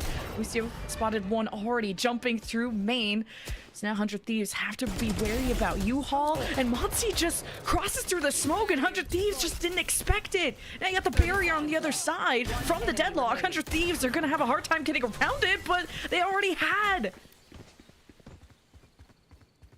Teague was missing a bit of flashes to help out those players for Trust and Plug to fight behind triple. A very nice pick from Monty, but as he swung out and got that kill, he had zero visibility and zero information that there was actually 2 more players hiding behind triple. And when that happened and we're still executing towards that wall, yes, the pings came through right after to say, hey, wait, they could actually slip through the wall that I'm throwing. It was just a little bit too late. And you're still looking at players that have incredible aim, and they're still able to anchor it up. So nice little hold here for 100 Thieves towards the end. And again, I got to a point where I was talking about how Blinn is able to make this very, very competitive, but just before we got into the second half, we were still talking about how good this comp is for 100 Thieves still on the defensive side. So they still have a chance here to fight back, especially with a somewhat clean hold. I like to say like a semi-clean hold on the anti-bonus here that Trust and Plug was bringing into that round. So there's still a chance here to fight back. Yeah, 5 rounds and finally getting 100 Thieves getting their first one of this half is bodes well. They had already taken a timeout in the first half, and it got them 1 round, but it's been a tough road. But you know, this is an experimental stage for 100 Thieves. Like, yes, it's just 1 new player, and it's just maybe just integrating him, but we don't know how much he's maybe helping in the IGL department, or how much Busio's giving that lead over to him, or just what are the changes they're trying to look for, and how much preparation has gone into this. 5 more rounds, you gotta hope that 100 Thieves came prepared with something different. The look is the same though, right? They're still playing lots of double stall with this Neon and this Breach. and just crunch back towards the fight towards Shower. So the approach is slightly different on the defensive side. Usually you're seeing a lot of the fade pushing across, the raise, and you're double fighting inside Showers, but now it's a little bit more reactive where you're trying to push Asuna in. And EU unfortunately losing that duel to Jerwin. This is really nothing that's bad in terms of either of these teams. It was just a nice little contact play, individual duel that Jerwin was able to win. But again, the idea to try to fight back towards Showers is there, and the rest is just trying to find some more passive information, jump spotting, be on top boxes, and unfortunately just losing a fight in the beginning of this round. Still clean shots from Jerwin after dropping that 30 bomb in the last map, and Raze versus Neon. Jerwin has to change things up, and he's just been locked in. This means so much to a team like Plug to upset a team in the VCTs, but Xander with 2 gives back the lead, or the numbers, I should say, to 100 Thieves. Oh. Now Lucio does his best to get on the flank, but 100 Thieves are not kind of connected together to get trades. They're split up, 2 at the top side, 2 coming from hookah, and now splitting off into long. Plug have the spike, and they know exactly where this is coming from, and get 2-piece by Xander, who's going for the ace. 1 enemy remaining. Never mind. Caster Curse. But Pain Shell's available. There's still a molly towards spawn that Cryo could do, but I mean, right now, Jerwin doesn't know where Cryo is, and vice versa, so you're kind of just trying to walk up here and hoping that it works. Oh my. Oh, Jerwin had the jump, and he couldn't get the kill. Still possible. Oh, Cryo helps Xander finish off what he started, and 100 Thieves hold on. I know at first we're talking about the stats here for Xander's in the in the clutches. So far, this is not defined as these clutches, but in terms of these 1v1s and scenarios that Cryo is left as the last man standing and is able to salvage this round, where exactly I agree with you, Lemon Kiwi, of how this looked uncoordinated. After Xander got that double kill and that Boosie wants to push in alone towards Hookah without waiting for his teammates. If it's not for Xander to get that double kill right after on the lineup and Cryo cells to actually win this 1v1, I mean, this would potentially even be GG pretty much there for 100 Thieves for the rest of this map. So they definitely do need to be a little bit cleaner here on working with this buddy system that we know they've been really good at in the past. Annihilation too. As soon as Monty sees any contact, he could just pull 100 Thieves into a fight. And at close range, Plug would love that. And they're gonna get into U-Haul. Jerwin with the Bucky. And even tried to net a player in U-Haul, and he did. Now the Annihilation is gonna pull someone, and Plug are just dismantling anyone who gets in their way. And this is them having SMGs, and they're looking for upgrades too. 2 Vandals got picked up. You got a Showstopper. 100 Thieves are trying to be as quiet as possible, flashing in case someone from Plug was overextending to that back alley. Xander jiggle peek through heaven, didn't really see much. And it's really tough to retake when there's so many nooks and crannies to check at this A site. Smoke's clear, nothing stops 100 Thieves, except maybe a Showstopper. And Jerwin still has that ready coming out of U-Haul, but you don't even need it. It's a Intel Thrifty, the second one for Plug to get up to 11. And just to push, really, I think that was Cryo right inside U-Haul. I mean, that net, you're saying the attempt was to try to grab somebody there, and they actually did. Because the net does go through walls, and it actually just kept him there. And you're just hoping that Cryo's going to be able to win that fight against, you know, the swing that comes through from the Bucky of Jerwin. And unfortunately, Jerwin's able to win that upgrade weapons, and just, it's going to be Plug flipping the advantage on their side, taking control of U-Haul themselves and not really allowing 100 Thieves to really rotate back and retake the site. And now they're gambling, trying to go for some sort of a net, some information to stun here, even from Hookah, so that they can get the best out of the overdrive. And look at Plug, they avoided all of that. So everybody gives up towards short A. You can re-hit it towards that side, although the idea is still going to be the same. Busio is still there, getting ready to set up the fault line so that they can still have the same similar crunch on the A side, just not as aggressive as they wanted to on that pistol round. So Crowcell is just going to have to be selfless, pretty much, playing it out in the open and be the bait.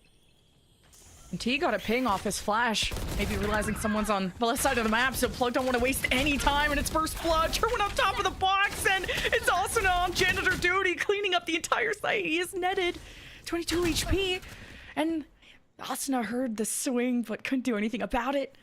3 versus 2 rifles versus a sheriff and a classic. it's just so nice from Trustin Plug to play it There's a rifle. so slow. Boostio right next to him.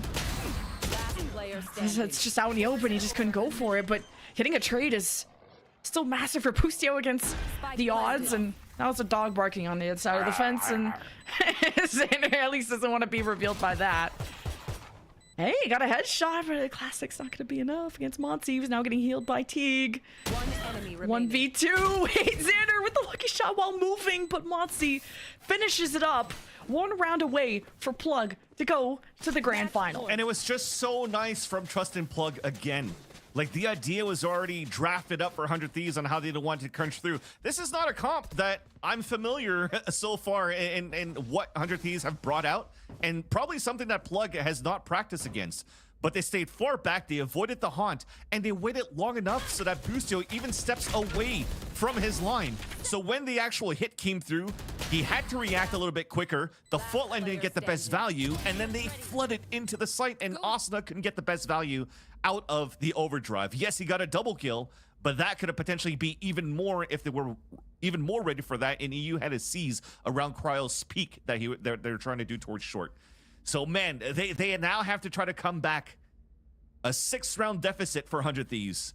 And Trustin Plug, I mean, they got Econ galore, they got ults galore, they could cycle off with an orbital strike in a Viper's Pit. If they lose this round here, this is going to be a tough fight and a half for 100 Thieves to try to push this back into overtime.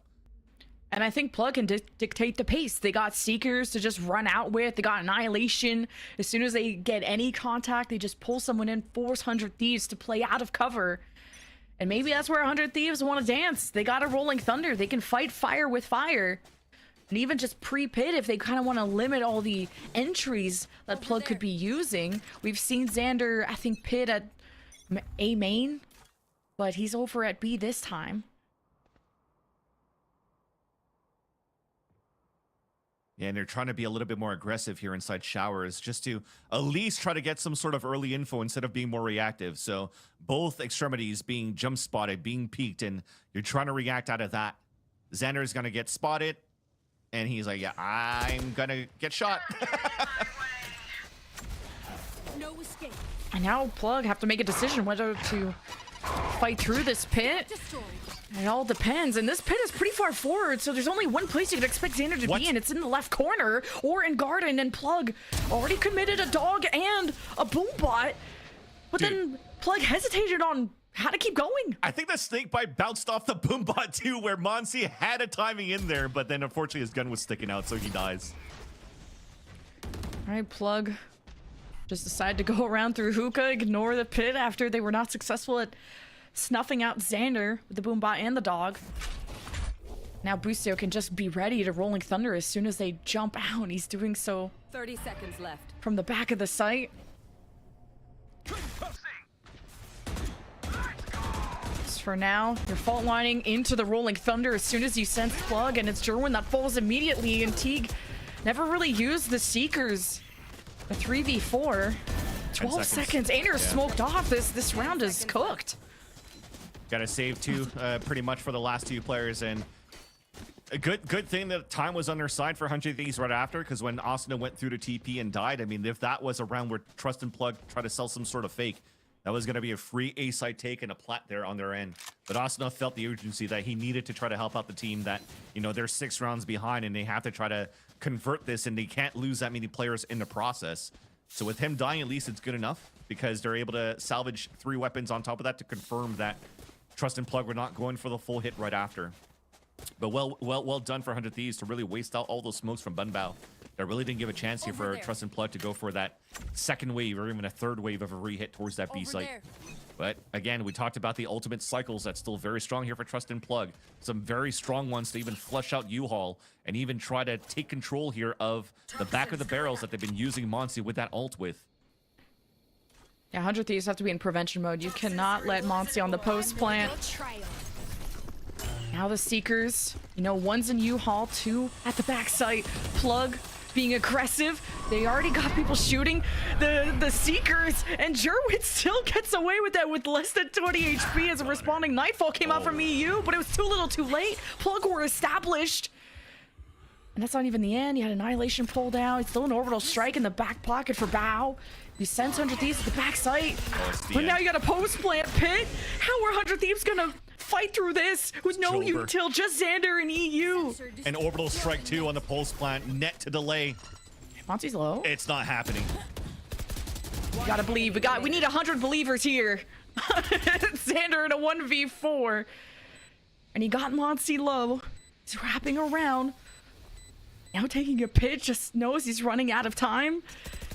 And this is 100 Thieves falling against, yeah, Plug of all things in map 3 after 100 Thieves had such a good start on their map pick. An upset of the century, but holy cow, big congrats to Trust and Plug. Dude, this is why I love these off-season events as well. I mean, you're able to see what the new 100 Thieves is going to look like here going to this event, but also how the teams that have been grinding for so long in tier 2, what they would look like against these powerhouse teams. And Trust and Plug looks so good here, Ethos. Yeah. On me on Discord. Ethos doesn't care. Yeah, I Hopefully he's talking. I'm just gonna shut up here. Oh, sorry. Sorry about that. Oh, I forgot. Wrong Discord. Yeah, I'm just sorry. I was just so astonished about what I just saw. I thought that, it felt like I was watching a scrim. It felt like 100 Thieves they had a game plan coming into this, and obviously they wanted to play their own game, which is respectable, which is what every team should do. They should go and try to play their own game. But in order to play their own game, it seems like their plan was to tick a couple boxes here. They need to meet a few certain requirements before being able to execute their game plan and their execs. But before they were able to tick all those boxes, Plug was just way too aggressive and way too disruptive, and they were just basically able to deny them from getting in position to be able to do what they wanted to. So, for example, Xander was getting double push, just dry up B long, or Xander was trying to get a lurk pick up A short, or even just try to get some space, and boom, there's just a triple high low setup. They're not biting on these fakes, and overall it felt like 100 Thieves was playing so hard to just do what they came here to do, and they weren't really adjusting to what Plug was doing, which was just getting in before 100 Thieves had that decisive execute moment. And again, that's exactly why it felt like a scrim, because it's not in a bad way, but in a scrim, teams will be more confident. They don't feel like they have anything to lose, and that's exactly how Plug played. They felt like, okay, nothing's gone on for a while.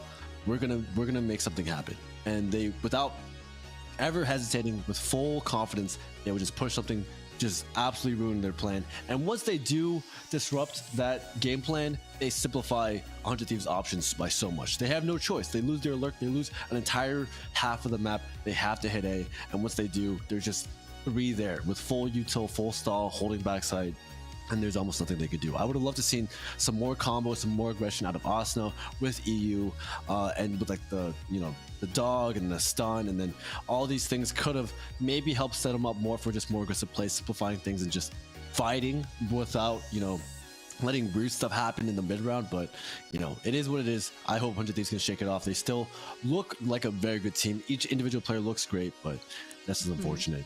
Dude, I can't believe that Plat Chat put 100 Thieves into B tier in the tier list at this point. Should they be like under DRG or something after that? DRG? Oh man, yeah. No, I mean even DRG, they look good with like Stu and whatnot. But I was ready to be a full 100 Thieves fan all the way today, as you can tell. I mean, you still win insurance, so it's all good, Yeah, all the options. But yeah, Asuna, I still think the raise, I mean, he kind of played it like a raise, just wishing he had the extra util to get that information to flood out these corners, because Asuna wasn't that fast loose that we remembered from map 1. So an off day for 100 Thieves, but still a bright future for them, and I think an exciting day for the community to know that there's just this next generation of talent that could upset VCT level talent. And it just sucks because Trust and Plug did get through the group stage of challengers, so we'll have to see what awaits them next split.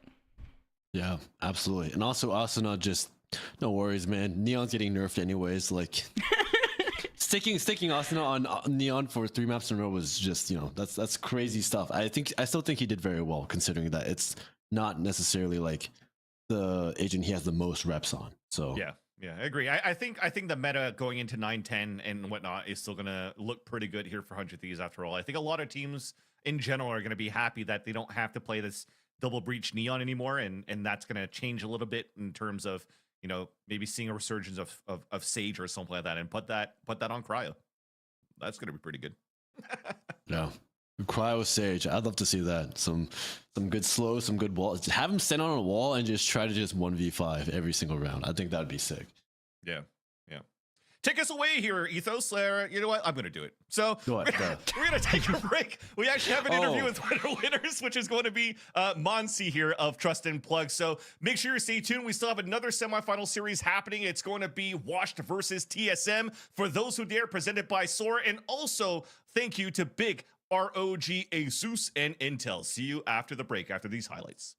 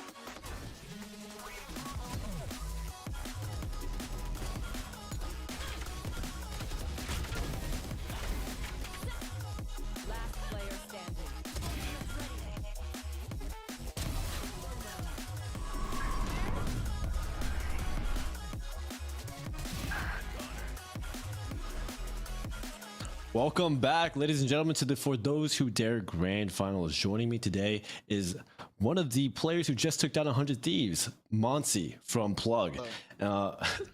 Monsi, how you doing, bro? I'm doing pretty good, like it's something happened, I'm excited to see the reactions. Yeah. Yeah, no, you've been around for a minute, dude. I remember you from like BBG and it's all that from Zyra time. It's great to see you still playing, man. I know you guys just lost yesterday. How did that feel? Okay, well that was great, honestly. Like I think we watched the VOD back right after, and at first I was like, man, I'm probably like a fraudulent caller or some shit like that. But after watching the VOD, we kind of saw it and we were like, okay, it was just like, shit happens. Sometimes accidents happen, and it was just like poor loss on us, but very fraudulent win in my opinion. So now, I mean, look at us today. Something better happened. So Yeah, no, I mean, you guys were looking super confident today, and it seemed like you guys had a good read on how to like mess up 100 Thieves' game plan. I Yeah. want to ask how much practice time have you had with this team? I mean, so we just got 2 of our players picked up from previously Blinn, and now they're on Shopify, and that is Paint and Spaz. And so far, we picked up Bao and Jerwin like maybe 2 weeks ago, but we've had a lot of issues, I guess, practicing. So in total, we've had 3 days of practice. Now, take that as you will, you know. Damn. Oh my People can god, cope all 3 they want. days. Yeah, so it's looking good, I guess. Wow. You know, that's sometimes crazy. maybe good, sometimes maybe shit. You know, that's Sometimes maybe, yeah, I got you. No, I got you, man. I was impressed that you guys were so confident, even only having 3 days of practice. You guys looked really good. Are you guys confident going into the grand finals of the grand finals? Like, do you guys think you're obviously, gonna- like I'm expecting to play TSM. TSM's always, in my opinion, a lot harder to play than 100 Thieves. Because 100 Thieves, like, well, I'm gonna be honest, 100 Thieves lack an op, and TSM likes to op. And I just, we like to swap comps around, like our comps a lot. Like for example, yesterday in challenges we played Chamber on Haven. Then today Yeah. we put Mike on Cypher on Haven. Obviously we fucking suck or some shit like that. But then our Yeah. previous matches on Bind, we played Vice because like it's kind of Yeah. similar to Deadlock, but you can also still flash for ops. And then Yeah. I was playing 100 Thieves, so I was just like, let's just play Deadlock, and the op didn't Mm. matter, right? So we Okay, had a good that's game why. plan going. Yeah, we had a good game plan going to 100 Thieves, so we might swap our comps again against TSM and stuff like that. Obviously, TSM might not win, but I'm expecting them. I want to play them. You know, I respect T Dog a lot as a caller and stuff like Gotcha. that. Yeah. So I would be excited to play them. I mean, I get it, man. I mean, on the other hand, you'd have to play, washed, and I would be afraid to play, mocking. So I No, don't know. It's up absolutely. to I would be terrified. Like, there's just too many. You have too many thoughts going through your head when you're playing mocking and stuff like that. So I would rather play, like a very light TSM. Not a mocking. That would be great. No, I hear you, man. Well, thanks so much for taking the time to interview with me, bro. Best of luck preparing for the grand finals. You've made it. Up to Thank see you. you in like 2-3 hours. You guys Yeah, I better don't be know. Yeah. awake and ready. Yeah, absolutely. We'll be here. Thank you. All right, sounds good. Thanks so much, Monty. Thank you. All right, guys. Well, there you have it. That was Monty from Plug, who just took down 100 Thieves in a dominating fashion, 2-1 on the last map. They absolutely smoked them. Yeah, you heard it here first. 3 days of practice, and they are already taking down one of the powerhouses of Tier 1, a team that actually made it all the way to a Masters. And also, just finally, we have to do our giveaway. We have to talk about the giveaway. Vance and Lemon, if you guys would like to join me back here. I'm not all alone reading off the details of this. Oh, never mind. They're not here. Never mind. Oh, Vance is here though. Okay. Anyways, if you guys want a free, if you guys would like a free GPU, we're still giving away the GPU. All you have to do is type the word RAZE in the chat on twitch.tv/SOAR. That is twitch.tv/SOAR. The only requirements to be eligible to win is be a lawful resident of the US and Canada. And all you have to do, again, is to type RAZE. We will be drawing the winners right now. Or actually, the stream is delayed. So if you're watching this, we probably already drew the giveaway winners. But just draw them anyways. Just draw them. They'll be announced in chat. Just look at chat. They'll be announced in there and you guys can get a GPU. Anyways, go win a GPU. Thank you guys so much for tuning in, and I'll catch you guys right after this break.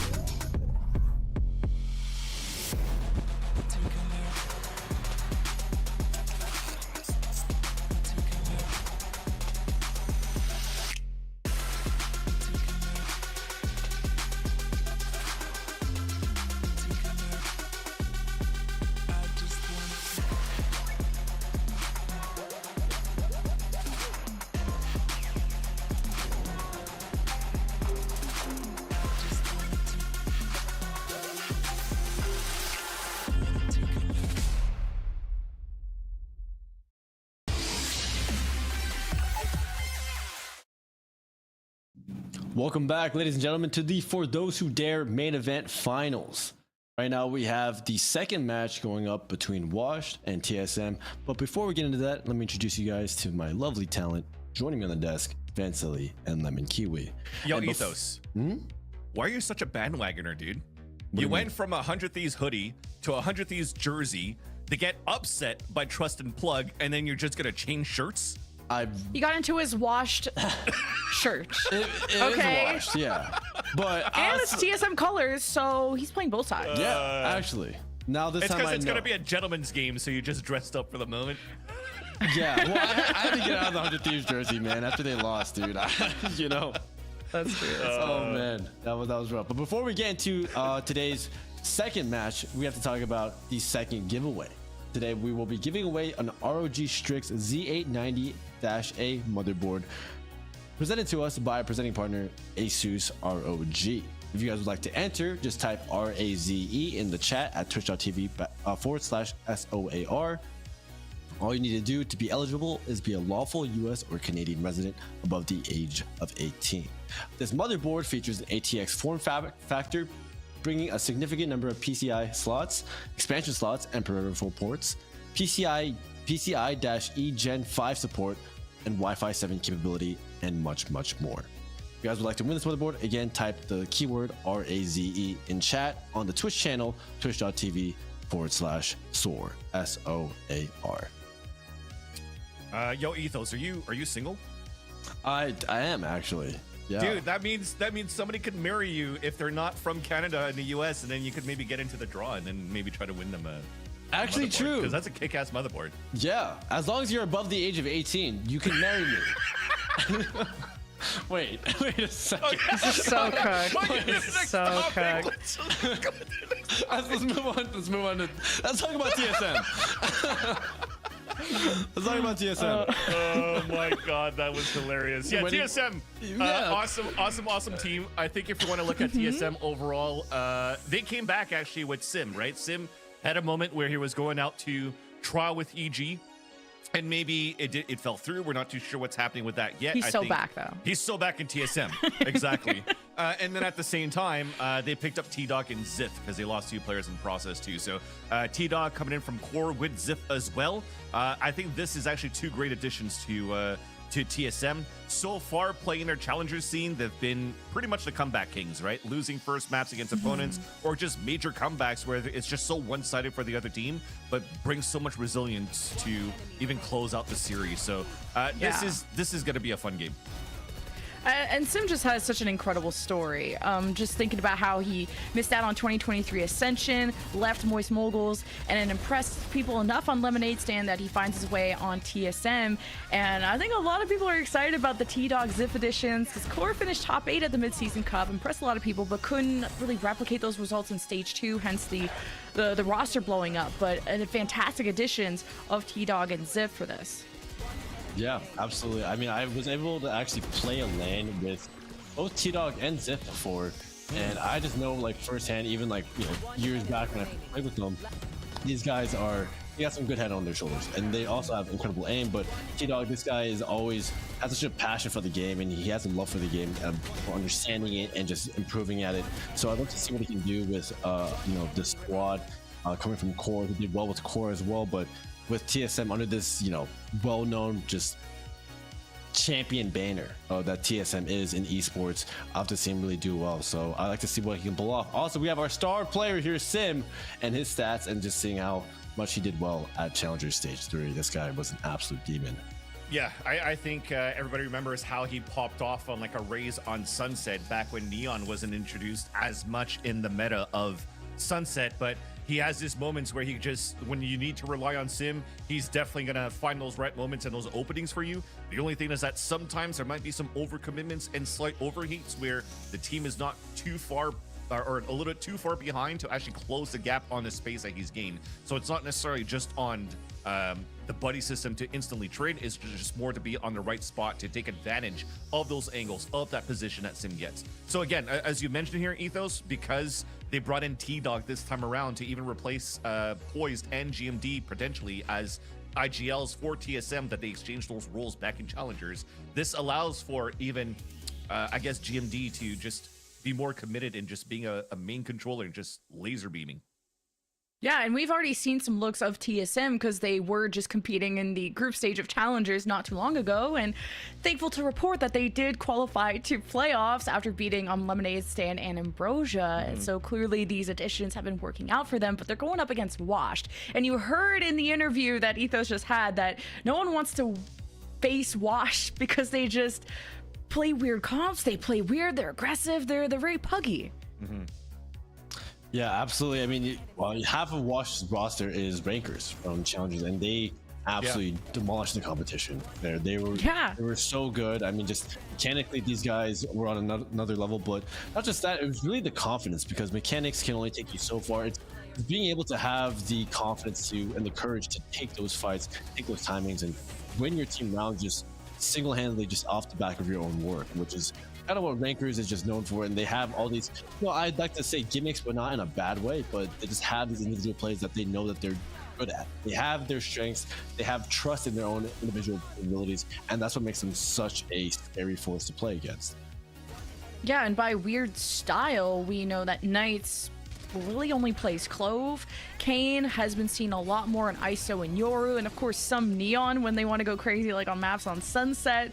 So this is a team that's going to be hard to prepare for if you're TSM, and TSM got invited here. They didn't have to grind through a qualifier the way that Wash did. They won the first qualifier with a 6-1 map count. So I wonder what TSM have ready for Wash specifically. Yeah, and especially when you're looking at the roster of Washed, and you're almost thinking, well, this is just like a puggy team, but there's still a lot of experience that comes in with like the main core of that as well. Like Ion 2K, Shot Up, and Kane Zero have played with each other for like the longest, well, not the longest time, but quite a long time. I think they were a core playing with a team called Torch back then too. So again, just quote-unquote puggy teams playing like Mr. Funhaver events and whatnot, but that in itself is just a lot of experience as a core. Then you're adding like a one-trick Clove player around Knights who gets a lot of value of being like just a main support fragger for the team too, and then mocking as mocking and getting his moments as well, though. Like, jokes aside, as much as the community laughs around like, oh, mocking is like, how the hell is he at this part, but he's actually done an incredible job qualifying through the open qualifiers of last weekend to allow Wash to get through. So it's not just on what Kane was able to do as just the in-your-face Neon type of like, I'm gonna beat you, or 1v1 beat you as an ISO. Mocking was still a great pillar in terms of util and clutch factor for the teams. I mean, look at his util kills. 10%. It's not bad. Yeah. A lot of Sova and Fade, and almost a 2 KDA for Initiator. I'm down with it, but we have to look at the maps to see where we're going to, because TSM got first map pick and Wash had second map pick. It's a best of 3, and we're gonna find out who's going up against Plug in the grand final. And I don't know if we could easily say that this is a TSM win after what we saw from 100 Thieves. So let's roll the maps, see where we end up first. TSM picking Haven, and we'll find out what's next. But Haven first. Yeah, Haven is good. I think for TSM, I think this is something that even GMD himself is very comfortable with to play on this map. Back in the Gen G days, moments that they have really one-sided victories. I think most recently, out of recency bias with the TSM roster, they even had like a 12-0 attack half against their opponents and challengers. I think that was against Ambrosia, I'd like to say, but finished the map at like 13-2. So if you're gonna smoke a team at a 12-0 half, you're definitely going to confidence saying we could play this map. And I think looking at TSM, usually comfortable to play on a map like Haven, Sunset Split. So the vetoes turn pretty well for this team. Yeah, I mean, honestly, I think that Haven is an interesting pick out of TSM, because while this might be one of TSM's strengths, this also plays very much to benefit Washed in their ability to find gaps and find openings and put themselves in positions where they can find an individual fight, where they can, Knights can get up behind them, 1v2 them or whatever, and gives them a chances to find those aim duels. I think it'll really just hinge on whether or not TSM can deny those opportunities and make every fight based off of util, based off of protocols, and based off of strategy and the fundamentals of like a team. If they don't do that, then it's gonna be an issue, and Wash is gonna run wild, and it's gonna be chaos. So the big question mark is like, what duelist is Kane gonna want to run? Last time we saw Washed on this map was in the grand final for those who dare, and in that qualifier. So he went ISO in that point. You know, Knights is gonna stick to Clove no matter what. But GMD likes Astra on Haven, and that's the only maybe difference that we see. No Omen. Yeah. See if he runs out again. Yeah, I mean, here really it's like Haven's not a bad pick for Washington, even though they're lacking in initiating util. They do have the double smokes, which kind of frees up Knights, because otherwise Clove would be a problem in Haven. It's a big map. You need to have the range to be able to smoke off both sides if you need that. But Bones being on that Omen and then Knights also having that freedom as a Clove, he's pretty much the second duelist here, and they can do a lot of the lurk plays that they want to do. It's really just going to be whether or not TSM will be able to catch them in their little traps with the stun, jet plays, and the Sova darts, and if they can find kind of those openings to use their utility. If they can get that opportunity to use their util, TSM will definitely win. But if they aren't able to find Washed and they can kind of slip through the cracks, then they might be running into a little bit of trouble here. We'll see what kind of trouble we run into on our first map of Haven. Thank you so much, Ethos. TSM versus Washed semi-final to see who goes up against Plug in the grand final. And what do you think of the Astra? I feel like we see Omen such a mainstay on this map. Is GMD gonna have time to kind of set up all these stars? Yeah, for sure. I think Astra is still a very good agent to play on this map, especially if you're going to be ready for patch 9-10. You're pretty much going to be running Astra a lot here in these moments, especially when Omen can get the best value. You can already see that GMD is setting things up, right? Very similar to how you can play with a Viper or an Omen with these smokes that using anchor smoke. So it's popped right away, and Seven can play inside of it and dance around it. We just got to keep track of these kills live. Actually, I don't even know if they're updating, but Washed is just getting ahead of the game. Kane is already at the front door, and they haven't even planted yet, but I guess no one checks Seven in the corner. It's okay, he gets a trade. And Washed, off the paranoia, will push that breach of T-Dog back. Getting in heaven, though, is Sim. Could easily just float down, but now he's getting smoked off, so Sim is going to try and be elusive, because Ziff is on the other side, going for the longest flank. Should be able to get a win against Ion. No! Ion gets the better swing, and Washed should be able to lock this down on the post plan. It's just one breach, but T-Dog got that dog in him. He's just got Ion and a fault line left. And even despite that, Ion gets the job done. Pistol for Washed. And just not counting on Kane Zero being able to dance through that smoke himself. The shot dart broke the shield in the first place, but again, this is a team that plays with so much confidence too. If you haven't watched how Wash has played, or you haven't even watched how even the core plays on ranked in challengers, they are not afraid to go in your face, especially when they find these lurking opportunities. So to be able to put Kane into the smoke, to catch GMD off guard, get the pick and recharge the shield, that's the type of thing you want to do, especially why they're playing, like, in a sense, playing double controller with an ISO. You're able to smoke a little bit more and allow the ISO to just scale through behind the team, or the team in itself to scale around the smokes. So if you're adding a third defensive smoke around there, and you're going to take that to your full advantage on the side here of Washed, because you're allowing your opponents to just create the space for you by adding the extra smokes. Yeah, just kind of a Wash being able to play the fundamentals, which is, I know it's not something we can say all the time about them. They're just so aggressive. They run it down. That's why they lean so much on the Neon there with Kane. But this time it'll be the ISO and being able to use that shield. We've already talked about it. And Ethos said maybe there'd be a lack of good initiation tools, but maybe you guys can take the initiative in our giveaway if you go to twitch.tv/soar, giving away graphics cards and motherboards and whatnot. And they're going to be hosting more stuff in the future, so you won't want to miss that. But I like that Kane just comes in with confidence, just already playing backside, already expecting the entry. But I would have liked if TSM's retake was maybe more synergized together. Yeah, again, it's a lot of stuff that was being blocked out on the side here of Wash too, just throwing the smokes, not necessarily one ways too that was being thrown here from the Omen. It was just a deeper smoke to allow just players to lurk out on both ends, and whoever gets the most punishing one or not. But yeah, definitely make sure you guys watch this over on twitch.tv/soar. Type in your RAZE. We're giving away a ROG Strix Z890-A motherboard. after this series, but there's still a monitor to give away in the grand finals as well. So big giveaways happening for today. Way better than the ones we had over last weekend, but still a big thank you to ASUS ROG and to Intel being our main sponsors and forking out the cash for that. And you talked about installments of this event. I mean, this is already the second one in a row since the off-season circuits that SOAR has come into the fray for Valorant. And I love it because, you know, back then, SOAR was trying to go through a gauntlet with every other team, every other org that was trying to make it into the VCTs. When partnership was announced to try to make it to be picked as one of the main teams in the partnership program. And ever since that kind of like fell off and some teams just stepped away from Valorant, at least the org is still around that continues and still wants to continue to support the tier 2, tier 3 scene here in North America, which is great because if you look at it, you have an opportunity to see tier 2 teams and tier 2 cores such as Plugged to upset partnership teams such as 100 Thieves.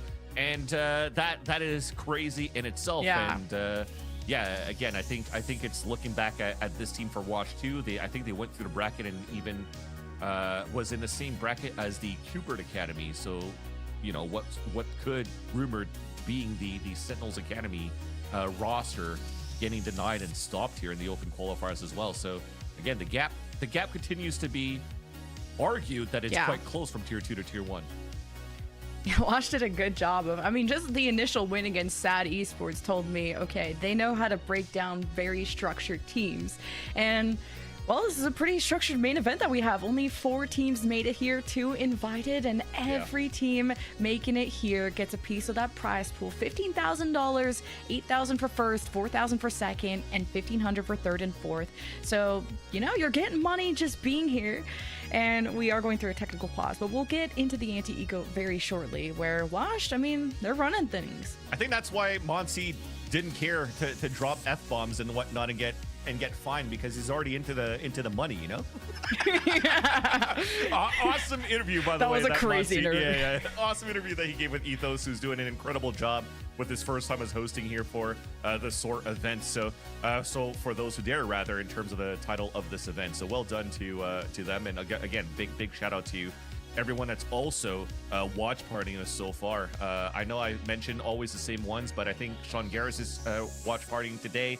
We also have even Shanks that was watch partying earlier on. So this is actually pretty awesome to see even the support from the top streamers and major parts of the community that wants to continue to watch and see, you know, firsthand what 100 Thieves looks like, what TSM could look like potentially going into Challengers 3, and who could be the up-and-comers. I think this is super important to continue to have these events in the off-season, especially if you're going into a point where, you know, not a lot of players have an opportunity to get scouted, right? You're looking at, you know, probably conversations already of like, hey, how come nobody's given Kane a chance so far after seeing him for the last 2 weekends? Ions is currently playing. He was on the blip on the radar at some point in 2023 to potentially try to make it through, right? So this is a great opportunity for, you know, some teams, some scouters, some agencies to have opportunities to present players to organizations so that they can have their shot, because I don't know how long. I don't know if we're going to get a replay system or GTA 6 before at this point in Valorant. Yeah, I don't know. Are we going to get our next round soon too? But hey, this is just building tension. Are we going to get our second upset? Is Wash going to be able to take down the likes of TSM? Of course, with a pistol under the belt, you would think that could carry on some good momentum, but you never know, because Wash have had very strong offensive halves when it comes to Haven, even with the less conventional ISO pick. But I'm wondering what version of Kane we're going to get today. The one who can 1v5 or the one that loses every kill contract? The Raising Kane. He's going to bring the sauce. No, that's actually a really good song.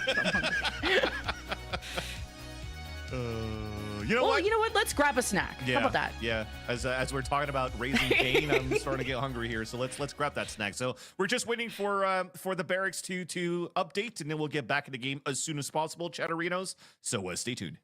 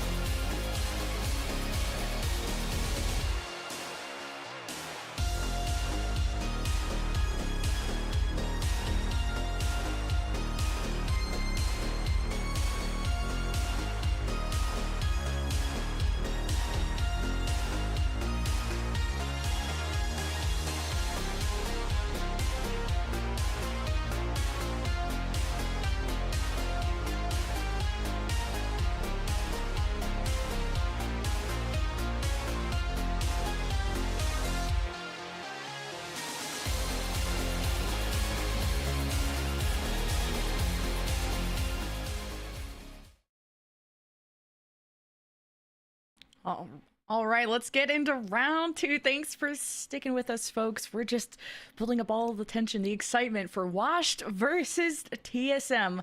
Let us know who you think is going to win in chat. Who's going to go against Plug in the final? We got to start on this map 1, though. It is a best of 3. Shout out to Sliggy. Chat was getting mad. That said, yeah, they're pushing down here. Anti-eco fault line, and we're trying to go for the surprise, but Wash is ready for it. We are just not kidding around. Like TSM getting the heads up, but Wash just fire back stronger. That's it for the round. Like, what the hell is going on? Washed are just running things and winning all the duels.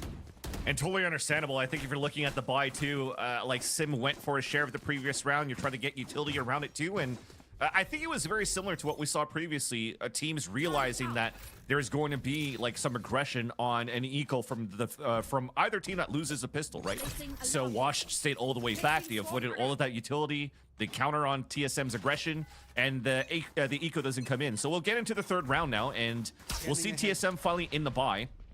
And this is where it's good for Sim. The way that he takes space for the team, but it's just the overcommit. Well, he pushed through the smoke, and I love that he's already falling back, allowing TSM to play the numbers.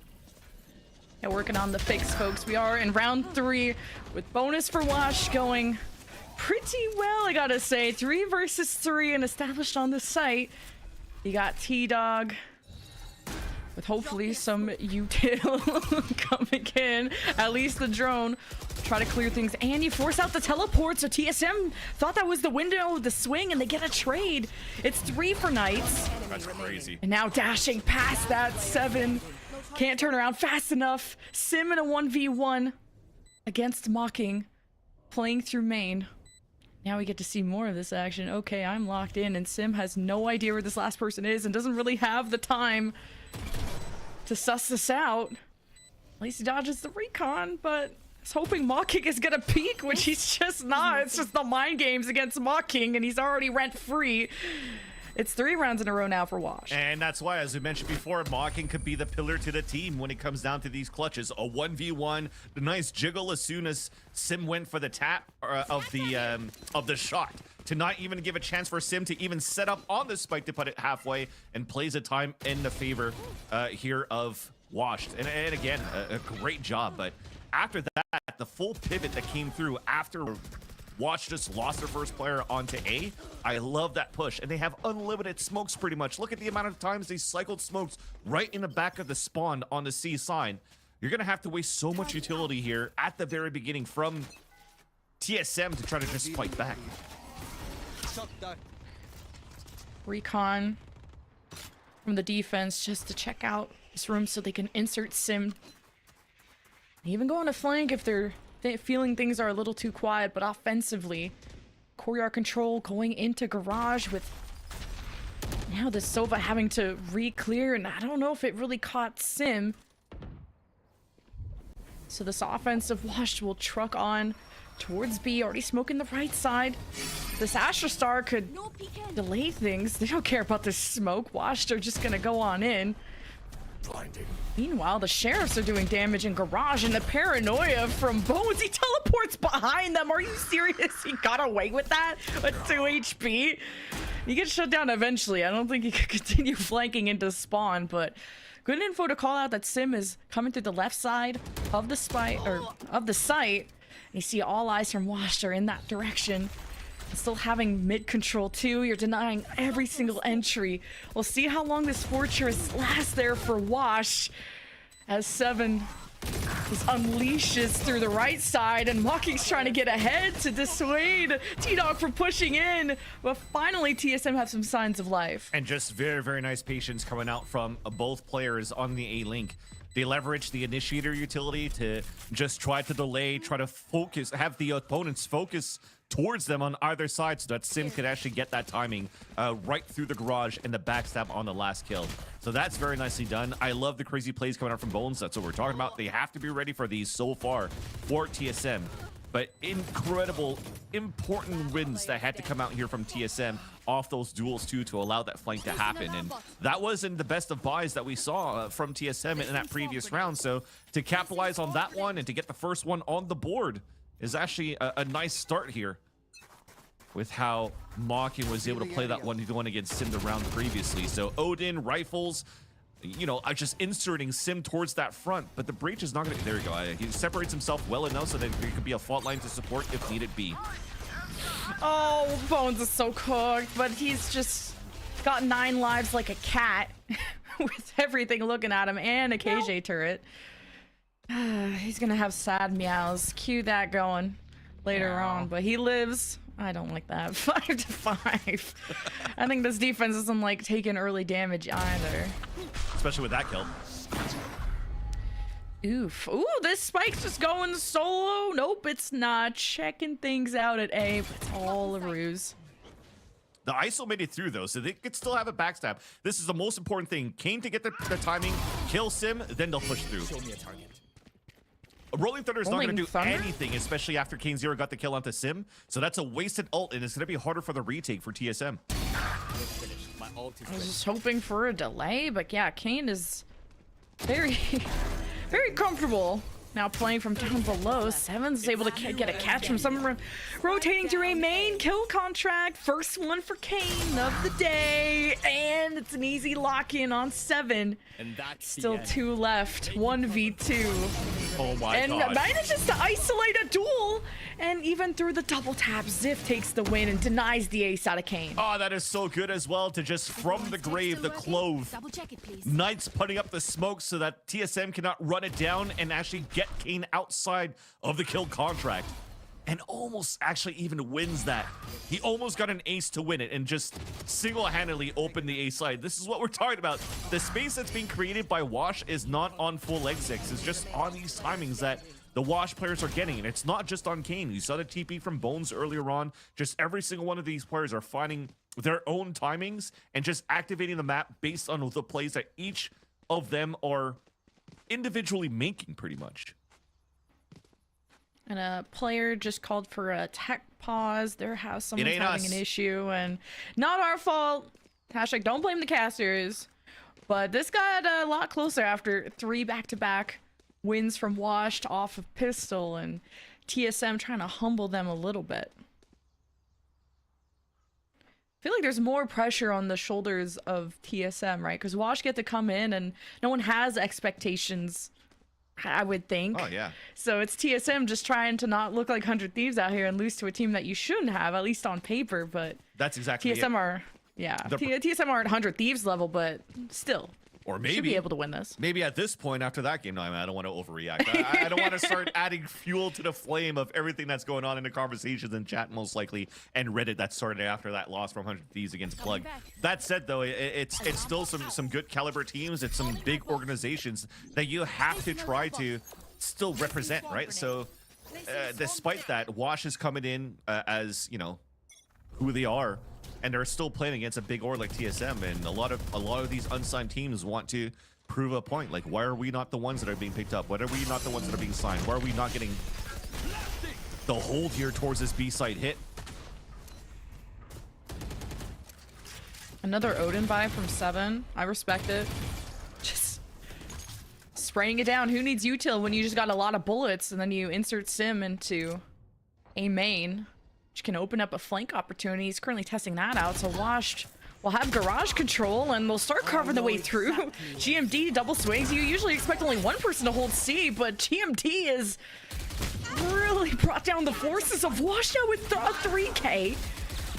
But now you're just trying to hunt down where this Clove got out of ult, and GMD still took damage in the process. Yo, but get me the 6K. Down, C.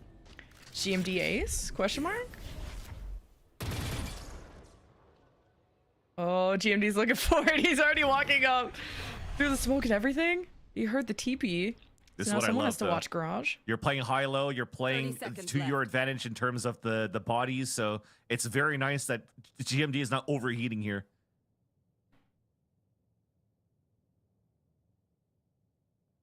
Okay, someone's watching garage. It's 7 though with the Odin. Bones is to look at both ways. One enemy remaining. Clearing logs will get the jump on the Odin. 10 seconds left. All GMD has to do is prevent the plant. And at 14 HP. Oh no! I thought GMD had that. I thought he's just gonna spray through the smoke or wait for him to come out. And I mean, at that Another point, I option was respect it, picked. right? Inside that smoke, it's a 50-50 of where he's going to come out from, towards the back or towards the front. And I think it's one of those moments. You saw GMD walk into that smoke, right? So he went into the, I'm going to flick 90 degrees in and hoping that as I'm flicking in, I see him and I can adjust my spray so I can get the kill right over here. And unfortunately, it didn't happen and he just got picked off. I mean, he's low on HP. Could have been a 6-pack. It could have allowed for us to crack a few of them open after celebrating that victory for GMD, but it's still Wash finding an answer towards the end. And they stabilize themselves. Now it's Mocking with an Odin by versus 7. I like to keep track of that. Garage, something Wash have really liked to fight for. It's been successful for them to pivot into C. They'll just have to keep a better eye on GMD, who got like, you know, 4 or 5K on them. So Hunter's Fury is making things difficult, and from the offense, they cut the back, and Wash are doing a way better job of checking these corners, but Sim's got knives out. Spike down. And now it's just Ion in a 1 versus 2, so that's not gonna work. Washed fall behind. Yeah, very, very nice for TSM to be reacting very quickly into Sim's aggression. When even Sim gets spotted here by the trip and he wastes a lot of that util, it was very similar to what Wash was trying to do. They realized the pressure's coming towards the A side. They fast pivot towards C, but this time TSM had a lot more bodies and they were ready to actually trade out instantly this time around and not be caught off guard. Again, previously, it could have been a similar scenario that Wash would have won more cleanly if it wasn't for GMD that got a 5K that round. That previous round. So nicely done here for TSM to readapt. There's a lot of pings from Watch that started at the beginning of this round. Looks like they really want to try to fight back against Sim this time. Breaking the cameras big to start.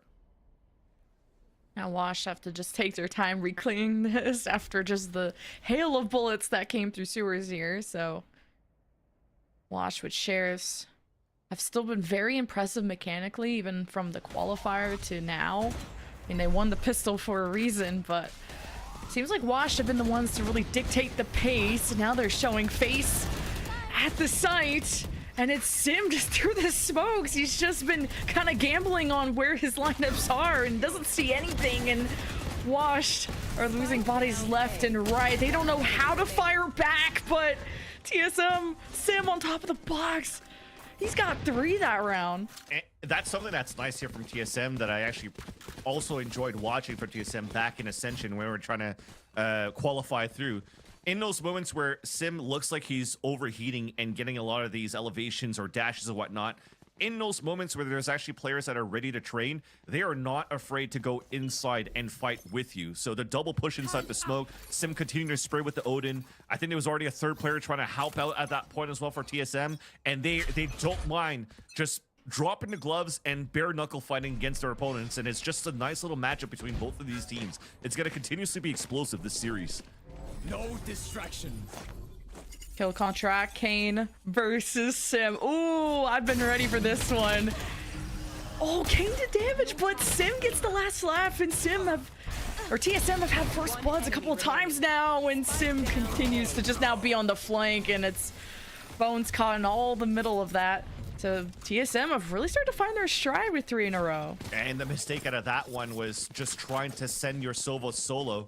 I mean, he droned towards sewers to try to see if there's anybody behind that got hit by the behind the kill contract that watches that body. He does get the ping onto Zip, but then he's still moving there alone while everybody else is so focused on moving up towards the A side. You lose a spike in the process. It's going to be a lose-lose scenario no matter what. But again, all spiraling down from Sims winning that duel against Kane. Sim continuing to want to prove that his stocks are still very high and that he deserves a spot here in tier 1, which I'm all up for it. Just a short recon from Mocking. You have no vision, no info on A besides, I don't know, the burring of an Odin. So just checking out A short isn't gonna be enough for Wash to get an upper hand. They've already lost Ion. Garage control has been the strat, and now GMD gets to just get 3. It's deja vu all over again, except you don't have a global to go after. ASUS flawless for TSM. TSM starting to find their groove again, and remember that when I was saying that they were able to just laser beam their opponents on this map, it was 12-0, and then I stand corrected. It wasn't Ambrosio against Lemonade Stand, sorry. And I think it was also on their attack side for TSM. So for them to have now 6 rounds on a defense, and with this comp, with the Astra, how much space you could create and allow Sim to get the best value out of his dashes, it's in a good spot that that the defensive side are in right now for Team Solo Mid. Standing ahead. And up from Sim. And look how TSM have also stacked the C site. That's just been the way to go for Washed. And there's just no end in sight. With so many first bloods for TSM. Now an op on A main. So Wash will be forced to funnel into B or C. And Wash, the jig is up. They've already been revealed by a recon from something revealed them. And then there's just an Odin. So Wash, they have gotten absolutely screwed the last couple rounds. It's not close. Last round. Yeah, I think it's just the op that was a surprise for Wash in that previous round. Something that Sim hasn't been bringing out.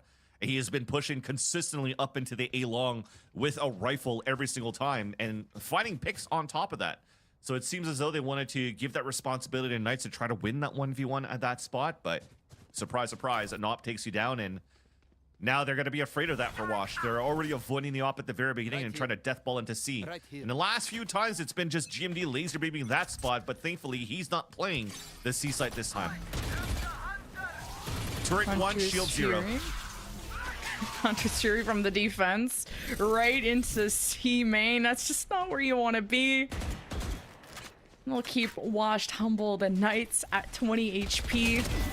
Guardian, you could still do work, but not by yourself. Wash just barely getting their rifles together, and multi-kills coming out of TSM to farm orbs, to farm Washed, and Drone doesn't see the person in the nook. The spike is still left behind, and Washed in a 2v4. It's, you got the Cloval. Nice trying to leave. And count those seconds, and Clove's gonna fall. Enemy remaining. Or just fall with 1-2. a wall bang. Yeah. Yeah. How many seconds was that? 1-2 punch. 1v4. Okay, the ult to grab the spike. Bones hasn't given up. Yeah, well, he should soon. I mean, everything's really locked. Right, you have 2 players on the A side. The 30 C long is seconds pushed up. You have a turret and alarm bot watching Garage and B. It's pretty much GG at this point, but TSM continuing to not be afraid to just fight back against her. I mean, you're still looking at GMD. He's a guy that's streaming 24/7 in the daytime with his dual Sabrosa, just grinding the rank scene and probably playing against players like Ions and Kane Zero nonstop. So kind of just know how your opponents are going to play and just outpace them. Nice little shot by GMD towards the end. And TSM, I mean, after a very close back and forth in the beginning of the half, they've won 6 rounds in a row. I'm curious to see how Washed now on defense can take advantage of this map control that they like to fight for at all ends. There's 3 sites and a lot of ways that Wash can just push Kane solo, go on a weird flank, and why teams would be worried about playing against Wash is to expect the expected. So you just never know what lane Wash could be pushing down. So as soon as TSM avert their eyes, maybe Wash could get some lucky rounds through that, but an 8-4 half is still very strong considering how one-sided it felt later on for TSM. I mean, it's them now being able to dictate the pace. We talk about the Astra and what the breach could do, but for Washer, just trying to fight early into B main, thinking somebody's going to swing out towards the window, but it still allows for you to fast pivot left and right. The stop into tempo also creates that extra paranoia for Wash, so you are going to be able to walk into an open A site for TSM, and the retake's not going to be the best here for Wash. I mean, they could maybe wall up and paranoia and potentially hopefully get the middle at the right spot, but there's just a lot of util here for TSM. Now Wash, no smoke standing in their way. Checking the first corner, ISO shield out, shock bolt from heaven, and TSM are brought down to their last limbs, and TSM still managed to take some people with them. 1v2 now for Ziff on the post plant. You did just hear the drop. You saw Ion 2, but didn't get the shot before revealing her position. It still adjusts very well. Bones 22 HP, and the one way that Ziff plays off of the clutch for TSM. Super nice from Ziff towards the end.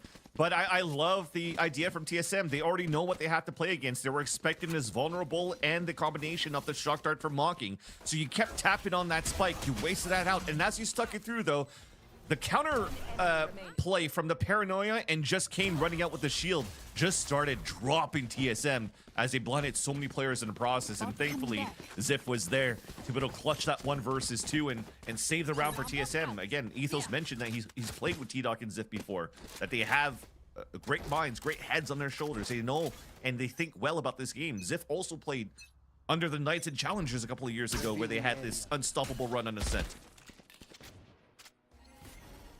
See how unstoppable TSM can be. About to be met by Mocking, who, hey, gets a shot into GMD, but Mocking not thinking that's very funny after that. He's on his last leg, and Wash are not even going to play for retake. They're going to try and scramble against them up close and personal. And it's not going so hot. Sim already gets around the boxes.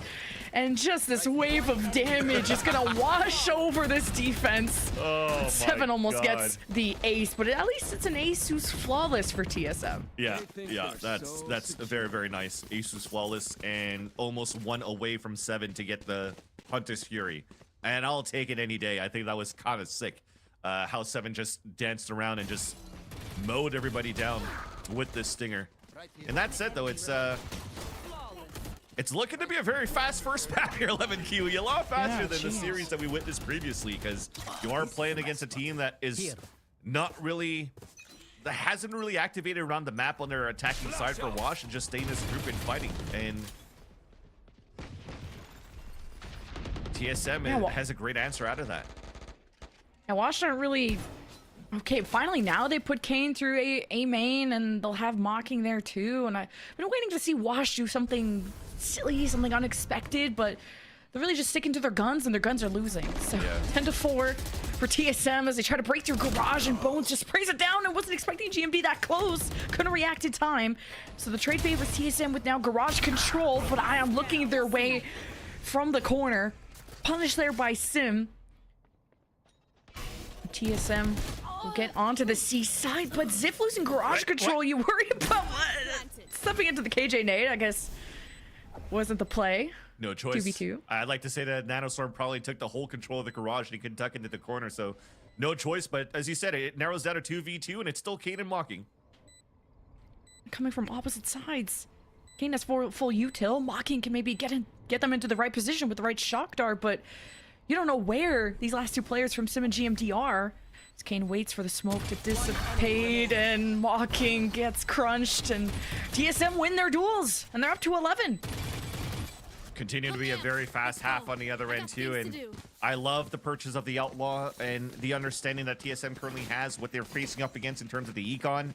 Every single one of those players are playing half shields, so just isolating that one fight, dropping all of that site for util, open up the C site. Look at the amount of stars that are being placed too as they go for these X-Necks. Like it's really good what GMD is currently doing to making sure you could stun, clear out the backside, and smoke towards C on these hits. And maybe that's the thing that's unstoppable right now for how TSM currently plays this map. And that was the closest round we've seen out of Wash in a little bit, so just not being able to play off of each other. It's tough, but playing off of First Blood is awesome. As you already have Sim dashing through the back corner, whereas Ion has locked him down. TSM can set their sides forward to preventing the retake, and 7 is already on flank duty. And he's got help too. But Mocking's coming through with the Guardian on the flank, and you got Bones maybe into Garage with a Judge. See how close he can get. One enemy remaining. Oh, just not close enough to T-Dog. The range really hurts, and Recon played to maybe try to shoot through the wall, but man, TSM are making this quick. They are not carrying. This is the Wash that we kind of saw from last week, where they had moments where they had such a strong lead and just threw around by just doing shenanigans. Mocking, I was looking through the minimap and I heard a Guardian being shot long range. He had a timing to be able to go for a backstab, and I think he just went for a jump 360, 720 to just clear every corner, spamming the Guardian and he just like, hey, here's my position, come at me, bro. And Seven did just that. So I think we're just into a GG. Let's go next, where Wash could potentially play their ascent to the way that they want. Which is surprisingly not the standard comp that you'll expect, but we'll talk more about that with Ethos, the brains behind the operation. As we'll see Wash brains on the floor after a first blood from TSM, and when it rains, it pours. And you already pinged the Clove and Garage. 7 PC check. Sim trying to gift over a kill. Kane will be tested. It looks like we have a 4v2 after this too. But yeah, I was like, wow, there's a lot of people left for all those bodies. Is there a Sage somewhere here? They're playing Battlefield now. 20 on 20 battle. But King Zero at least has the ADS. Oh, never mind. Way to ruin that. Yeah, my bad, chat. Now he's about to get ADS in the back. Yeah, my bad, chat. Well, from the shadows, if Bones wants to make this quicker. Or just go to the shadows. Let's go Yeah. to the next map. Spike planted. Boom. Ziff with the last pick. TSM convincing first map no matter what. Like I said, I feel like they've done such a good job just adapting or just being comfortable of fighting back against Wash and then play that Wash, or what Wash was trying to do, which was pretty one-dimensional at that point. Yeah.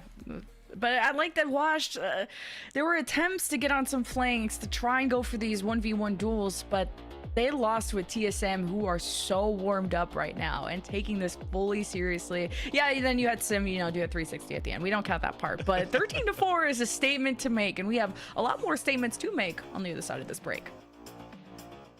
Oh yeah, we're gonna continue. I'm break. Our production's on break, but we will have Ascent next, which is exciting. Yeah, I think it's gonna be a good map. As you mentioned before, it was a crazy composition that comes out of this team. Again, one trick pony with the Clove. But we'll see how that is going to pan out right after this break.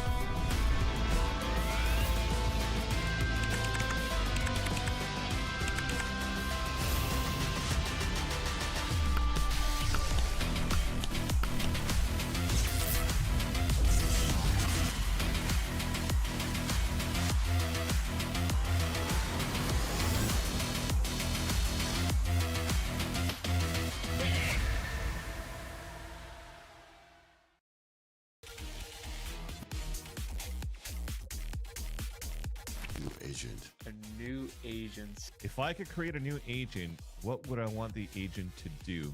I have no idea. Some agent that can like steal abilities, use other agents' abilities. Like I don't know if you played Dota 2, but like Rubik, or like Silas from League of Legends, they can steal the ultimate. I like characters like that. It adds a lot more like variability and thinking. Ooh, I would make an agent that has some sort of smoke and scan. Like it wouldn't be like a super good smoke or a good scan, but like you could potentially smoke yourself off and also scan and then shoot through your own smoke. Because like right now that's a combo play with like Jet and Sova, or like Fade plus Omen. But if there was one agent that could do it all by himself, I feel like that'd be pretty cool. Well, if I was to make a new agent, I'd probably make the most broken character in the game.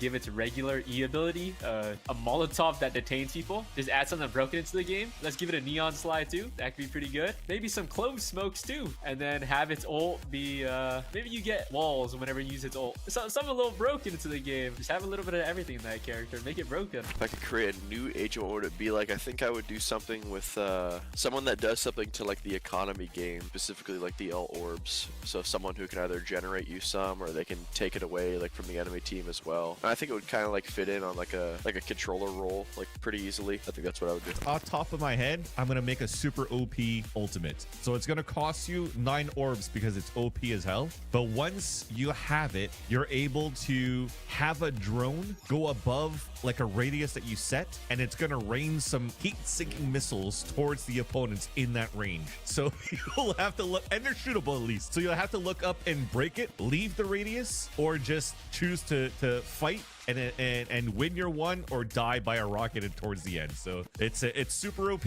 I would actually have one ability as well that's gonna cost a bit. Let's say it's gonna cost you like 400 credits and you're only able to use one, and it's to allow some of your weapons to have armor pen. So it's kind of like a stimmy pack. So but I have to stay in the stimmy pack, so I can't move around and get a buff. So once I stay in there, and let's say maybe a ghost will be able to shoot through walls now, but it's not going to be as damaging as, like, for example, if you headshot a ghost without wall banging, right? So at least like it mitigates a bit of that damage when it goes through that wall, but at least it'll do some chip damage for opponents that are always trying to find like spam spots, for example, in B main ascent, you know? So it'll be nice on like an eco round, drop that, and then boom, boom, boom, get out of my angle so I can take control of B main and I get owned by an Odin. Pop it.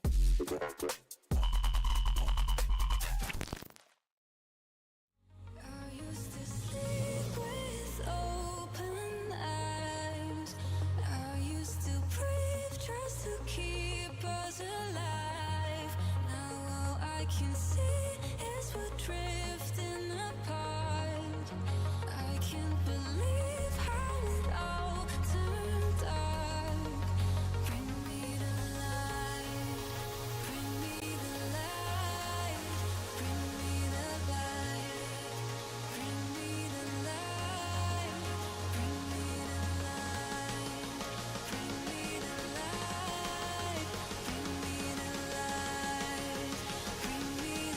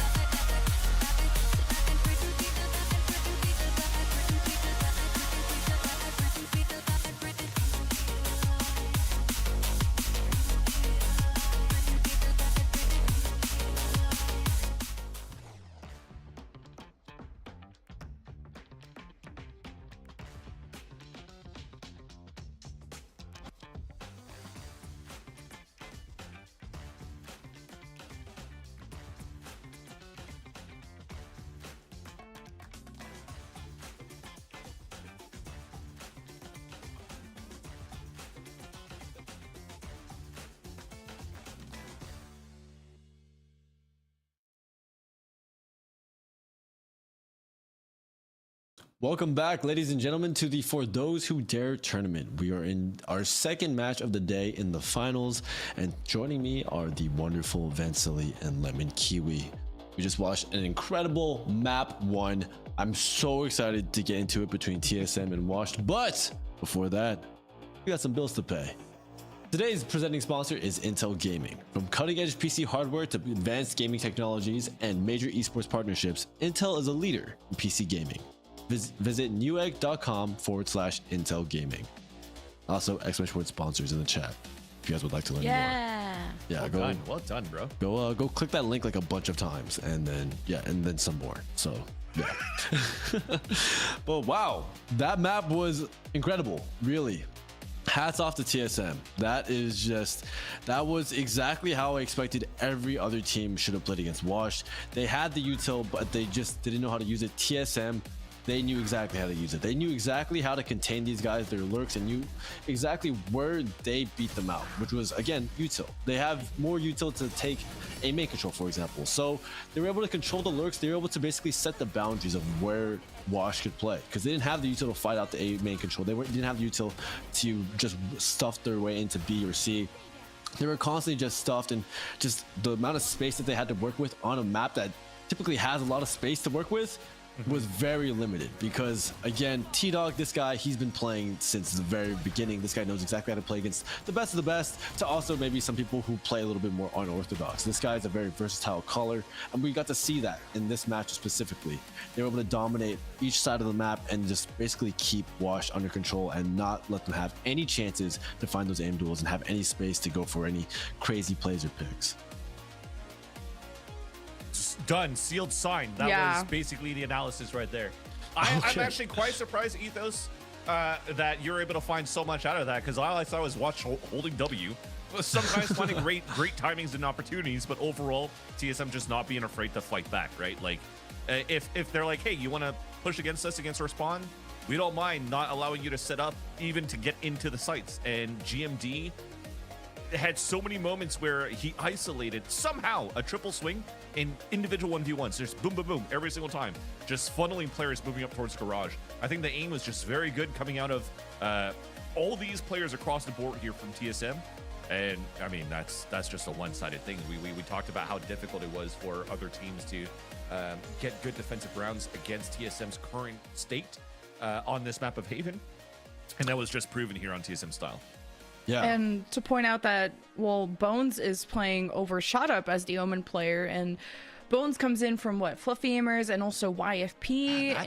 That's who's missing. I was trying to figure out too. I was like, wait, this is yeah. And he's like a flex, because I remember him from his like Raze days and Challengers, and now he's kind of playing Omen. Or in the Shadow of Cain when it comes to duelists. But either way, whoever they're playing, they're losing to TSM, and that was a very quick map.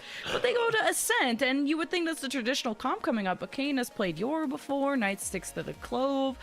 Ethos, you're a Yoru enjoyer. What's its viability on Ascent? Oh, I think Yoru is fantastic on Ascent. I think Yoru is great just because you kind of because you have the KO, which you have the KO and the Jet typically on meta comp, which allows you to go for aggression with the flash. Yoru combines those two, but on top of that you can op, and on top of that you can play both sides as well. So whereas before you kind of gotta choose a side to play with your flash plays and your flash traps and whatnot, but with this you can play a lot more just committed to one side and still be able to support the other side with just the snap of a finger. You just TP the other side, you have your flash ready, and then also that decoy is great for burning out any sentinel util, which will definitely create some space towards the attack side and just mess up all the defense setups. Like imagine you have mid, you throw the decoy up market, you can destroy the line bot, the trip or whatever, and just you can constantly fake pressure and just make the defense rotate. If they don't have a Yoru themselves, then it's very, very difficult to play against, because you're just always going to be on a weak side when they decide to hit. So I'm a big fan of Yoru, so I will like to see what Wash can cook up against TSM. But again, TSM, these guys are so good at making the other team play their game instead. They're like, we're not playing these weird rank shenanigans, we're gonna play our game and we're gonna do it dominatingly. Whether or not we do it fast or slow, it's up to you. However you want it. You want it hard, you want it easy, we got you, because we always have an answer, we have an adjustment, and we know how to deliver our game plan, whether it's at the beginning of the round or the middle of the round or towards the end even. That's exactly, again, that comes from T-Dog and his ability to just be on the fly and be able to implement that game plan at any stage of the round.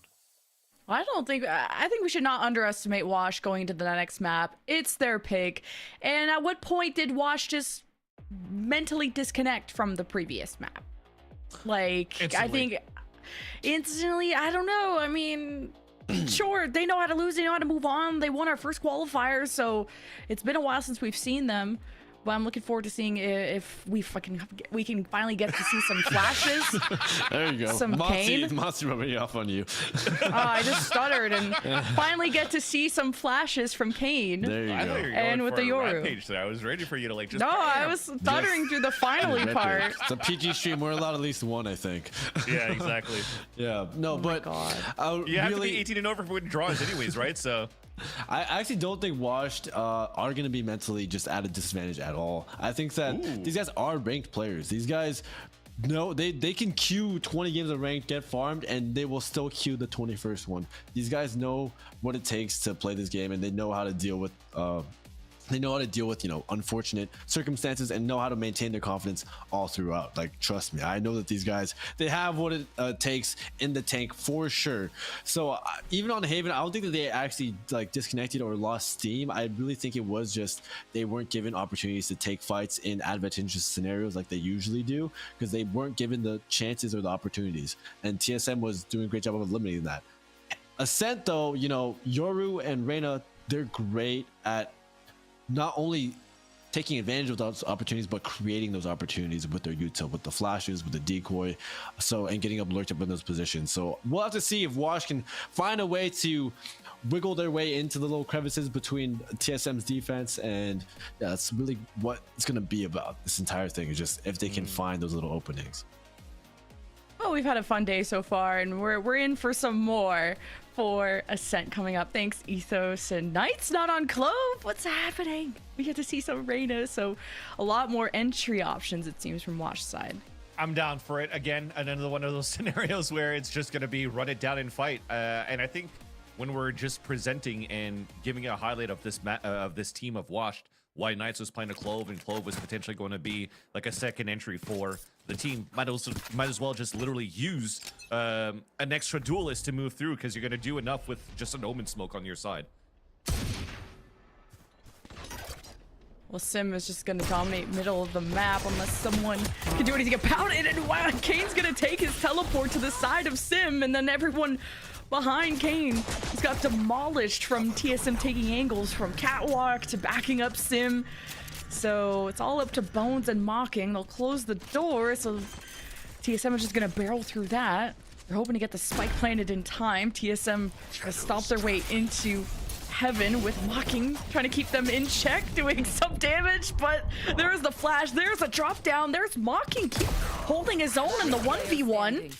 And TSM still going to finish off what they started. This was, what, a 4 versus 2? Either way, Bones, he's brought down to his last leg. And it's just Ziff at the end of the day for a TSM pistol. I thought it was going to be a much cleaner retake for TSM as well, especially when they had Paranoia, KO Flash, and a Recon to try to get pings, but Mocking just staying in hell, and then his teammate just staying towards the generator avoided most of that utility, if not all of that utility. There was even a teammate Flash that didn't allow for TSM to really flood down the way that they wanted to. Like 7 got hit, Ziff got hit, and that really gave a chance here for Wash to play 2 individual 2v2s that could have came down to the wire, or that did come down to the wire, because thankfully Zip was there to get that pick. But TSM still wins the pistol, still wins the round. Outlaw out for Sim, fighting against Kane Zira, and it's looking for a fight on middle for the attack side.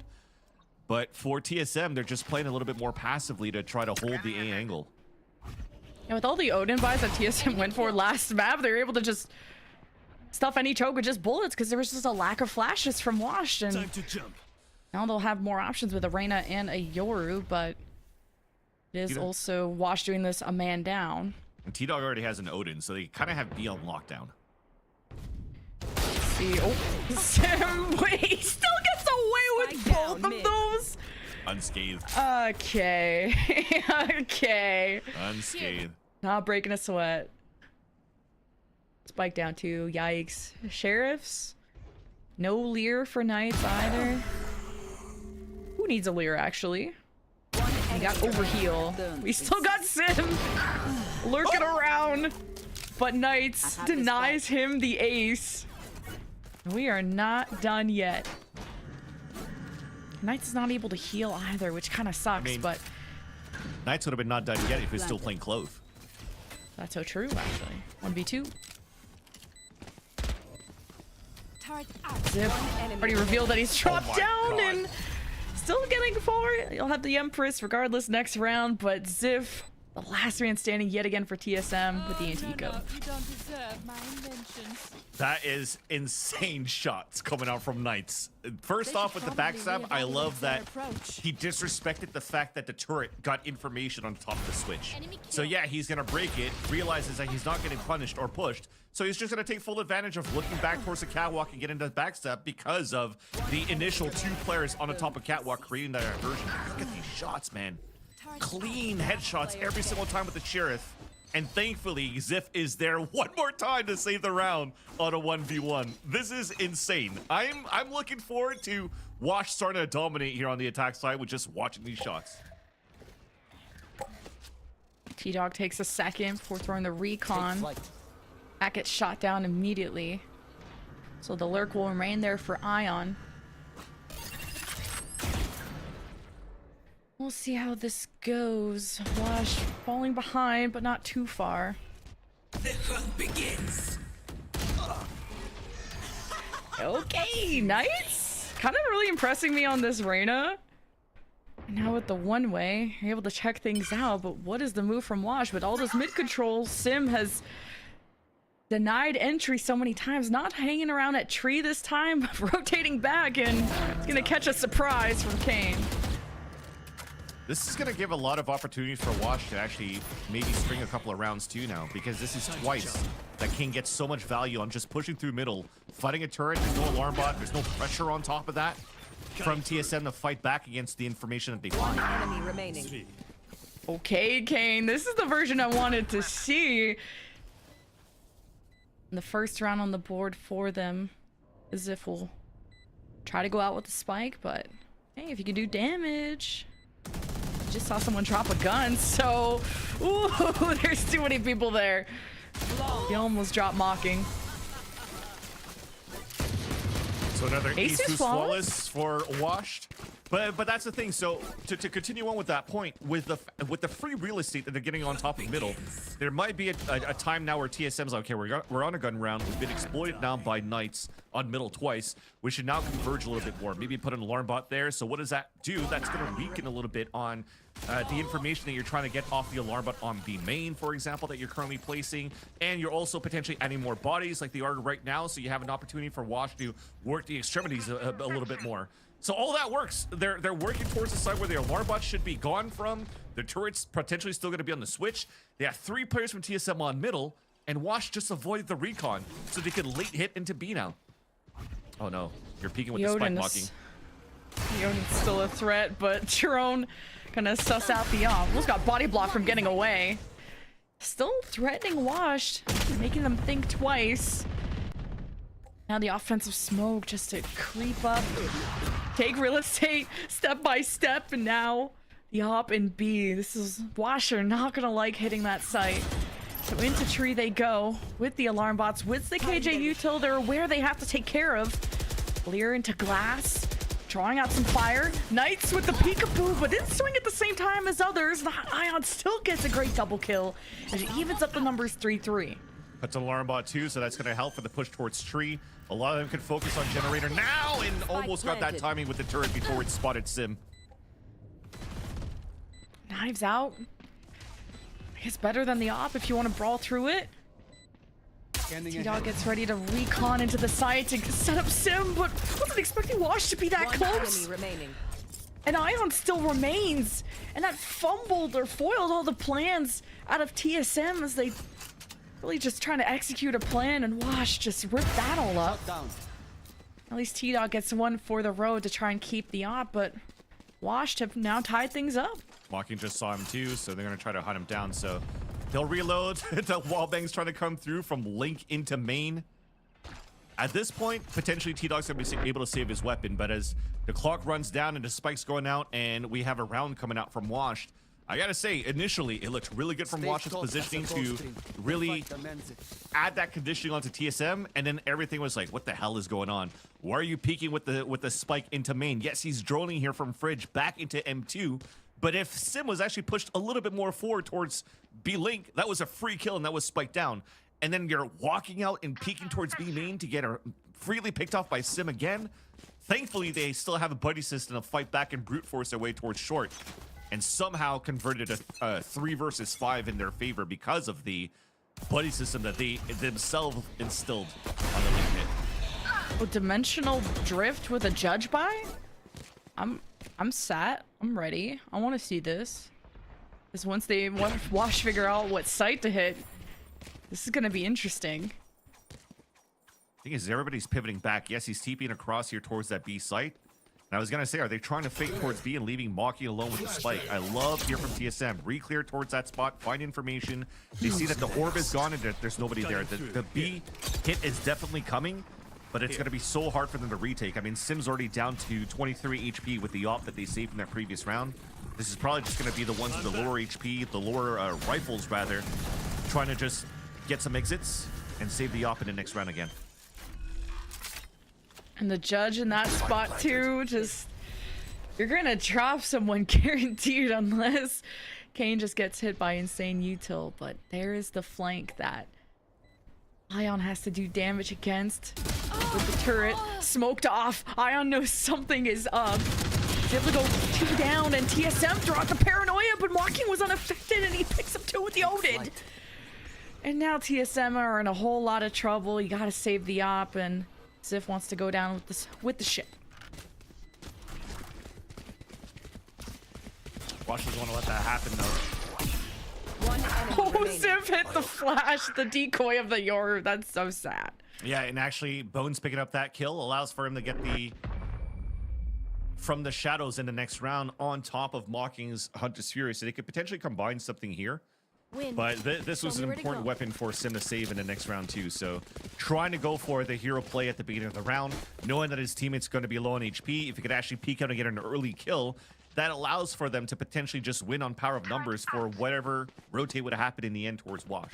But you saw towards the very beginning of the round, the jump spot on top mid, a Lyra on top of that as it spotted contact onto Sim. So you're wasting out the dash, you're wasting out the free escape card from TSM, and they have to play a little bit more passively, and Wash took full advantage of that. That's a really nice read that they played around the map.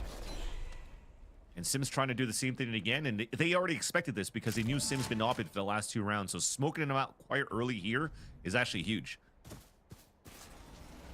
You have Kane, who's already thrown his teleport back and trying to be aggressive, able to cross through mid.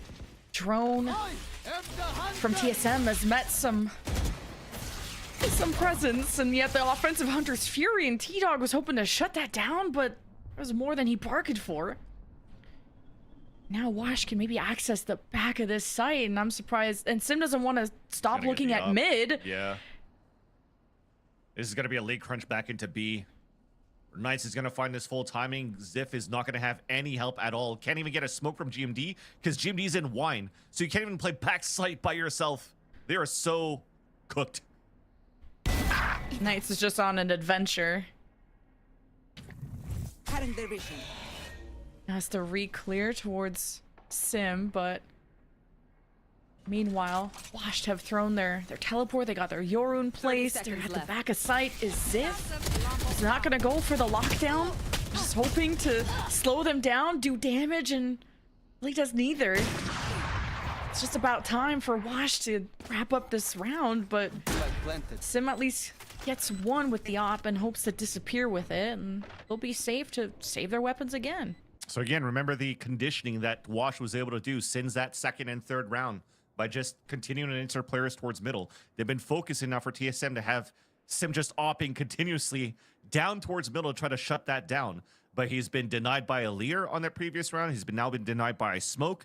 Now probably TSM wants to try to put this op somewhere that could actually cover the extremities. I wouldn't be surprised now if you're going to try to be a little bit more proactive, try to get T-Dog to owl drone so that Sim can get the line here towards B main. Last player standing. And when that happens, though, watch me go back to the tried and true of working back towards middle and splitting towards A. I mean, they're having a very, very good Ascent attack round so far. And as I've mentioned, they are able to dictate the pace because of this crazy comp they're currently running. It's not as crazy, though. It's not as like the double controller smoke thing. These are still quite standard. The only thing that they're missing is that second initiator, right, into that default comp. But the thing is they still have a Yoru. He's going to do exactly the same thing that KO could do and even rotate even faster. TSM are going for these small kind of confident plays, like peeking a Hunter's Fury, hoping to shut it down, thinking you wouldn't be able to escape, to leaving the backside of B open, to just solo holding this op mid, not finding anything, not pivoting, not doing anything. Washed are just getting away with just, like you said, death balling into any side they want. We know Ascent is more attackers heavy, but TSM can't kind of let their foot off the pedal when it comes to Washed, when it comes to this series, and they're going to take a timeout to regroup their thoughts, and they still got the op carried through. And the thing is with TSM, with this timeout, they don't really have Faded anymore. That used to be the coach here for TSM, right? He's rumored to be going somewhere else. I don't know if that's even confirmed yet, but TSM has lost a little bit by not having that extra voice to be able to help out in T-Dog in these calls. But hopefully they find an answer for it, and they go back to working that extremity. So the op's going towards A main instead of towards B.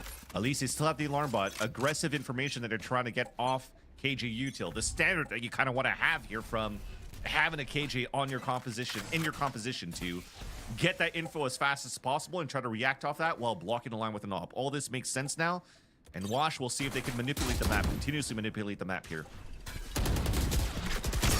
No Odin to stop them this time, but TSM hit the decoy and still managed to pulverize Washed and trade out until, well, Bones was still left in the corner from the shadows to go towards the site with the spike. And Seven and Sim, or Seven almost had the cutoff, and he's already wrapping around boats.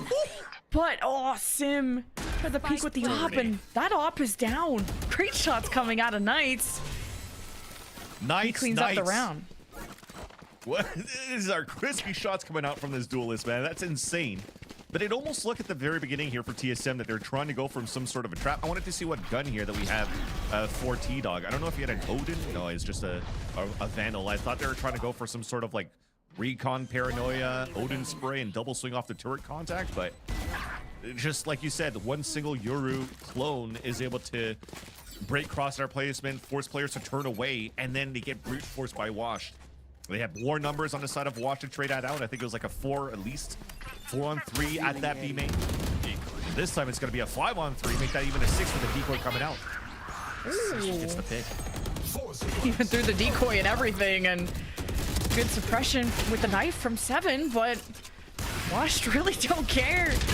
They're just trying to bulldoze their way through the smoke, and TSM have angles watching that doorway, so Wash just flooded into their demise. And Mocking, I mean, they're so rich, they really don't have to save the weapon, but you also don't want to give an ult orb. Either way. He's going to go plant. Knowing Mocking, he's going to go try to win this by just booking it towards A. I don't think they're going to be the team that's going to try to save as many times as they want to. I think they're just going to try to win rounds or lose rounds, no matter the situation. But that said, I think for TSM off this timeout, you're definitely seeing them being a lot more proactive, going to what Haven was. Just continue to stay close and trade as much as they can and fight as much as they can. And it allows GMD to really activate just like he did on the Astra on that C site of Haven. Post timeout for TSM. Works out to just where to place that smoke right at the front door B main and to really hurt Washed. And now you want to start hurting their economy. Washed are pretty rich with the 5 rounds in a row that they won previously. But TSM look way more coordinated and confident when it comes to these delays and these attempts to shoot back.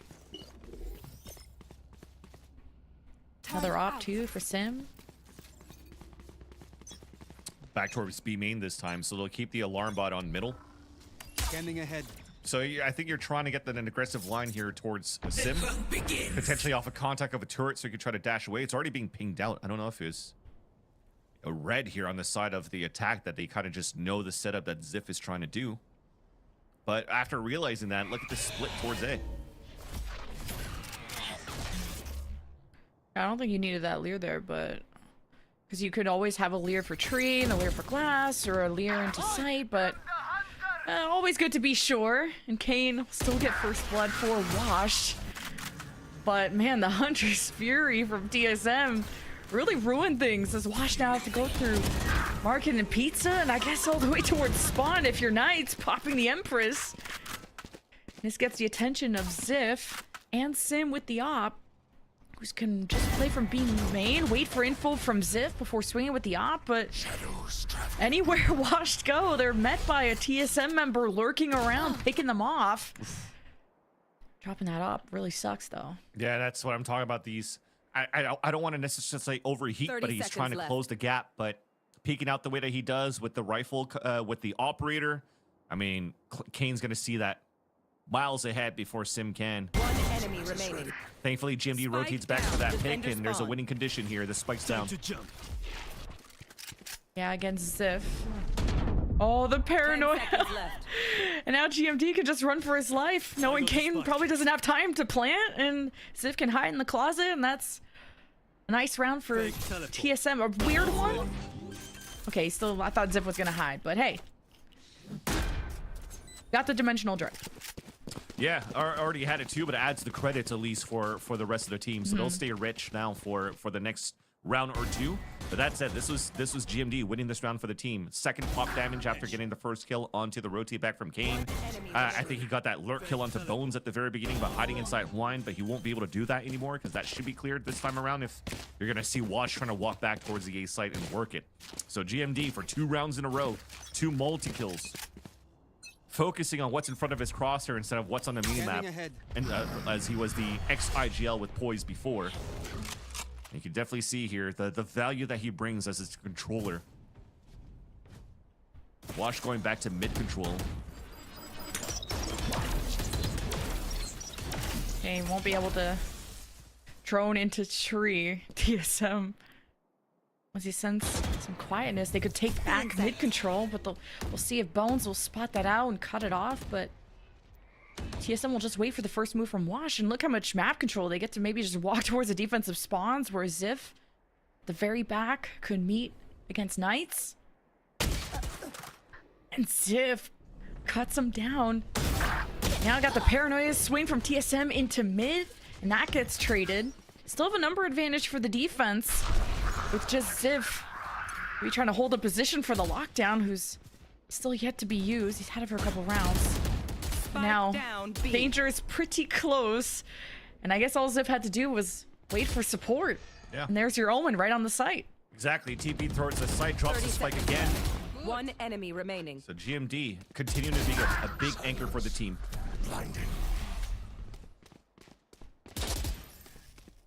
See what Bones can do in the 1v2. Not with the spike. Nothing but smokes and vibes, and 10 seconds left. And just walking out loud, turns his back at the wrong time, and TSM have tied things up 5-5. On a bit of a streak, too. And Wash has seemed to be finding a lot more successes with their fast tempo plays of just trying to brute force and trade back against TSM. And again, you have great aim coming out of players like Kane and Knight so far as his double duelist. But this is 2 times in a row now where, you know, you're trying to mid-round, trying to move for some sort of play to crunch back towards the spawn, but then you lose the spike in the process of like, oh, wait, we got 15 seconds of plant. We have to make so much noise, and we're giving all of that free information away here, which TSM capitalizes on. But that's also 3 rounds in a row that we get a multi-kill from GMD. Okay.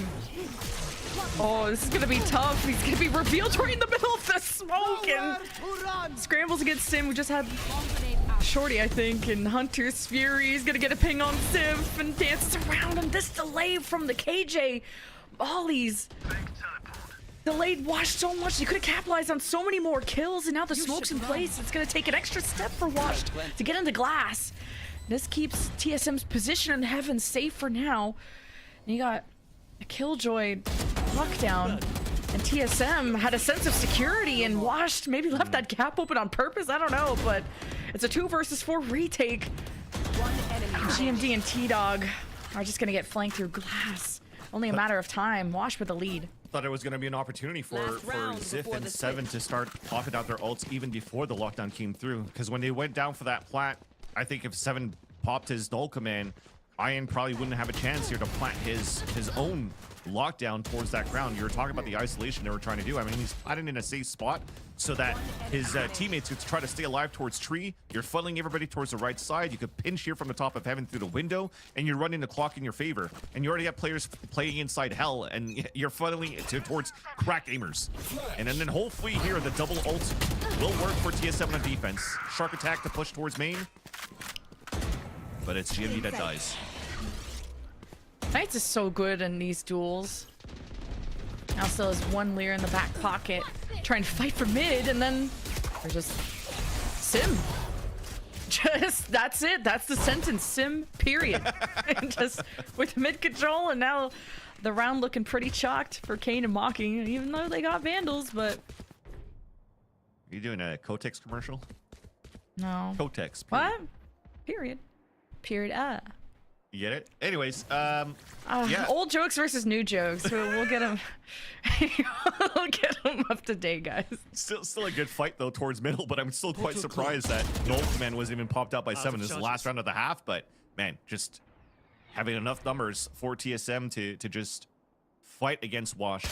They had enough of Wash's shenanigans on the mid control at the beginning. Oh, Kane. He's just still going for it with the flash and everything. Oh, man. 30 seconds left. Seven went around the corner. It was so close. What a good play out of Seven and get in that moment. We get a 6-6 half.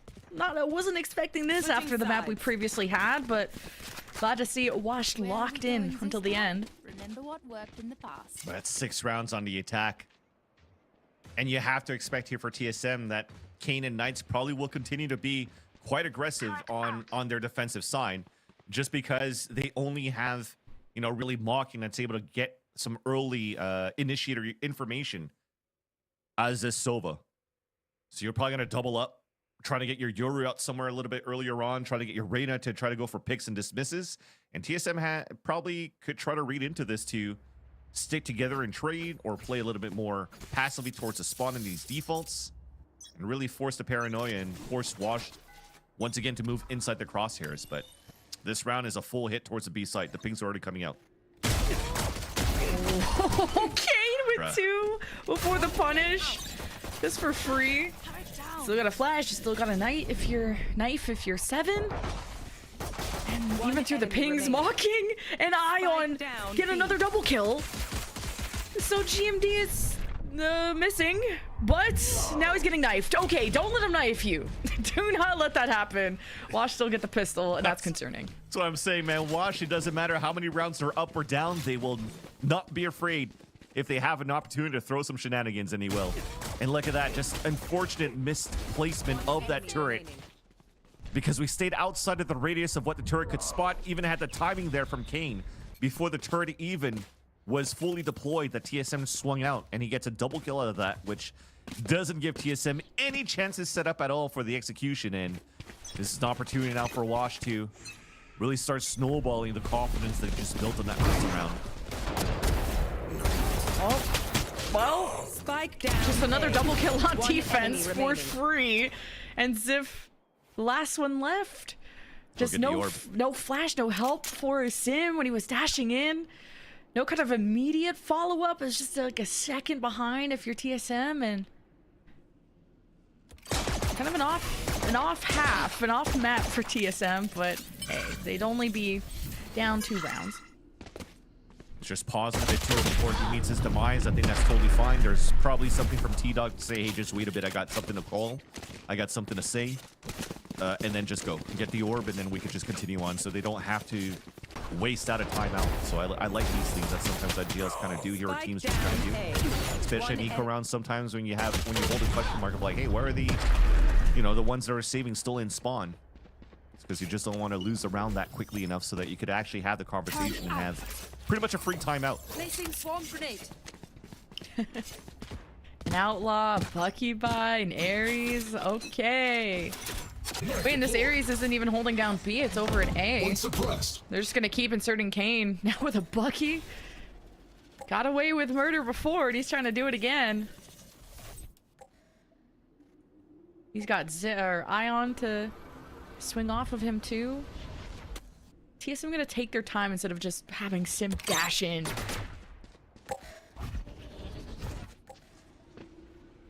Sim reacting off the contact of the turret, expecting this player to be close and checking the corner to be sure. Now the jig is up and Sim's kind of just going in solo. Got his KJ there, but coming at different angles. The rest of TSM were like selling a fake somewhere else, and well, this is a better round at it. TSM just threw frags. Now it's just Bones. It's a very nice round played by Sim and Ziff at the very beginning. I think there was a lineup of the Nano Swarm to go in front of B main so that you force Ion to pull his turret back. So as he pulls it back, King Zero is like, well, let me try to move forward. I have a get out of free jail card. He spots the turret, he TPs away, and off that timing, it allows now Sim to start moving up and to get into a corner before the second turret even comes back up from Ion's refresh. So then you have the swing that breaks it through. He thinks that the other player is too far back, and then Sim just swings out to get the pick onto Ion and open up the site here for TSM to take. And a nice little chess match between that 2v2. And that's what dictated the round here for the attack side to take another and close the gap by 1. And for Wash, the slow tempo, maybe it's something that they want to change this time around going into the next round here. And now that they have money to work with. And TSM are trusting that Sim doesn't need all this util support to go in, that Sim can just frag out. And One enemy remaining. how long is that gonna last? I'm excited though. Sim's definitely the GOAT. Out of a lot of duelists and challengers, this is the guy I would trust to do that. And TSM are at arm's reach, finally getting their first round in the half. They'll have to go up against an Odin on the B side, but the spike is leaning towards the right side of the map. There's already some contact off of just reacting to an orb touch there if you're washed, and his Bone's still with a paranoia, and he's sitting in wine. They don't, and TSM don't know this. They could be walking into a hail of bullets, but Bones is gonna manage to teleport out thanks to the smoke, so he could get out of wine. Didn't want to take that risk with already a member down. Yeah, I mean, it's just, once again, Wash trying to get some early lines with, you know, just counting on their aim. And now TSM can work the map. Nice shot by Ion, though. We got the dash out. Ion doesn't even care. The spike is still heading towards A, though. He just threw a knife in glass, and paranoia coming right through A main. Reinforcements on the way from Washed, and Bones will still get a trade. 2v2 with TSM planting.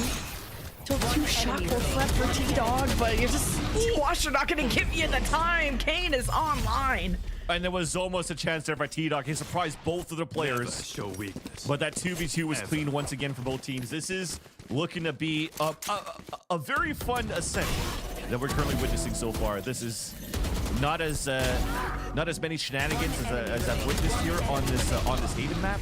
But there's been some good heroic plays coming out from both sides. And Wash has an opportunity, or has a chance now, to spread the lead here as he lead this game by 2. The economy has an op for Sim. He's gonna try to go for this pick on middle or catwalk. The smoke, I think he might be up on cat after a contact. A little bit of a misplay. We're trying to go for a pop flash pick, but it still works. He plotted his team in the first place when 7 threw the flash, but Sim doesn't care. He'll still pretend like nothing happened and still get that pick. Oh, I was gonna say, wait, Knights got spotted in that smoke and just gonna Lear behind him, and hey, drone for Lear, not bad. Washed are ready to jump out of this market to surprise TSM, expecting with that mid control that they would come creeping up like they usually do, and Sim is only delayed, and he's got now sights up with the op, and as the rest of TSM flooded in, they got kind of cut off, but with the Ion to get some kills going, and he just gets Goomba stomped by the whole squad of TSM. That's what I love. Wallbang too. I mean, One TSM's enemy back to remaining. play as a team. Good paranoia from Bones, but just a better reaction out of TSM, and this lead is not escaping anyone. I think the biggest lead we've had is, what, 5-2 for Wash at the beginning? It's quickly closing. Yeah, and it's definitely, again, different than what we've witnessed on Haven. Haven just one-sided for TSM after, like, a timeout or something that happened. When he salvaged the rounds that they had on the defensive side and took the attack, it was pretty much GG at that point. But you have now Wash with 3 ults available. Knowing this team, wouldn't be surprised if they use it, especially after a Bucky with a dimensional drift. Trying to get some info here. Oh, well, Kane's gonna have to do it with no help. So that plan is foiled for Washed, and this could be a quick one. Droning in, you have Knight sitting in tree, smoked off though, and just hoping to get good timing as TSM run in, and well, just tried to meet Sim halfway. How is Sim still full health after those 3 engages? Oh my god, the overheat. Z, way to go. Way to go, Vance. You just had to say something. Did mean, TSM he is even get gonna the op overheat, back? right? That'd be So- nice. They should be fine. They should be planted. Oh, fine. Walking, go get the op. Oh, wait, did the op not get dropped on the high ground? I thought it did. Yeah, no. At least TSM will Oh. pick it up.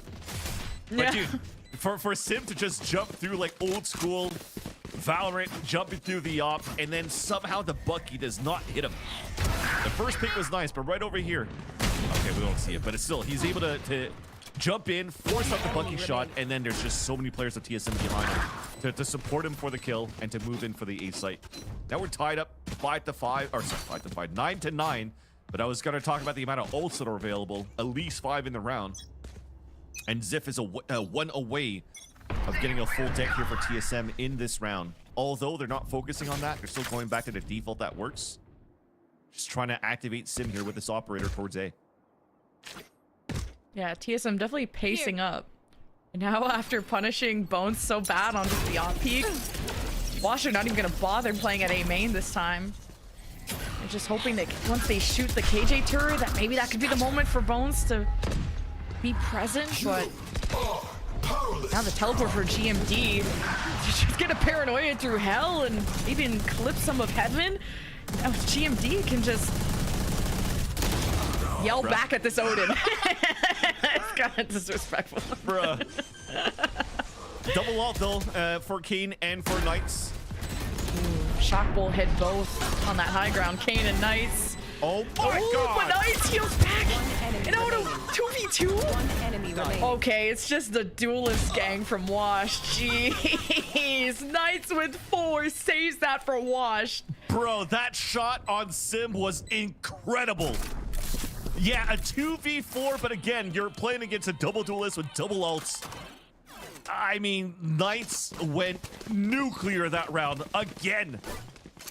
To allow Knights to get this, you have to watch this replay. Yes, there's a little bit of spaghetti there. That was funny as hell. But man, these picks. Boom. Yeah, to get that heal was huge because Knights have just taken damage too from like a shock bolt or something. And I thought that started off really well for TSM and like where they inserted GMD on the teleport and they had the smokes in place. Like all the ducks were in a row. Just too many flashes on a 2v4 there for Washed. I mean, it was a decoy. Lear's coming through. I don't know if Kane's had another flash on top of that. Man, TSM was fully blind throughout the whole time. But they could still fight here, Lemon Kiwi. They won, a lot of rounds in the past, so Nob's still good. Fighting against Kane. Oh, the timing on that. Oh, just clipping the barrel like that. Yeah, I think Sim's weapon also blocked his own POV. He probably had on a right-hand model, and as he tried to outscope, that's when actually King Zira peeked through, and it was actually he wasn't able to see him. Sorry, because of the barrel of the op. That's just unlucky timing. Got the op back though through TSM, so Yay. yay. You don't have Sim. That's kind of charged. You got a Hunter's Fury, got a lockdown. They could just buy the site with just pressing the lockdown button. And now you know they're down below too. Not even in heaven, but Washed are just playing close with the judge. So One enemy TSM remaining. not even gonna, I guess, waste any investment here. T-Dog's in a this one and done spot. So Wash get up to 11, and we could very much see a map 3.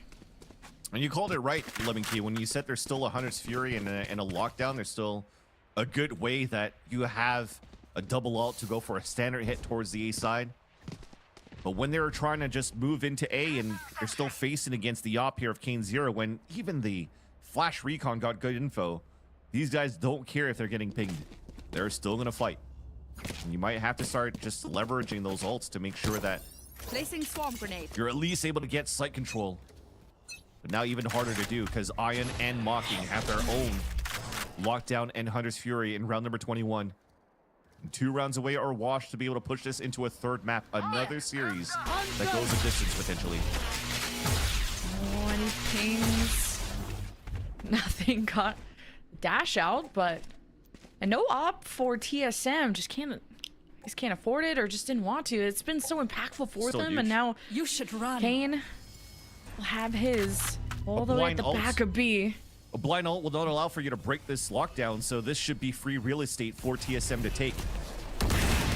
If the op doesn't just slice them down, and well, Sim manages to jump above all the competition and slip by their defenses. Hunter's Fury, oh, huge from T-Dog, knowing exactly where the retake is coming from, where Wash were hiding out during the lockdown. And now you gotta re-clear, you gotta drone back in TSM, an early paranoia. And Sim tried to follow through, but then they lost eyes on Market. So Kane's gonna dimensional drift and call out where everybody is. Hoping to work with Walking. TSM again, another good start to the round, but maybe a better ending out of Washed. Even despite the lockdown, you thought TSM had it in the bag, and it's Washed. Match point. Good picks at the very beginning here for TSM to get in. But Kane's dimensional drift just got way too much info here. Free kill for Mocking to take towards that B main. It was just, again, like Sim had a nice entry at the very beginning, but then was kind of like out in the open after he got that push into the market. Stayed out, the recon dart trying to clear it out, then the Owl Drone just kind of like stopped it like a deer in the headlights. And he left himself exposed to Kane, which then makes TSM lose the whole control towards Switch and Logs, while everybody was still playing so far back here towards the back of the B side and B main. So that's just unfortunate towards the end. Great util for Wash. Now Wash is so far away good at- for these ults for TSM. Wash are good at getting damage in the early round, mostly on the B side. A main, that's been going more TSM's way, and maybe they're sensing that too. Already heading that direction, going through all the one-way smokes from Bones and getting a pick onto Kane and Elbow. Things are boding well for TSM, but if you're a TSM fan, you know you gotta just wait until they actually win. And Sim continues. Now he's gonna pull rotates towards B, and he's got Knights' attention, and Disappoint me. the ball is not rolling for TSM despite, you know, the first couple of picks going their way. I thought they'd be all plated up at A by now. Off's over. Spike down. Joseph has A. a chance, so 1v1, but you're playing against Knights here. At least he has so much utility for the hold. The door closes, it's being broken. Now he knows that his opponent is close to door. You swing off as soon as the turret shoots. It's No, watching heaven. don't trust the turret, I guess. Yeah, it's watching heaven, so. Good shot by Oh, Zep it's looking towards the other end. way. Ah. I mean, it's still pretty good, right? The doors, if it gets broken up, you know he's coming from main or from tree. The turret's watching heaven. He has everything in his potential in his arsenal to be able to fight that 1v1. And Zip, just similar to what we saw previously, is the man of the hour that's able to keep TSM alive here in these clutch scenarios. Off's over. Also, essentially a 1v3 pretty much at that point for him to win. Although the 2 kills that he got were just instant trades. There's duels everywhere. There's duels at P main, there's duels in mid, scuffles in tree. Like, it's kind of TSM conforming to the chaotic style of Washed. And after getting sussed out there, TSM gonna back out of A, only for a Placing second. swarm grenade. And Bones has a one-way there, and he sees nothing. So he's getting comfortable. Now you definitely heard something. He gets ready for paranoia. Shadows traveling. Meanwhile, B site's the same thing. They're still throwing this nanostorm towards B main, forcing a turret out. There's no pushes this time around though from anybody on B main, so TSM's not looking to regain that space on B. This might still finish towards a split towards the A site, especially if you're trying to recon to get Sim across here and getting more control up towards M1 and M2. Yeah, it's like TSM left mid open on purpose so they could just see if Wash would go for a cheeky flank after they got nothing off the mocking drone. Now with this mid control. Shot dart missed too, so he's gonna have to shoot it to break it so they know the jet's there now. 30 seconds left. Oh, just the early lockdown on B, just being that paranoid about it, and TSM are happy with that. Gonna just be aggressive over at A, and Wash are gonna stand there and try and prevent this from happening, and Wash are just 1 kill away, 13 to 10. We will be deciding this on Sunset. Who is going to our final, or a qualifier, or an invitee? This is a crazy day. Yeah, that is quite insane. It would be even more insane if the grand finals is actually 2 invitee or 2 qualifiers. Or actually, sorry, 2 qualifiers because 100 Thieves are already out. That's what I meant. So there's a chance here. I mean, these guys are cracked for Wash. It's not over in this series. Yeah, you would have not expected that after a 13 to 4 on Haven. Whew, that got ugly. But we're gonna end it with one final map. We gotta throw it to a break. We'll see you after this.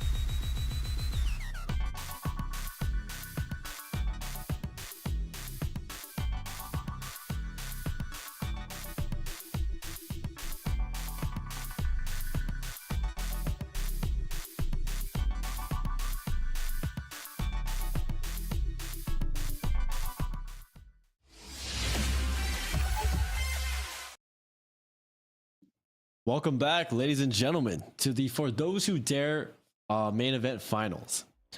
Presented by ASUS ROG, powered by Intel Gaming, and hosted by Sword Gaming. Joining me on the desk is Van Silly and Lemon Kiwi, and we just watched an incredible game of Ascent between TSM and Washed. But before we get into that, I just want to remind you guys about the amazing giveaway we have from our presenting partner at ASUS ROG. They're giving away a ROG Strix Z890-A motherboard with an ATX form factor, bringing a significant number of PCI slots, expansion slots, and peripheral ports, PCI-E Gen 5 support, and Wi-Fi 7 capability, and much more. If you guys would like to enter, type the keyword RAZE in the chat of the Twitch chat at twitch.tv/SOAR.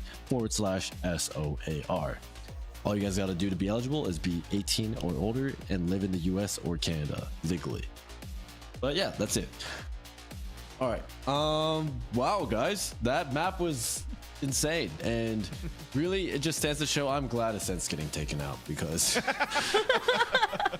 man. Well, I mean, at the same time, it wasn't like the same quote unquote compositions or whatnot. We saw some just nice little TDMs here and there. I gotta highlight how good both Kane and Knights looked in this double duelist role, but Knights more specifically. I'm just questioning why he hasn't been playing Reyna the whole time.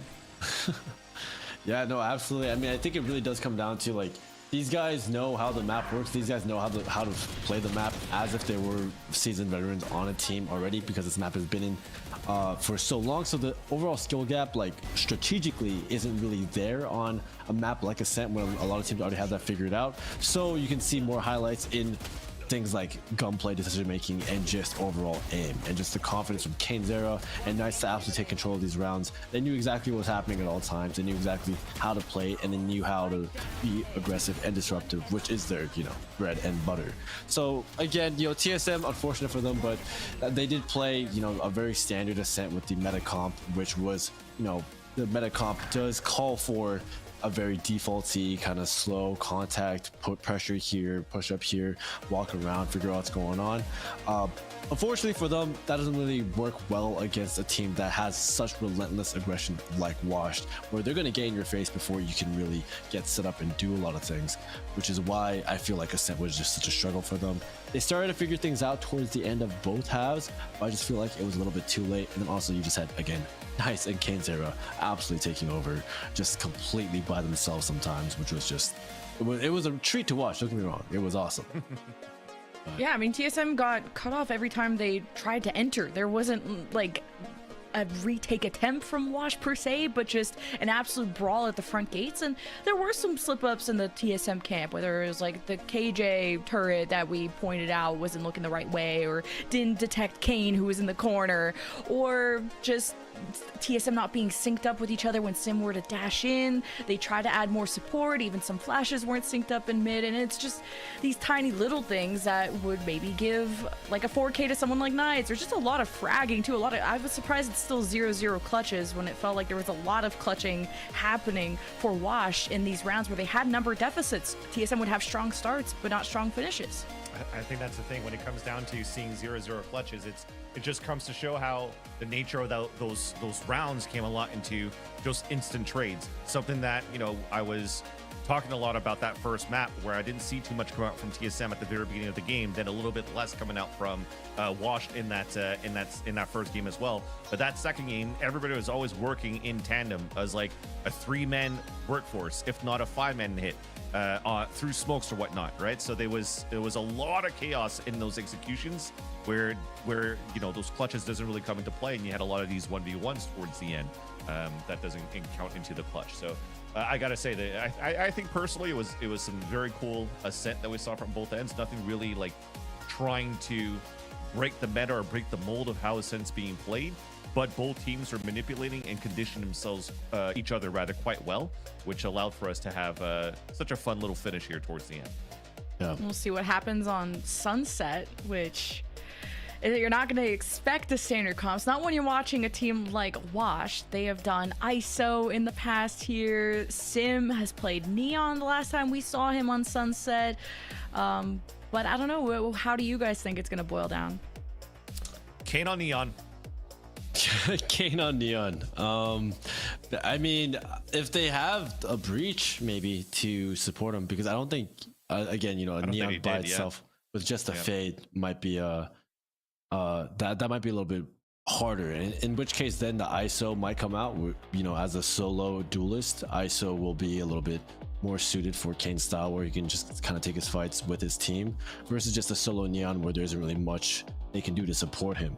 But again, I think overall, I think Sunset will be a much different map than Ascent, because based off of TSM's comp, they will have more utility to be able to kind of limit their play space again, kind of deny these super aggressive lurks that come out from the side of Washed. And if they can do that and kind of limit the ability for Washed to find those more 50-50 aim duels, because as we've seen before, Washed will usually win those 50-50 aim duels, so maybe they're more like 70-30. So it really is about just whether or not they have the util to stop that and put good, you know, kind of boundaries on Washed and stop them from being able to just play wherever they want to play. I think that's something that you mentioned during the open qualifiers too, where I think we're watching a team like Wash play against Rose or going through the qualifiers. It's like, yeah, they're playing solo Neon, and Kane was just activated every single time because he didn't need that extra util. But you've also mentioned here, Ethos, that if there was actually a team that's, you know, more organized or that's been playing with each other for a longer time, or a strong core that plays into like a stronger tier 2 league or tier 1 league, that they should be able to counter a solo Neon. But again, I think it's another one of those moments where, yes, maybe you have utility to stall a Neon, but these kids over on the side of Wash just have such good aim. No, absolutely. They are not gonna. Last time we saw Wash, they don't incorporate the breach. They like that fade, the omen. Those are their tools to get into the site. And do you think that lack of breach is gonna hurt them, Ethos? Because we just saw kind of how the lack of flashes on Haven really hurt Wash's attempts on offense. I think that if they choose to run the ISO over the Neon for Wash this time, I think that the lack of a breach really won't matter. I think it will be rougher if they do choose to run Neon without a breach, because again, he doesn't really have the proper setup to get in. And if TSM are able to respond correctly and in time to counter util the Neon when he comes out, there's no one there to help him. And overall, I don't care how good Kane is. If you're being stunned and paranoid, you don't really have a chance to shoot back. So I do think that if they run ISO and they keep the Omen fade, that's totally fine. And I think that they can definitely work the map with the aggressive lurks up in mid, up through market. Those things definitely always work very well against teams, especially structured teams. But it really will come down to whether or not TSM will be able to play their own game, because it seemed like on Ascent they weren't even able to get into the positions to do so without Knights or Kane just, you know, having a say before that happens. Cool, we get to see a different look from Mocking 2s. Usually just running a lot of fade, a lot of Sova, but he's on the Gecko. Oh. Any thoughts, Ethos, before we let you go? Well, it looks like they put Bones on the breach, so now it looks like we're gonna actually see Kane's era fully unleashed, fully supported, and it looks like they aren't, you know, they're not messing around. Like, I know Wash, they like to troll around a lot, but I can tell that they're trying actually really hard. They're doing things that make a lot of sense. Mocking's calling very well, I'm assuming, and I'm pretty sure that we're gonna be able to see Kane's era at the absolute peak of his performance, and I want to see what that looks like versus another tier 2 team. Well, we got that ready for you right now. Thanks, Ethos. We'll see you after the match. And yeah, we're going to decide if we're going to get any invitees at all in our grand final fans, or if we're going to get a qualifier winner versus qualifier winner. And that's the thing, and looking back at what Ethos and you're spotted out here, Bones playing this breach, I think it was just looking back at the open qualifiers and having shot up as a sub in the past week. He's been playing a lot of radar or just a lot of smoke, so they're just going double controller no matter what. But with Bones moving in and switching out from a main duelist role back into an initiator to support, I think this looks to be a Wash that actually wants to clean up the act a little bit more and activate here on their defensive side to start. Look at this double push that they have. They can flip the map to take control towards B main. Knights is Zord on the flank. A lot of good map control for TSM, just surrounding and out conquering these defenders left on the site. And I like that Mocking tried to hit the corner and just hope to get a trade, but now it's all up to Knights and friends of Wash to keep this spike out of TSM's hands.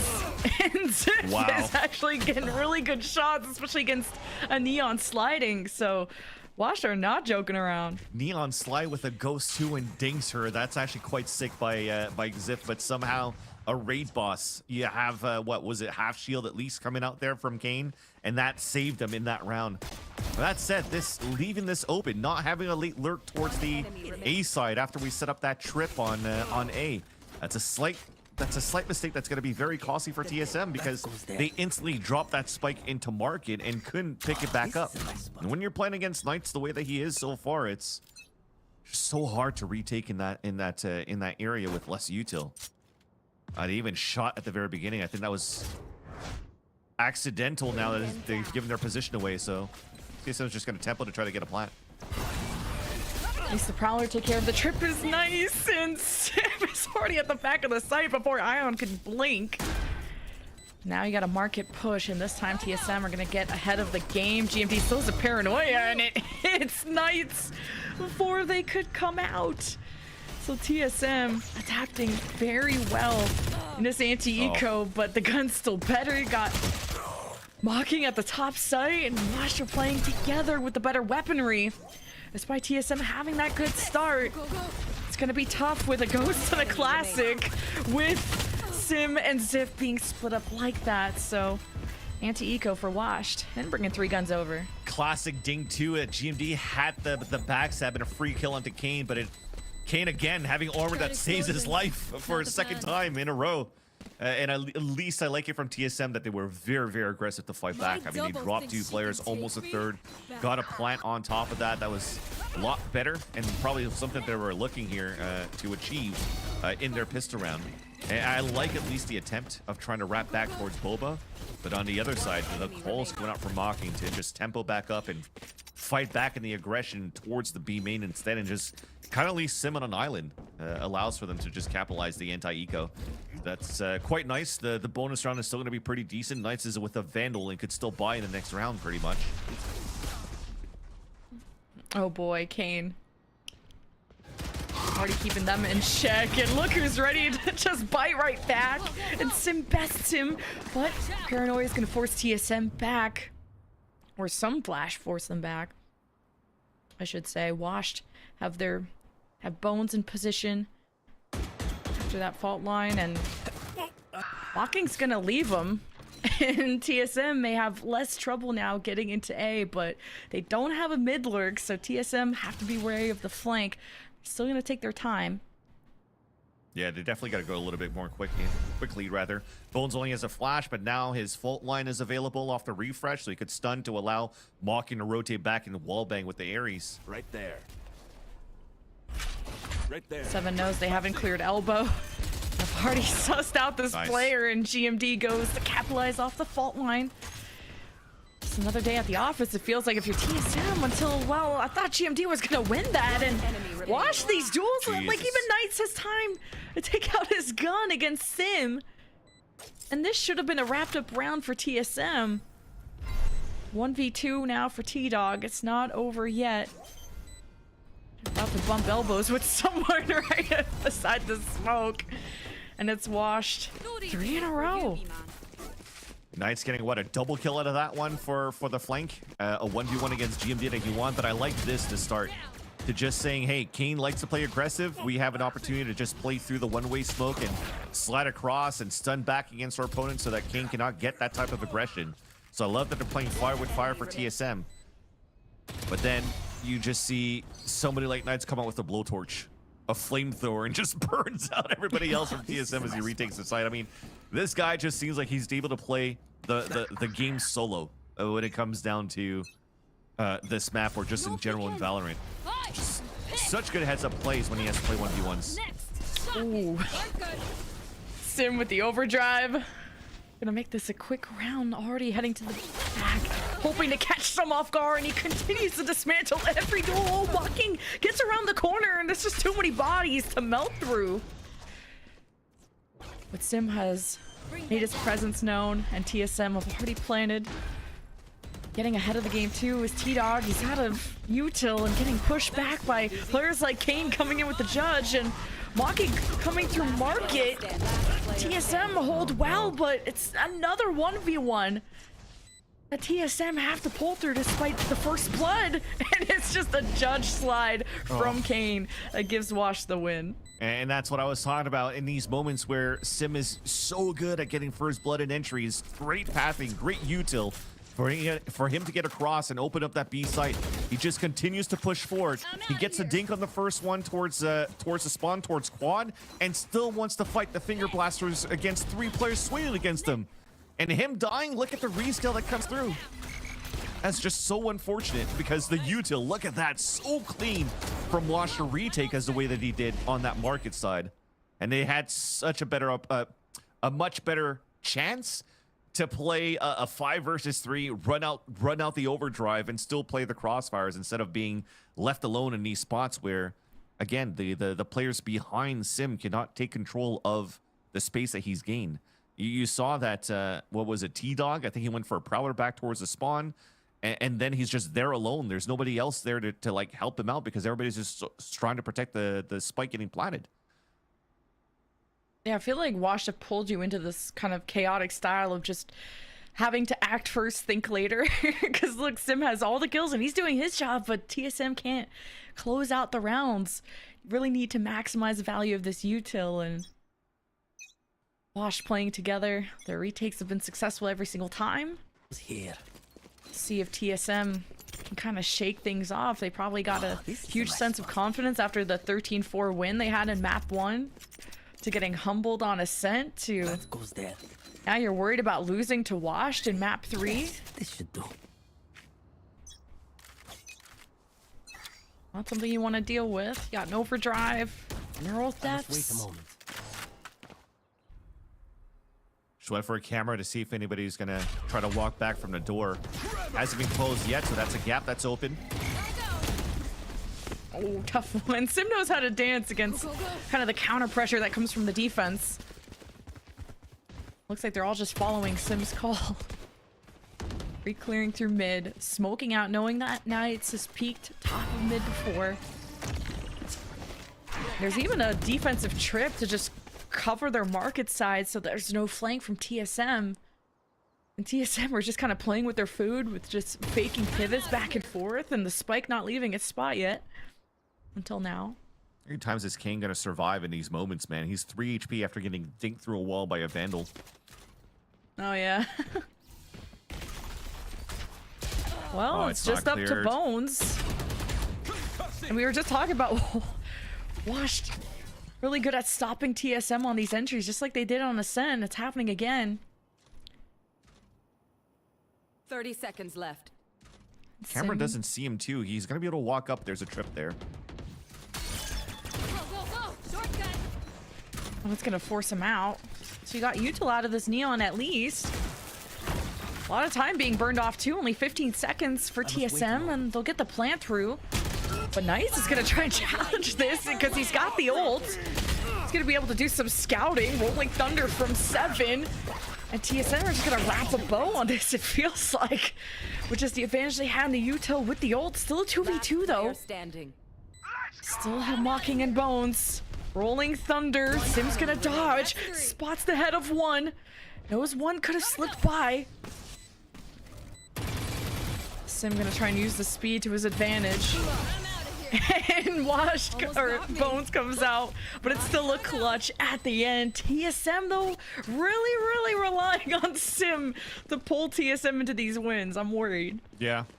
And if anything, Wash is just good at staying activated around the map too. Just the first mistake was not clearing towards the tuck corner where Bones was at with the fault line, or as a breach. Gets a free kill onto T-Dog. But if not, like them being able to, for TSM to take control of market and for Ions to set up a trip towards the staircase, they always anticipated some sort of Boba crunch from TSM with the comp that they run, because they like to do that in challengers. And then once he sees nothing, he replaces the trips into better spots too to hold the main site. Damn, TSM really thought they were gonna only have Bones watch that left side, and they thought they could just overwhelm him, but there's a lot more trouble at A than TSM expected. They'll have a Nightfall if T-Dog even lives. 6 HP, he just needs one to pull the ult, but now the swing from Wash gets traded. Nightfall. The last second. And Washed leave the site, giving TSM some security to get a plant down. Bones doesn't have his aftershock for this for the retake either. So he can't deny the plant and run it down here so that Iron could come up and meet up with him ASAP. So Bones feels like he needs to make a play because he's only got this Spectre. Oh my god. Unfortunate timing, but still a trade for T-Dog. That's all TSM have to do is get trades. The numbers that they have, but now it'll just be a save from Ion. And TSM post timeout haven't lost, so there's some cope for you.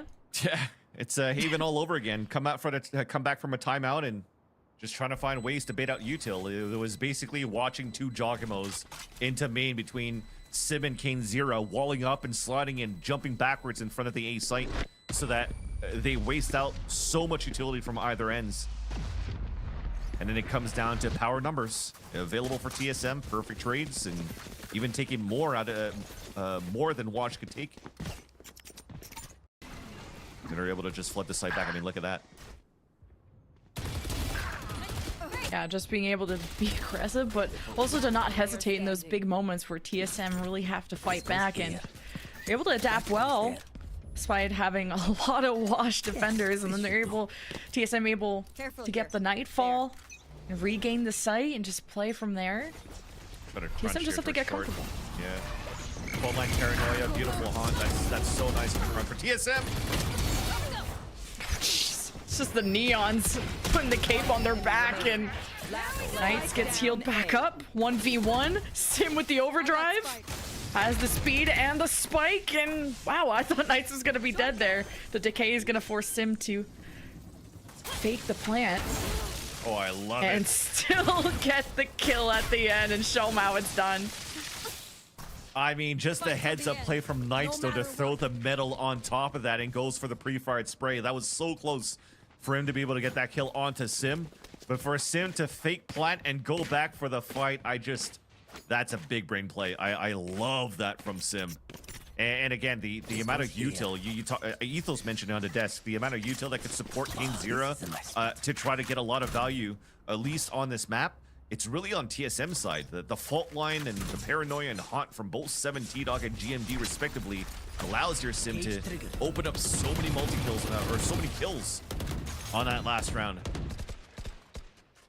TSM just gonna pull util at A and just give it up and break down the doors, see who's gonna make contact from market, play off of any contact. But now that smoke is dissipated top and mid, it's a lot more to worry about, so you have to adjust looking through main. It's Knights that's gonna peek and spot a couple.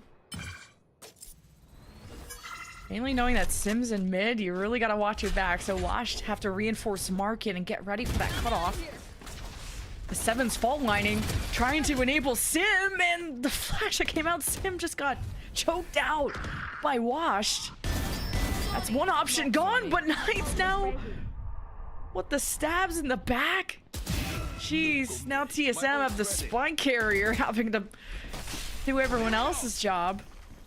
This round is looking pretty cooked, and to even want to invest the Rolling Thunder 2v4 if you're 7, not if you just have no map control and no idea where the next threat is coming from, and 7 gets stunned up by the Neon, and Wash pull through. Yeah, Ziv dying was huge there for Kane Zero to allow to start that flank from the back. But it was just one of those moments where you're like, oh, well, why is Ziv getting shot in the back? Because Ziv was watching top mid in case the push was coming down. A ping came at the very beginning, understanding and hearing the rotate coming out from shops towards the right side mid. So they thought they were going to get crunch at some point. But then because T-Dog was so hugged and tucked into the wall, it allowed you just Ion to walk down and get that pick, and just unfortunate there, TSM could get no control of market at that spot. So they go back into the tried and true, try to stick together, try to activate Sim, who has a Bucky slide. Oh, gets trade. That's worth, but that's good time being bought for Wash, and mainly Bones to get in position to flash or even try to get around TSM, and the Prowler will force that breach back, and all the action takes place in elbow, and Kane gets 3 this round. Bones caught the arm of that fade, and C's gonna reveal him, and TSM bring down the numbers, 2v2. But T-Dog still is a sheriff with player rifles on the site. And now he may not able to approach that. Now Nice is behind. 1v1. We've seen a ton of these kind of 1v1 showdowns in this matchup. GMD grabs Spike and Knights closes it out. 6-3 now for Washed. Yeah, he probably thought that Knights was going to rotate back from short or something, or was still deep inside elbow before he cancels a TP and hoping that he gets the lineup there against Knights. But Knights continuing to be such a nuisance on these flanks. I mean, I mentioned Knights as a duelist, but pretty much at this point. But both Knights and Kane have been doing incredible jobs on the backstabs on TSM so far. Yeah. I gotta say here, TSM are not looking the fittest right now in terms of their attack side, especially in the mid-rounding or the end of these rounds. But Sim's doing an incredible job on these openers. Nice just out in the open. He's completely surrounded and would at least like a first blood. Nightfall though ensues for TSM. Just able to race through market, deal with the trips. Dude. And then smoke out the back. Bones is just gonna trying to see what he can get. Swinging solo, maybe catch the spike carrier, and there's the thrash. There's so much chaos that Wash is putting out with it. A lot of ults too. The overdrive, rolling thunder, thrash, you name it, it's out on the field. And we're left in a 2v2 with Wingman. Let me go check what's up. GMD. His presence in this corner will be known. And Thrash for the detain. GMD is really trusting 7 here. Oh my god. Those bullets just sailed past his head. The fuse doesn't even get halfway. Holy cow, what a clutch by 7 too. GMD just did his best Som cosplay by just staying outside of the smoke. He hears the footsteps. He's calling out. He's in the smoke. Just pray him. Do anything to try to save me. And 7 thankfully is moving there to get that pick. But for them to salvage that round, I mean, that was nice by TSM. But holy hell, how many times are they going to get backstabbed by somebody that finds a great timing behind them? There should be much cleaner rounds coming out from TSM when they're going for the scaling, but Washed are so good to get these backstabs. These TSM are not letting Wash get on any kind of streak, and they hurt their economy severely. You got Sheriffs, Bucky, a Hero Vandal for Knights. Knights just needs to continue holding down mid, because TSM try to get into B. Wash regaining control of market through mid was a huge part of their retake success. Drop in a smoke. Knights will already sense that TSM's lurk's been activated mid, so keep your eyes peeled, because you could be faked out on either side. TSM, though, just heading right into B with a camera to the left corner. And trips that you have to worry about if you want Sim to really let loose. Yeah, it's getting pinged out too because of these continuous one-way smokes that's being thrown by the Clove by Knights, so they're expecting somebody's there. So waiting for T-Dog to rotate around so they can haunt and confirm that the front side is cleared. There's no shenanigans coming through, and now they get to fight head to head, sorry, against Knights. Yeah, just Sim came through mid, got shot in the back by Bones, and Bones will pick up the Vandal because of that. And this Bucky at close range, Kane getting 2 kills on a half by round, mostly a save. It's huge for Washed, and now you get an intel thrifty out of that round. What is going on? I don't know. The haunt was actually pretty good too, like I said, to clear out the site, but fast rotates coming across. I mean, they at some point when they were about to hit that and the haunt already came through, I think Kane already rotated across to try to help out with Knights. Counter cages across too from Ion to not allow TSM to get full control in the back of the B site, so this goes here. Just harder for TSM to hold out their ground towards B, and they're realizing that they don't have the best success, sorry, towards this B site hit. So all eggs in the basket for a 4-player hit towards A to start. Unless T-Dog could find something here. No, he's gonna meet up with the rest of the team. I'm out of here. Okay, Kane. Steady. 2 of his initiators. Kane just manages to swing without it, and a huge flash, and Wash are capitalizing on it, and they take down the Prowler, but T-Dog still gets a trade, so still pretty much worst case scenario for TSM. 8-4 half for Washed. This is where we're gonna get to see Washed on the attack. Something here that Ethos is mentioning, an opportunity now for Kane Zero to be unleashed at his full potential now that he has Wounds' support. That last half, I don't think I was able to see too much of it, to be honest. It's just TSM doesn't look as coordinated on a map like Sunset, where so many times in Challengers, I think they took a lot of teams to the limit in the final moments of this map. Yes, this will do. To decide the fate here of the results. Yeah, how wrong was everybody Yeah, dude. for so thinking far, this was going to be a 2-0, right? Like after map 1. How wrong was everybody to think it was going to be TSM versus 100 Thieves in the grand finals? That too. It's crazy. Not over yet. Pistols. It's been pretty even between these two teams, except Wash took the pistol here, and it's a good start from T-Dog, just peeking mid. Haunt sees no one else.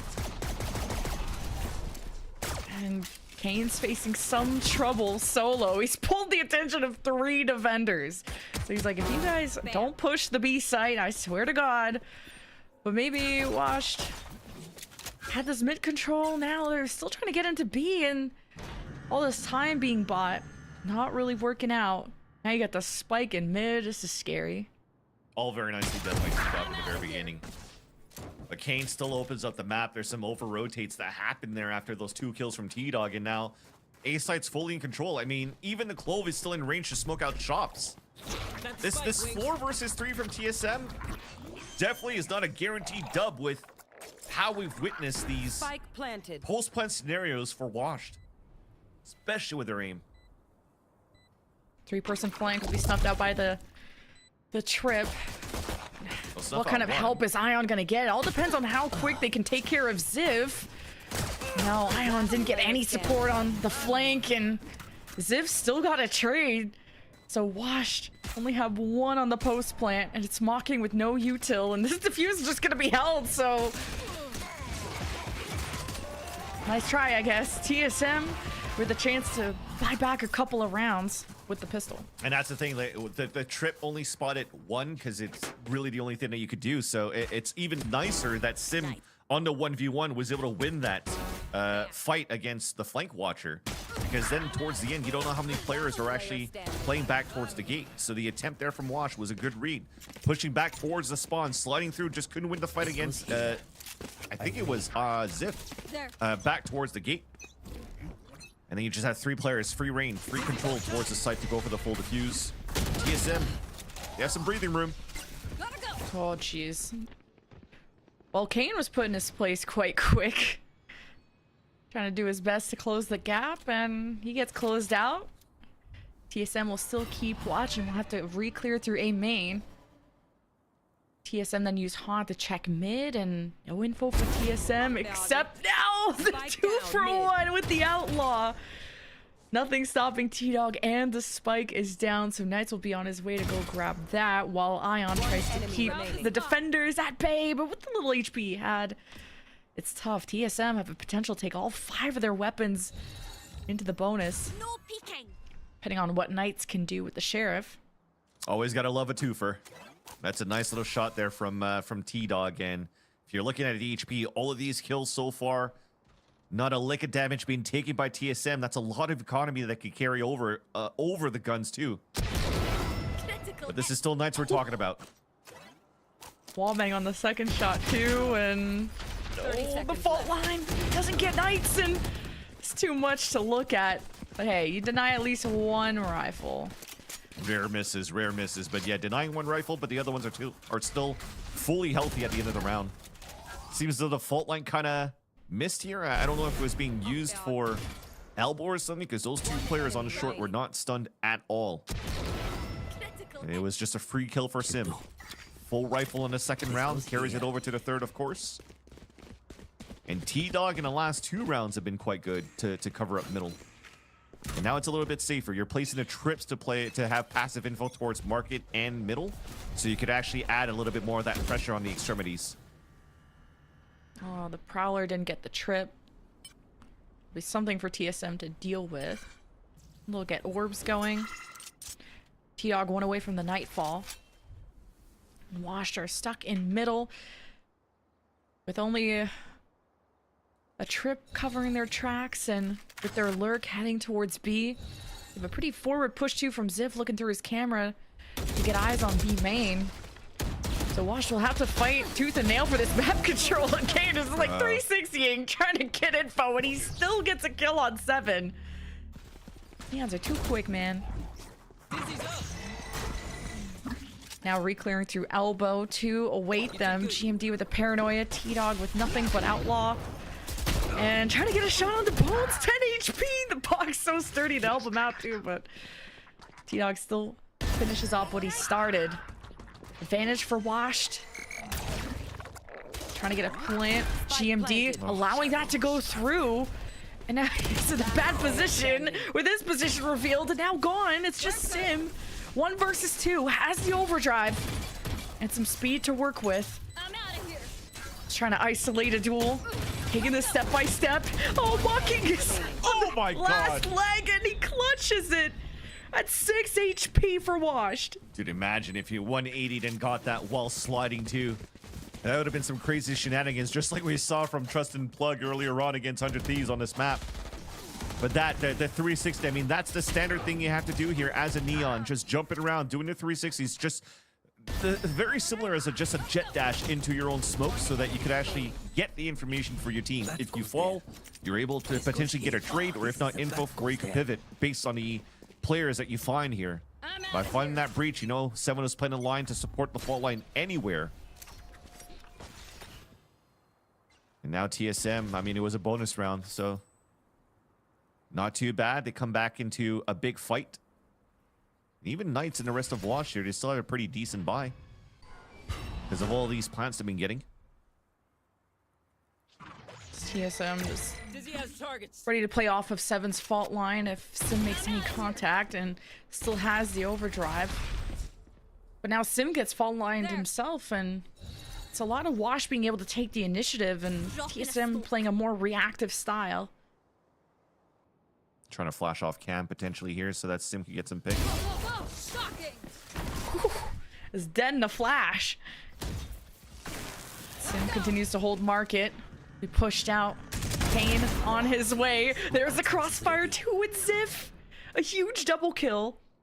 TSM slowing things down, and that reactive style has paid off at least in this round. And hoping to catch up to Washed as Ion and Mocking will save their weapons. This is the first time actually I see a rare miss from Washed where they actually don't really clear corners when they're scaling up. They were so focused on trying to take Sim down that they just left pretty much Ziv for those free 2 kills. I was going to mention the camera to spot, right? I think he was already ADSing to look back towards tiles, but with the walk up to just around the door, it was a free kill. So you didn't really need the flash camera for the peek towards the end on the crunch. Very nice. Ion and Mocking. Oh, they really want to keep these weapons because look where their economy is. Like, they just wouldn't be able to buy. So they hold their own. Hey, 2 away from Neural Theft 2. You got Thrash. Everything's cool. Everything's cool. Is the TSM comeback real? I believe it. You guys in the chat, let us know. I believe it. Yeah, let us know in chat. Let us know in chat, twitch.tv/SOAR. Spam your raises at the same time. Big shout out to ASUS ROG and to Intel, our main sponsors for this event, for those who they are presented by SOAR. Second edition, continuing to be a banger. So we have some great matches to provide for you all. I got the spike. Well, that said, you talked about the weapons that were definitely needed. You get to buy a third one into it. That's Bones buying all the way down to 0 on top of that to try to leverage this because you still have a Thrash to work with. Monster on the loose. Oof. Well, Knights only had a Sheriff, so good bait. Thrash being used to clear sight. Nightfall from the defense to crunch into mid and Washed escape into the market. And it's only a trade now. Prowler clears the market, so TSM get info, but just now getting kills as Washed are extending out of the top of the site. And it's a 2v3 with Washed on the post plant with a flash remaining, but TSM have already come through market. Wash have to wrap around this pillar and work together. Bones is waiting out the decay. Back to full health. TSM making noise, gets Bones' attention, but he can't do much against that. And it's TSM closing the gap and really ruining Wash's economy. Very nice from TSM to just play more passively towards Boba as well. Felt like they knew Wash was going to try to push through Boba and try to fight back against them, and Sim just gets a nice little opener on the person trying to swing back. TSM closing that gap now by 1. The 3 rifles that you bought into this one, I mean, nice. You said he only did Sheriff, but you see what Knights could do with that Sheriff so far, but loses that 1v1. Sim, I don't know where he's at right now on the scoreboard, but remember when we were talking about the Rays play that he had so many entries, so many first bloods, it was on this very map. Now he's doing the same thing here as a Neon, yet somehow TSM are still behind by 1. You can grow this lead with how good their economy is. But Washed have thrifted them, what, twice in this series? So let's not count them out yet. Guardian 2 for Knights if he goes for a long-range duel into B main. Depends. Oh, T-Dog was looking towards the site instead of behind him through mid. There's no eyes in mid for TSM. And now Wash are hoping to maybe even wrap around the back of the site, so Ziv could be in trouble. I mean, he already is. He's 25 HP. Neural Theft will help. Ziv had to go for that to give TSM a chance, which is funny to say considering they had a way better buy. And Knights is able to upgrade to a Vandal. And Knights putting that to work. And has the ult too. This is such a big raid boss. Uh-oh. Aftershock is gonna force him into a duel. There's the ult. And She is playing through main, so at least the ult gives you info of where the rest of TSM are, but it's only so much Bones can do with the Sheriff not able to. Oh, there's a gun there, but he doesn't have time to do it. Wait, he gets that shot, and the defuse still goes through for TSM to tie us up 9-9. Holy cow. And Sim has some words to say. He's like, I am not going down without a fight.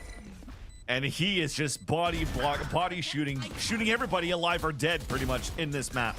But nice little push by GMD to cover up towards that B main, allowing that double backstab because it was looking very good for Wash to be able to win a thrifting, especially again, Knights, Vandal, ult. Not dead yet there from the Clove. Allows them to get second life and really run that clock down. TSM on an eco, we haven't really seen them push aggressively like a Neon Breach would kind of do. Because so far, Wash has been we're moving very quickly into a line of sight that gets picked off here from Kane Zero's dashes. And if not, just walk contacting right into some good reads here by TSM. We're going to try to walk contact again, but there's still 2 players here. At least Seven's gonna have support from Sim. Overdrive available too.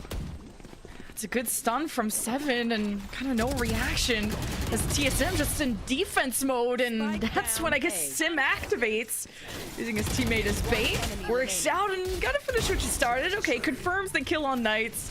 And that's a very quick TSM round to steal back the lead after an 8-4 half for Washed the gun this map. And just a small mistiming there from Kane, sorry. He went for the dash as Bones went out with the fault line, but actually went for the slide and what shows himself to, I think that was 7, just before the fault line hit 7. So 7 gets a free kill. Everybody's focused to try to trade off against 7. Sim gets an easy 2K towards the end.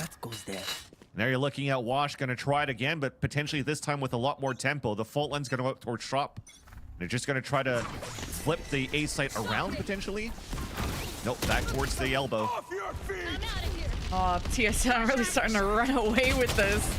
Rolling Thunder from the offense to get Washed a leg up. But they don't got bodies. They don't got legs to stand on anymore. 3 versus 5. Washed have turned around deficits before, but this is also a 4-round win streak for TSM, and they're feeling pretty rich after that. Knights doing his best to delay and gets caught out in the open by the breach. Util. And it's just Bones at 10 HP. Waving goodbye to this round. Maybe could have saved the rifle at 100 gold, but it's okay. For 100 credits. And TSM up to 11. Can they close it out, though? That's the big question for TSM. Dude, another slide from Kane trying to get some space in is just, instead of playing close towards the elbow, they're all the way towards the back. Look at this. Boom. Swatted. No chance, no opportunities for Kane to even react here. One enemy remaining. To choose which target that he wanted to try to take down through that slide. And TSM now lead by 2. Such a strong defensive half so far. They've only given up 1 round, which was their bonus against Washed. But looking very clean here and finding every single answer onto Wash's attempt to work the map. And now Wash... T-Dog just has to... Yeah, sorry, go ahead. I was just saying T-Dog has to be maybe quicker to retreat because he kind of got flooded in market when he tries to hold it. But what were you going to say? Yeah, I was going to say right here that Kane trying to activate up towards middle. This is not something that Wash has been doing too much. And because they've been trying to focus so much on the A side and B side hits, they are trying to add a little bit more utility to try to get Kane to flank back towards Boba. He shredded T-Dog down a bit. Thrash, no detained. Good clear. Wash are going to want to recover that if they can. They did clear through market, and there is Ion's lurk. It's huge. A double kill and a neural theft before he goes down. And Wash are happy with this situation. TSM. Will the streak be broken here? It looks so, unless Sim could go hero mode off of the dead body from 7. At least he made the job easier. 1v2 for Sim. And he's taking down 1 pillar. Going for more pins, going for the strike. Gets the attention, but couldn't react fast enough. And Knights keeps Wash still in this. And just letting Ions, is this going to be the name of the game for TSM and what might be if they lose this series? What breaks their back? What breaks the camel's back? The straw that breaks the camel's back. I figured it out. It's just always having somebody like in these positions that they just get a huge backstab onto TSM. And as you've mentioned, throwing out the neural theft with a double kill from Ions, that was a huge round to allow for Wash to really sit up here on the post plants. Wash buying down to 0. Just so desperate to pull back the lead in their favor. Putting it all into this round. They would be taking a big risk crossing through the top of mid like this. Looking both ways before they do so, and they just see the fall line come from B and sliding across. The Neons are traded. As the dice fall, Wash just have the numbers, but TSM rotating from B. We're able to get the trades they need. Wash remain with a number advantage, with Knights looking at the top site, and Wash taking shots from market, but still secure enough to plant. Big opportunity now to tie up the game. GMD has a Paranoid to work with, and they have a Cage as well to try to scale back through this. I'm playing through main, and Bone still has a flash, so just spotted GMD. Wash just have to play smart. Mocking gets hit by the Paranoia, and TSM can't punish it. So they're just trying to draw out where this third member is, or where the rest of the team is. And Nice is in the middle of all types of chaos, so off the flash contact. Bones and a 1v. There is a lot of 1v1s. Spike getting tapped. Smoke on. The jig is up. And it's Wash that tie it up 11-11 after a big force. And they'll still bring 1 gun to the next round. Big 4K by Bones too to save that round. And just great spacing that came out into post plant here from Wash towards the end. Just really being separated, not everybody getting affected by the Paranoid thrown by GMD. They don't get the full value out of that.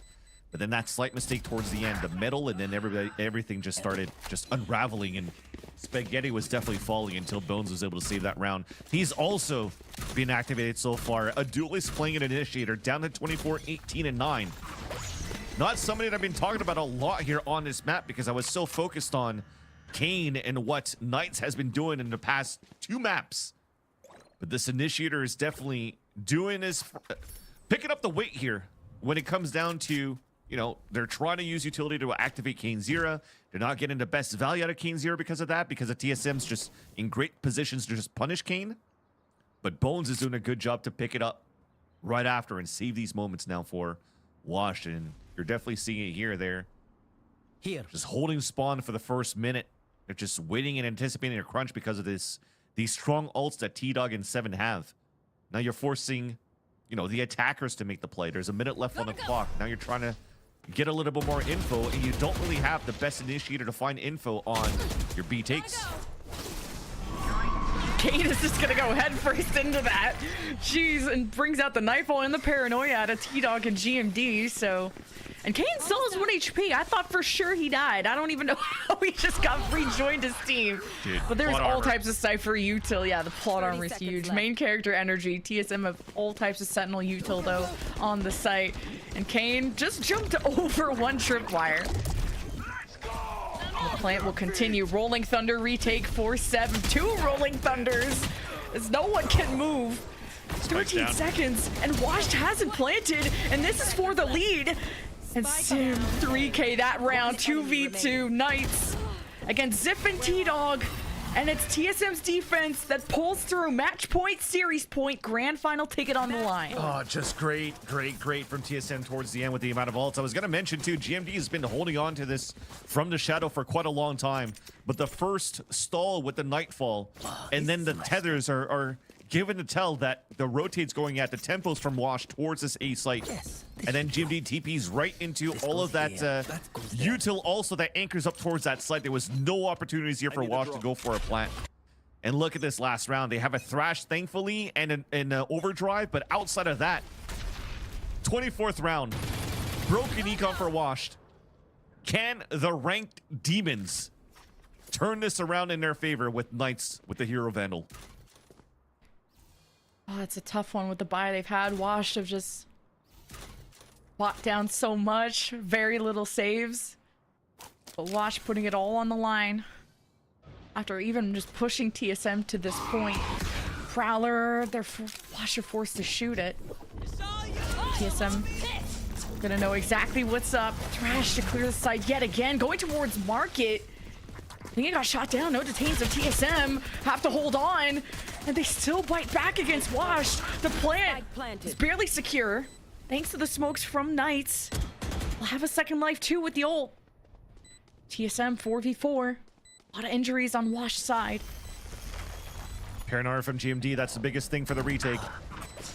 Sim unaffected by the aftershock and now slides on it. Headshot into Knights. But the ult is out. Sim has to stay focused. And he's on the chase. And that is all she wrote. TSM will walk to the grand final to face Trust in Plug and take down Washed in map 3. Defenders win. Okay, well, at least there's some sort of normalcy here going into the grand finals of for those who there is going to be an invited team going into the grand finals to play against Trust in Plug. But man, it looked like this storyline, Lemon Kiwi, was not going to be the case. That somehow the ranked demons of Washed it cleans up the rack again. I'm pulling that dad joke again for the end of the cast of this series, but man, did he look good. Yeah, Ethos. Did you think TSM were going to pull through at the end? It was so back and forth. Oh man, I think that honestly TSM was looking a little bit shaky at first because it really looked like Wash was getting in their heads. They were getting behind them, like the util wasn't coming out all at the same time. That would leave a little gap, a little window for Wash to potentially walk back in, and they almost always did. So if they left any holes, again, your defense or the utility, you can almost guarantee that Wash will somehow be there and take advantage of that. And I feel like there's a lot of those gaps on their attack side, but then overall I feel like TSM did kind of clutch up and kind of start playing aggressively as well. As you saw Sim, dude, this guy took over. This guy completely took over. 100%. Like, holy crap. This guy showed that, you know, you don't have to be just a ranked player to be able to aim and just go lights out performance and just demolish everyone. Sim putting up numbers where maybe his teammates weren't as well, and he was just showing that they can do it too. They can also be aggressive, they can also win those aim duels, they can also be absolutely insane. And it was such a great just back and forth battle. I also saw that TSM was playing so well at punishing Kane Zera at first, but then you have to remember everyone on that team has the capability of becoming Kane Zero, except for maybe Mocking. But like everyone on that team has the ability to take control. Now, Mocking's actually very good at clutching and closing out rounds too. So I think that a player like Mocking is very necessary on a roster like that. Whereas everyone's going crazy, everyone's going ham, and then he's the one who kind of ties things together and make sure that some of the plays make sense. You definitely saw that, right, in those moments on that second map, and even the jiggles that he had, I think, on Long, if I'm not mistaken, of even in that first map. It was so long ago, but yeah, definitely this is a team like we've mentioned. It looks like it's a pug team, but the core of it have been playing around and have been grinding like the tier 2, tier 3 scene for quite a long time. So I think to some it might be a surprise because they probably never heard about it, a team like this, and they're able to make this so close against a team like TSM. But they have what it takes for sure. Yeah. And we'll have one more match to go. Trust and Plug versus TSM. And two teams that went all the way to map 3 to get to this point. We'll have potentially an interview. So Ethos, that'll be all you, but we got to get that set up for you. So we'll see you guys after this.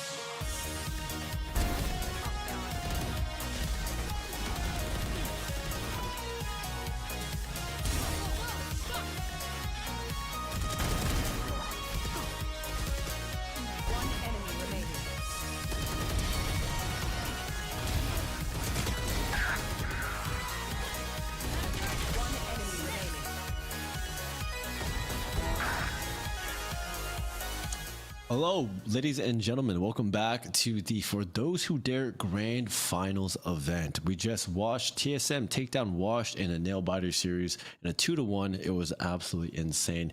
And joining me today, I have T-Dog, the new IGL to the team. What's up, Travis? Yo, what's going on? Alan, how are you, bro? I'm good, man. It's been a while, dude. You're looking good out there, dude. I appreciate it, bro. Man, I wanted to ask, what was your guys' how were you guys feeling going into that match? Did you guys think that Wash was going to give you guys that much trouble going into that series? Realistically, I was prepared for it. I know how good each one of those individuals are, even though they don't grind the game like, fully. Knights, Kane, Ion specifically are just like, top of their class for their age. When I was that age, I was doing nothing. At their age, they're all the way up, like competing with like challenger VCT level players. So we knew they had a lot of firepower, but I was confident that we were going to be able to 2-0 just off of the week of practice that we've had and the experience that we have as well. Just not getting rattled by these individual plays, these clutches that they have, stuff like that. Yeah, I mean, you've been around the scene for a minute. I even highlighted the fact that you're just a really versatile caller. Like, you know how to play against teams that play really structured and then teams that play kind of, a little bit more aggressive. So I saw that come out on Haven. You guys were really shutting them down. And I think that, we played LAN together, made a finals, all that. I remember Yeah. you and me, So like, we have some reps in the past. I know how you work and how you function, but I want to ask, how confident are you going into this grand finals versus Plug? I'm very confident. This is a team that not myself, but everybody, has played like before. Whether it's been that five together or them scattered around, they've been around for a long time, and they're a really good team. It's an off-season tournament, so we're trying to get what we can out of it, which is reps and develop chemistry with like a new five. I think a lot of teams have been getting like a lot of flack lately about that. With like the challenger stuff going on and this tournament as well. Got to remember it's an off-season event. Not a lot of these teams have time, but it is important to kind of like put your money where your mouth is and not come up short like some of these teams have, and VCL and how 100 Thieves did like today. But they're a good team. They're underrated, and I think it goes to show again the same three that I talked about: Kane, Knights, Ion. Some of those guys on the enemy team, specifically like Mikey, off the top of my head, like these guys are like really like top of their class individual skill. If they can get on our roster with some more experienced people, a coach, I think like a Bonkar situation is like pretty easy to think about, like Mata and Verno, that they're going to be up next, like the best in the game possible. All right. Thanks so much, man. My last question for you is, how many Dr. Peppers have you had this series? Oh man, well today it's brought to you by Chick-fil-A a little bit. We've had a good amount. If we're talking can total, we're probably looking at around like 6, 7 today. We got another BO3, so we might run a couple another. All right, man. Well, I'll let you get back to it. I'll let you wind down and get back to your teammates. But thanks so much for talking with me, dude. Absolutely, bro. Thank you guys. All right, you heard it here first from T-Dog. And before I let you guys go, we have one more thing to do, and that is announce the winner of the second giveaway. Again, the giveaway is an ROG Strix Z890-A motherboard with an ATX form factor, bringing you a significant number of PCI slots, expansion slots, and peripheral ports, PCI-E Gen 5 support, and Wi-Fi 7 capability, and much, much more. All you guys got to do, again, is just type in RAISE into the chat at twitch.tv/SOAR. That is SOAR. Live in the US or Canada, be the age is 18 or up. And then, just type it. We're going to draw it. Perhaps it's already being drawn. I'm not even sure. Right now, we're on a delay. So what you're hearing right now is, it's already happened. But right now, look at chat. You might win. And just keep looking at chat. But thanks so much for stick around for that match, and don't go anywhere, because next up we have the grand final event between TSM and Plug. I'll see you guys in a bit.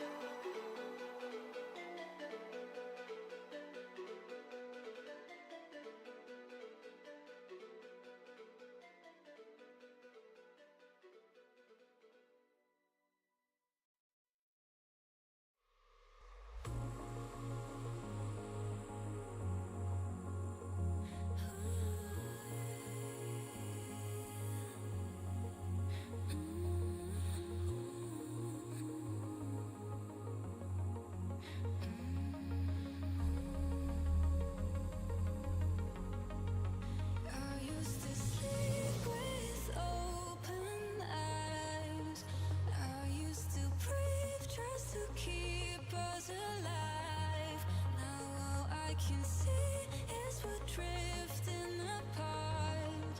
I can't believe how it all turned dark.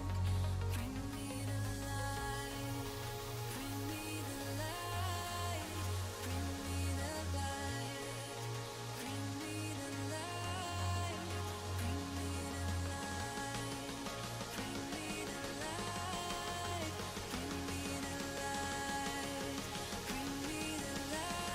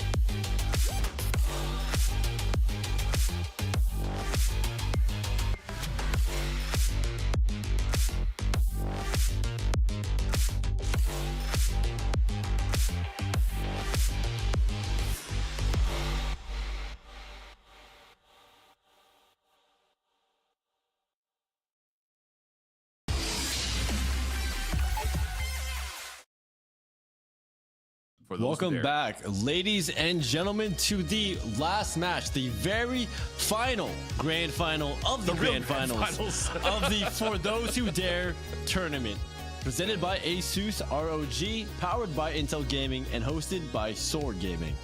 Today, joining me on the desk, we have Lemon Kiwi and Van Silly. We've seen some insane matchups today, and this next match is going to be no less crazy.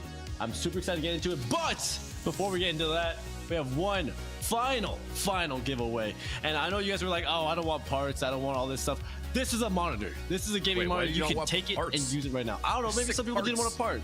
But I guess. Here we go. We have the ROG Strix XG278QMR gaming monitor. It's 27-inch with a QHD 1440p IPS panel, 300 Hz, 1 millisecond response time, and it's the perfect balance for every gamer. If you would like to enter, all you have to do is type the keyword RAZE. Also, to be eligible, raise. Yeah, raise. Also, to be eligible, you must be a lawful US or Canadian resident over the age of 18. If you are not and you win, you won't get it. I'm ready to raise the roof on this monitor. That's actually a really good monitor though, so enter that. I'm actually entering. I've entered every single giveaway. I haven't won yet, but I have a good feeling about this one. You know what? I'm gonna do it as well. You don't think that they would like disqualify my name, right? They wouldn't like take it out of the drawing? Like I'm still entered, right? Sure. I feel like you can't win. Why can't I win? I'm 18. I live in the US and / Canada. You're also and I'm hosting, typing waves. man. Oh. But yeah. Anyways, if you guys do want to enter, make sure you do it over at twitch.tv/SOAR. And now let's get into talking about the final matchup between TSM and Plug. What are your guys' thoughts? Dude, I don't And even know TSM looked good. The TSM, I mean, didn't Sim just drop like a 40 bomb like in the last map? If nobody's close to it. I mean, it's technically, guys, it was 36. It wasn't, it wasn't anything. Oh, okay, crazy. my bad. Rounding up, my bad. Yeah. 36 still pretty nice, and it was a journey. Plug did have to upset 100 Thieves to be here. If you missed that, you may want to rewind during our breaks. It was 39. Oh. Wait, really? When do you get the last? Yeah. Oh, my bad. Oh yeah, the last like 3K. You just forgot to watch the last round. It's still 40, or it's still not 40. All right, so true. Let's chill out. All right, 39 is pretty damn close. Though. That's pretty damn good. That's almost as good as how I would probably do on Neon in that exact game. So I get it. Wait, you played Neon before? I only see you playing. No, I've played Neon, but I'm pretty sure I bottom frag almost every time. I don't know how they do it. It's actually so difficult. I don't know how. I always get shot mid slide, so I don't know how these guys are like pulling off 3Ks, aces like this. That's just insane. It's out of, my perspective, what I can understand about the game. But we were definitely gone through the gauntlet in the ringer though for the past open qualifiers until today. I think right now you're looking at a TSM that had to play like the whole series, right? It had to go to distance. Same thing for Plugged in the first series against 100 Thieves. But the thing is, Plug was able to sit behind and wait for the series to finish. So they got to watch all of these rounds that were being played here by TSM, and they have a great opportunity to just be like, oh, we know how to fight against this, so we're going to be in a good spot. TSM got pushed to their limit though. I mean, yes, it was a 13-4 first map, and we thought, okay, we can lean back after Haven. Maybe this is a quick semi-final, but then Wash pushed them to the edge, and they almost kind of reverse swept, I guess. It went, 13-10 or something crazy on the last map. Wash was a huge troublemaker for TSM, but they got to this point. Yeah. And it's not against 100 Thieves, so... Yeah, I mean, it was I believe 10-13 second map and then 13-11 on the last map. And they were actually trying like really hard. They were playing really fundamentally sound Valorant. Yes, they were still aggressive. Yes, they were still taking timings, but overall they weren't just trolling like we saw in the very first series that we watched from them. And I think that just really goes to show that like these guys aren't just pushovers. They're not just ranked players. These guys actually do know how to play proper Valorant, and I think that that's something that people can't take away from them anymore. And a lot of people maybe we're trying to like discredit their accomplishments by like, oh, they're just playing dumb, they're just doing yada yada yada. But no, there's genuine like substance behind their plays, their decision makings, and their performance. they're making good decisions. They're playing with confidence and they're hitting the shots. Really, that's the most important thing. But they're hitting the shots and they're doing it in the proper moments. And I think that overall, Wash really impressed me coming out of this tournament. And it's not even with their full roster from Rankers, which is their Challengers team. And I'm definitely going to watch them moving into the next Challenger split. Yeah, and also one of those stories where maybe they had an opportunity to do the funniest thing, right? Especially after Blood got the upset against 100 Thieves. They're like, well, maybe we could do the same thing, and we're just going to have two teams that went through the gauntlet of the open qualifiers to reach this moment right here in the grand finals to guarantee a hefty prize pool and even 8,000 on the line here for the grand finals winner. And Monty said in his interview that he much rather face TSM or was expecting this. So they are prepared. And these are going to be some very familiar maps. TSM select Haven, which is the one they just 13-4'd Washed on. And Plug get to pick a Sunset where they won that against 100 Thieves. So both, I think, a strong map set for both. Yeah. I thought you were going to mention, oh, yeah, you remember Monty's interview? It was like, hey, sometimes we play good, sometimes we get... Yeah, they sometimes may be good, sometimes maybe not so good. Just trying to find my censor button, couldn't find it. Good thing I didn't say it. But yeah, going back to the maps, it does make a lot of sense. As I mentioned before, I mean, you have a team like Plug that's very comfortable playing on Haven and Sunset. They could come out with different comps, that just as Monty mentioned before. Like they could put Mikey on a Chamber, they could put Mikey on a Cypher. Sunset, we know exactly what Jurin could do. As you remember, we were talking about that 4K. It was him exactly against 100 Thieves. It's just this third map. I'm hoping to see a third map. Again, this is a map pool that favors TSM for me because they also used to love to play split as well. But I don't know if it's going to go to that third map. I feel that it might be an opportunity here for Plug to potentially even upset on a 2-0 just because TSM literally just finished a 3 series. Wow. We'll see in Agent Select here in a second what Duelist TSM opt for because they like the Jet, and that could be the difference of Duelist, right? Sim on the Jet, Jerwin on the Neon, who continued to run that on Haven, but Plug didn't look so good on Haven against 100 Thieves. They lost 13-6 playing that Neon, so Jerwin, had a hard time on that map, but maybe against Sim, against TSM, it'll be a different story. Yeah, absolutely. I mean, I think TSM, they do have Haven figured out, especially with T-Dogs calling. Haven is that type of map where if you do have a fundamentally more structured team and you know what you're doing, that you saw that with 100 Thieves as well, you shouldn't be losing. You should be able to take map control and you should be able to really make it difficult for them to get any headway into any site, into any parts of the map. So, if T-Dog can remain that versatile caller that I know him as, then he should be able to, outcall this sort of newly formed team with a few days of practice and should be able to come out on top on Haven at the very least is my prediction. For the rest of the series, I'm not quite too sure, but I do know that, what TSM struggled with against Wash was just the, unsurmountable amount of firepower that they brought to the game. They were just demons, like aim demons, and I don't think that Plug is any less than that either. They have that firepower. If anything, they just might be a little bit more kind of structured and a little bit more put together than Wash, the less solo plays and a little bit more double pushes. But overall, the aim and the confidence and the aggressiveness will still very much be there. The same confidence and aggression that caused TSM problems on Sunset and on Ascent. So I have no idea who's going to take this series, really. I think they're both looking really good, but I would like to see Plug do well because they didn't make it out of Challengers group. So this would be really funny if they won this tournament. Yeah, TSM has a chance to do the funniest thing, and we're here to watch it all happen. Thanks, Ethos. We'll see you after the map. And yeah, no Mikey Chamber. I thought, okay, they would have to go back to standard against 100 Thieves, but not going to be the case here. Mikey's just going to stick to his fundamentals and how to slow down TSM, especially Sim. Yeah, and that's the thing, too. If you're looking back at TSM's side, they won that series previously against Wash, but it's not until Sim had to really much carry everybody into his backpack, and it was a small backpack, but he somehow managed to fit everybody in there for them to win like a 13-11 towards the end. So you cannot expect Sim to do that every single map, although it would be freaking awesome if he can. In the last 2 series, to just pop off and just not stop. But they definitely need a little bit more. Maybe not on this map though, because we've seen some really good anchoring coming out from GMD on the C side when we were playing into their gun rounds. And that's where TSM's going to start, right? They're looking to fight back into some potential plug aggression up towards B, a crossfire set up with the fault line. But maybe this first recon dart is already going to pull a pivot away.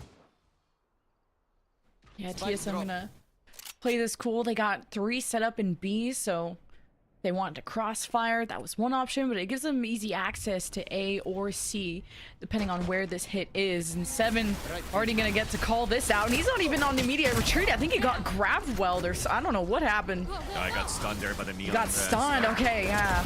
Star's on his side, and well, this round is not on TSM's side, and Plug get to just flood in and barely drop anyone. Ziv just shooting at a distance that finished off Jerwin, and see how Plug look in the post plant. Last player standing. So far, so good. Yeah, Ziv is alone. Gonna be very hard to retake. I mean, he'll have a turret to maybe ping some player out when his cage comes down, but there's just too many players to fight against. Nonetheless, this looks like a very similar pistol round result for TSM just against their previous opponents, rather, of Washed. Just trying to have somebody dance and play inside that smoke. This time you had 7 just hiding inside of it, but gets owned by the relabel by Jerwin. And then 2 other players start to fast rotate towards spawn, and 2 easy picks coming out from Plug. Again, just very similar things. They'll probably watch that game here that TSM just had to play against Washed, and they're like, hey, they're weak side, they're playing Extremity on the A.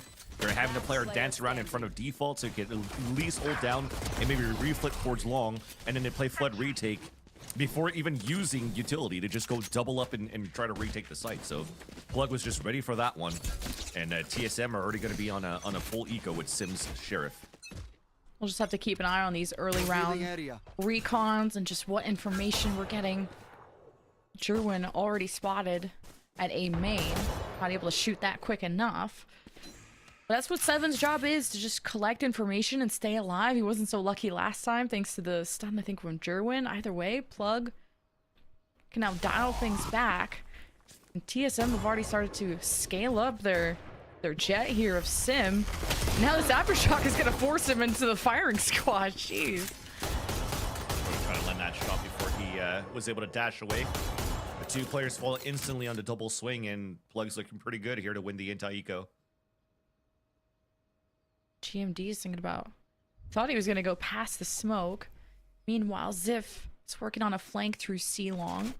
So Plug just have to overwhelm the site here. And GMD takes 2 down with them, which is huge. And you got 7 working on a flank too. Could be coming up from behind Bow. Could be grabbing his weapon too. Just depends on the angle. No, you can't get anything because of the trip, and he just gets caught mid-shock bolt. So yeah, Ziv is just gonna hope to get behind Bow here. And take his rifle into the next one.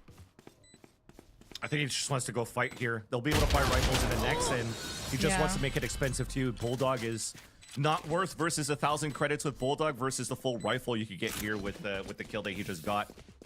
So it's just unfortunate for TSM trying to go for that double flank, and it was being watched on both extremities by a trip. GMD letting 2 nice shots with the Sheriff, but it wasn't taking down Mikey, so those trips are always up. So Plug was always ready to react here on the information, and I was going to mention a clean anti-eco, but it ends up being quite expensive going into the next round. So they'll try to leverage Jerwin with the Bucky, maybe an early garage control. Looks like Plug have been good at watching their flanks too. Bow's been a good anchor for that. And he'll just have a Sheriff into this round. Full rifle buy, as you said, for TSM. Just watching from a distance, and there's Jerwin making this space, and what a ping on someone at the back. And Jerwin's gonna push his luck, and did not work out. So now Plug have to be careful. TSM have already started to carve their way through on both sides. Sim is just spraying through the cage and gets 3. So that'll get TSM on the board soon, and being able to carry all these rifles through is going to be huge. It's already made so much noise rotating across there for Bunbao, but very, very nice for Sim indeed. A little bit of an overheat for Jerwin after they got map control, and looks like he was or trying to pick up a Guardian or just trying to surprise somebody inside the smoke, because he is also still a Neon with a Bucky. But there was 2 players inside there, something that so far in these 2 matches that I've witnessed from TSM, or at least all the rounds that we've witnessed from TSM so far, they've been really good at isolating Neon and punishing Neons on slides when you're trying to do so much surprise attacks on the side of the duelist, and that allowed TSM to get a very clean retake in round number 3, sorry, and even a lockdown ready for Xith in this round that could potentially once again reset the econ of Plug. All of them staying so far back. GMD with an early smoke too to try to scale up 4 players. That's the beauty of getting a triple kill off a pistol there for Ziv, but things don't start out so well for trying to insert Sim forward, and GMD cuts 3 down just from being in sewers. And now you got a neural theft advantage for Mikey, but at 2 HP and 56 HP, it's about outracing the defense. And at least it was Jerwin that ate that turret. Mikey could have died, so lucky there. Still hoping to get the spike planted soon. Jerwin watches garage. Mikey will be safer now. Spike planted. Using drone instead too. HP could have been called out to try to get a shock dart into sight. Breathing moments. He probably didn't even need the lockdown, but you know, insurance is always nice. And that'll be TSM matching us up. Bringing the Odin, the Vandal over, and some good money is starting to accumulate on TSM side. Yeah. It definitely looks like overkill, but the lockdown's still pretty good to funnel the players outside of the extremities, where you can kind of just scale back in. You know the HP's low against your opponents. You have an Odin and a rifle to work with, especially when the Allen Drone didn't get any information to play the retake on C site. But the initial setup from TSM was so good.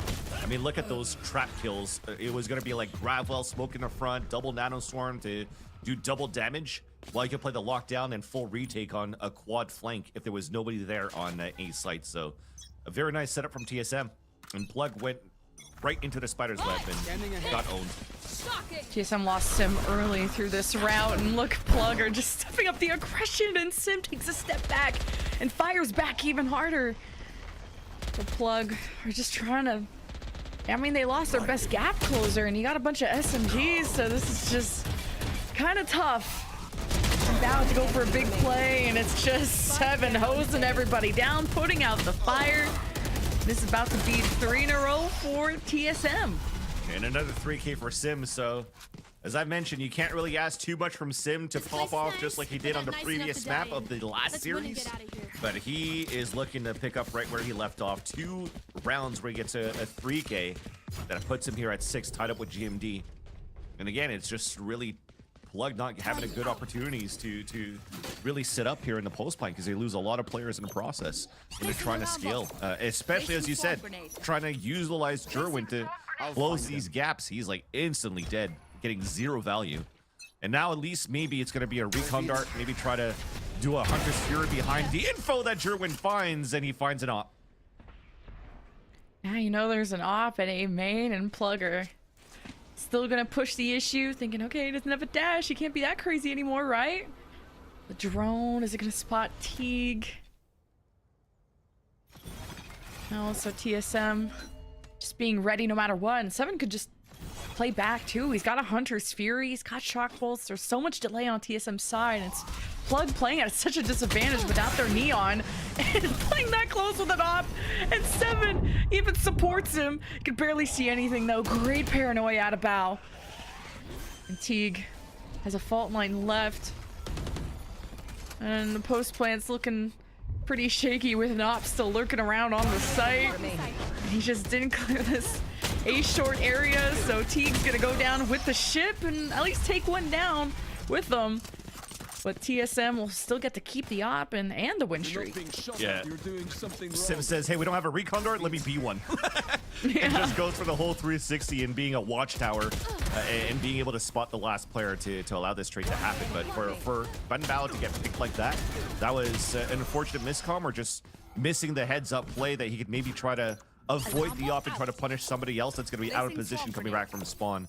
But TSM, I mean, they've done a good job with the amount they've been holding and anchoring up towards the A side, and even pulling out an early ops right in the beginning of Haven is not giving Trust and Plug a really good opportunity here to work the map in their favor on the attack side.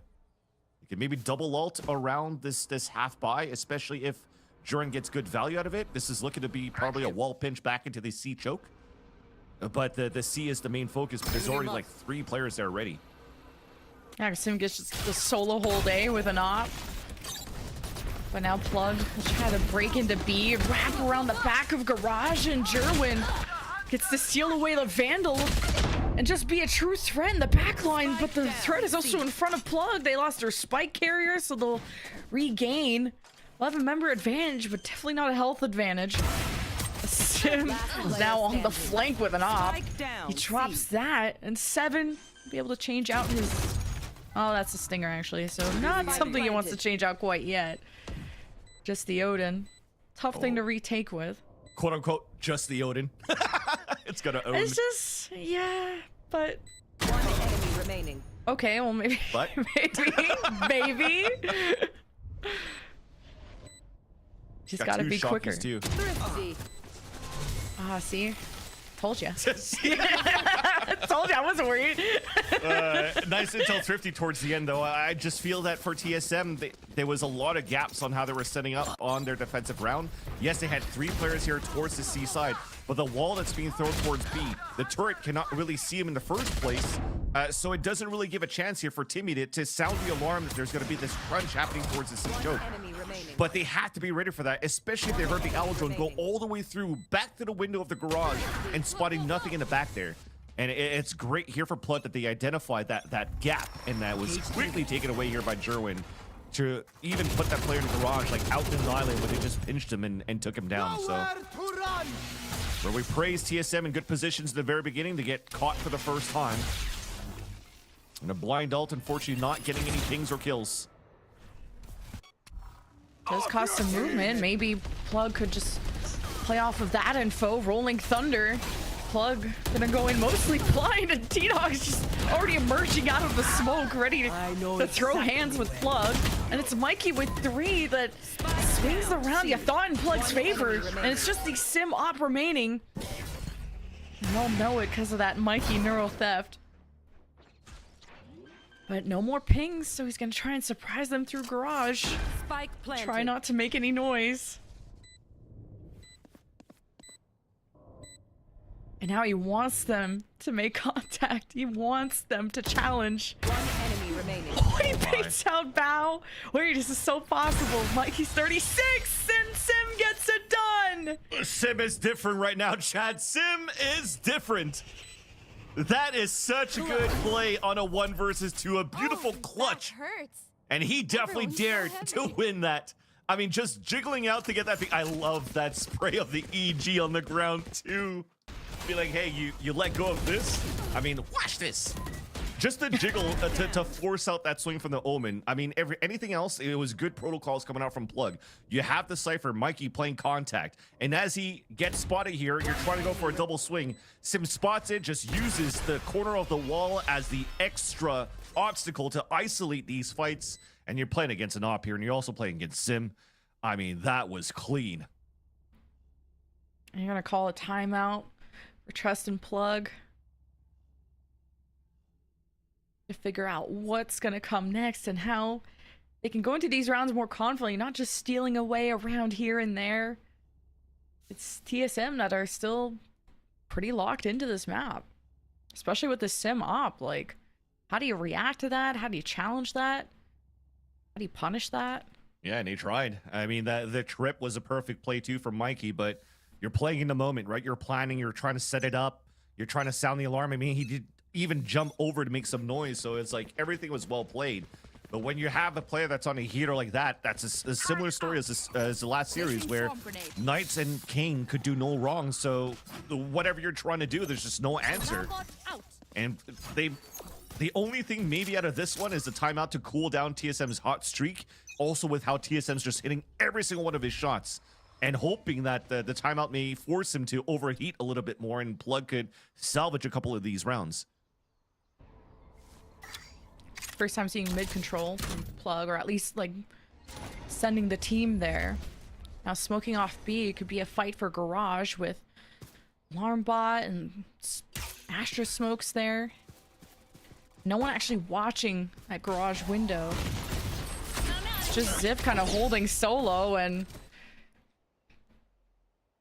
some delay preventing Plug from getting immediate Garage control. And meanwhile, Sim's gonna take this time to scale up through a log, and he gets pinged by the drone and now has to leave and at least gets to keep the op.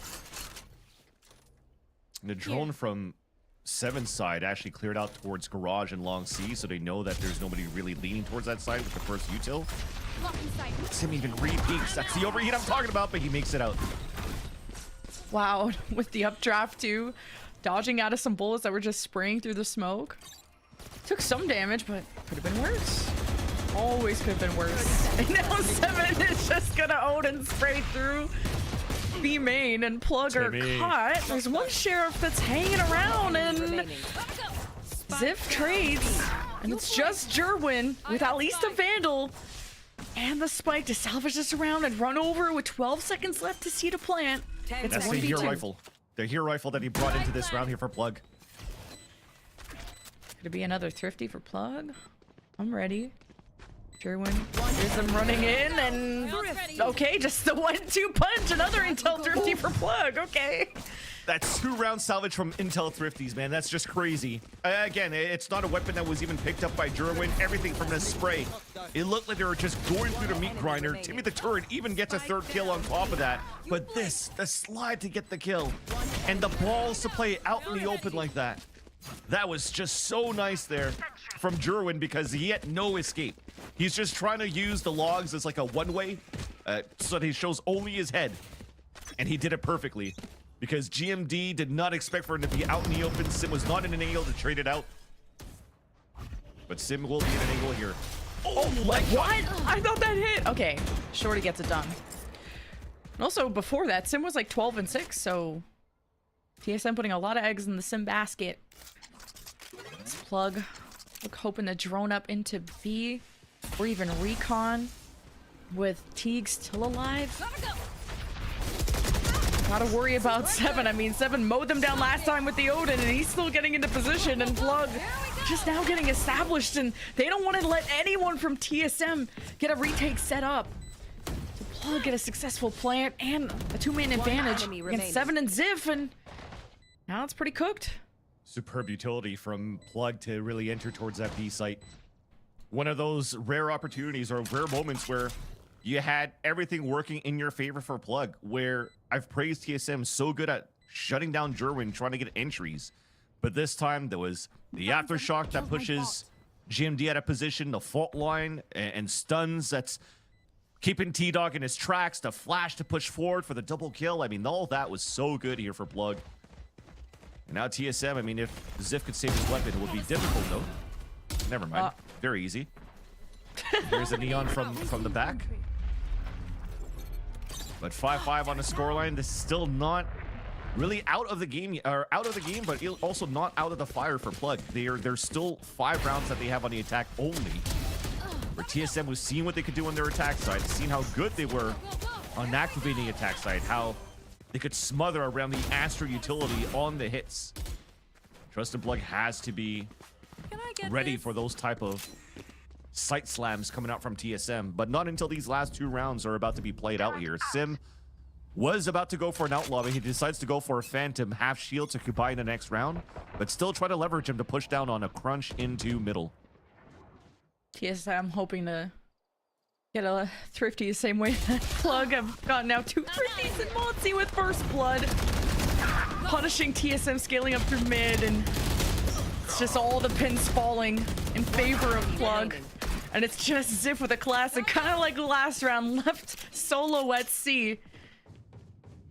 And left behind at the party, so Plug from a thrifty to a round 10 win to now a 3v1. It's hoping to keep these rifles, but they're still in a pretty rich situation.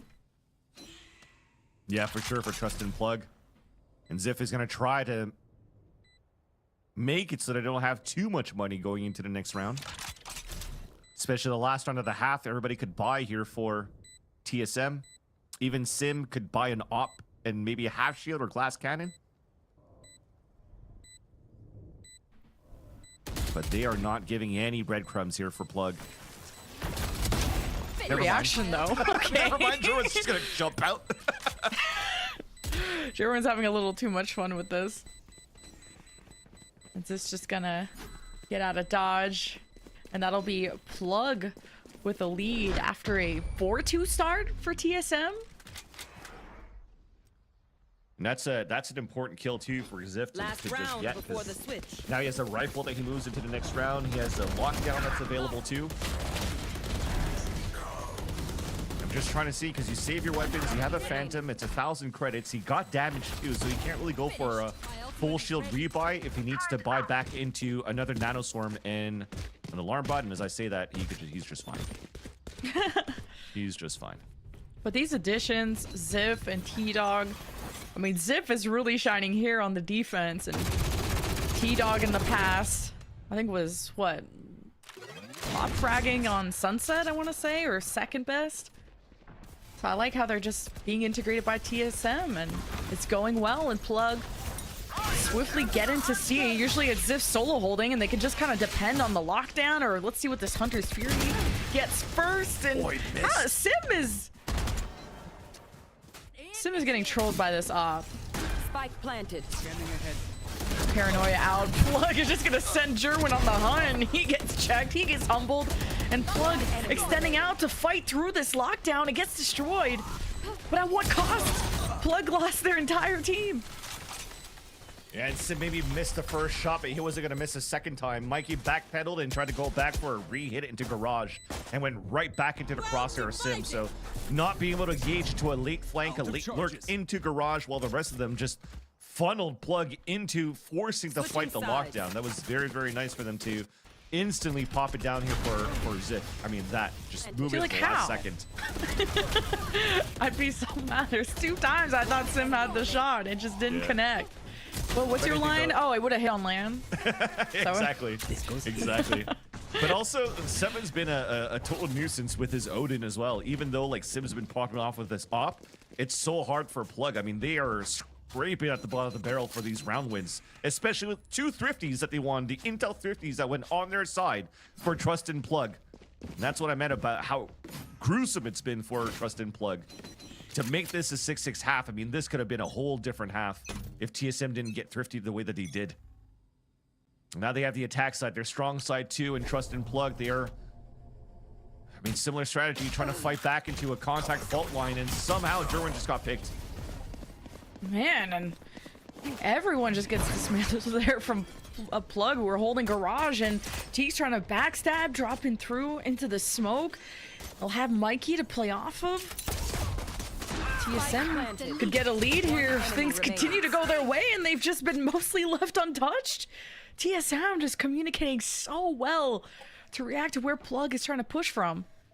Almost looks like TSM was watching a game for Plug versus 100 Thieves when they were waiting on the sidelines, because Plug just set up the way that they did, and then how he was stopped by 100 Thieves before is that they had Cryo just holding back towards the T-spawn to watch the Garage on the crunch that they were trying to do. So TSM just set up the same way, very similarly, but instead of waiting to react and counteract, they just pushed into the Garage and got an instant kill into Jerwin, where, I mean, Plug cannot do anything after that. It's just good timing on Jerwin, and no trade for Plug. And ASUS flawless to start off our second half. And still the 6-6 half tells us this could be really close. This is the map pick of TSM. So we'll see where they take us now with an Ares buy from 7. Placing swarm grenade. Maybe hoping to just pressure through Garage and using the KJ util to get attention, to get info in mid. Here. See how Mozzie's gonna hold them back. He's got no util. He won't be able to see this coming. Maybe he could hear this coming. He's already ready to leave the site. And he'll hear it from the Owl drone, and that will confirm for TSM that the site's open. Nobody hell, nobody default. The smoke's not going to do anything because they've already confirmed that there's nobody there. The only thing that he might be afraid of is potentially sewers, but I was gonna say they're not really looking to fight back in that area. Now they go for the buddy system for that to even support Ziff. Going to pull back. Placing alarm Maybe a bot. cool flank, yeah. Good enough.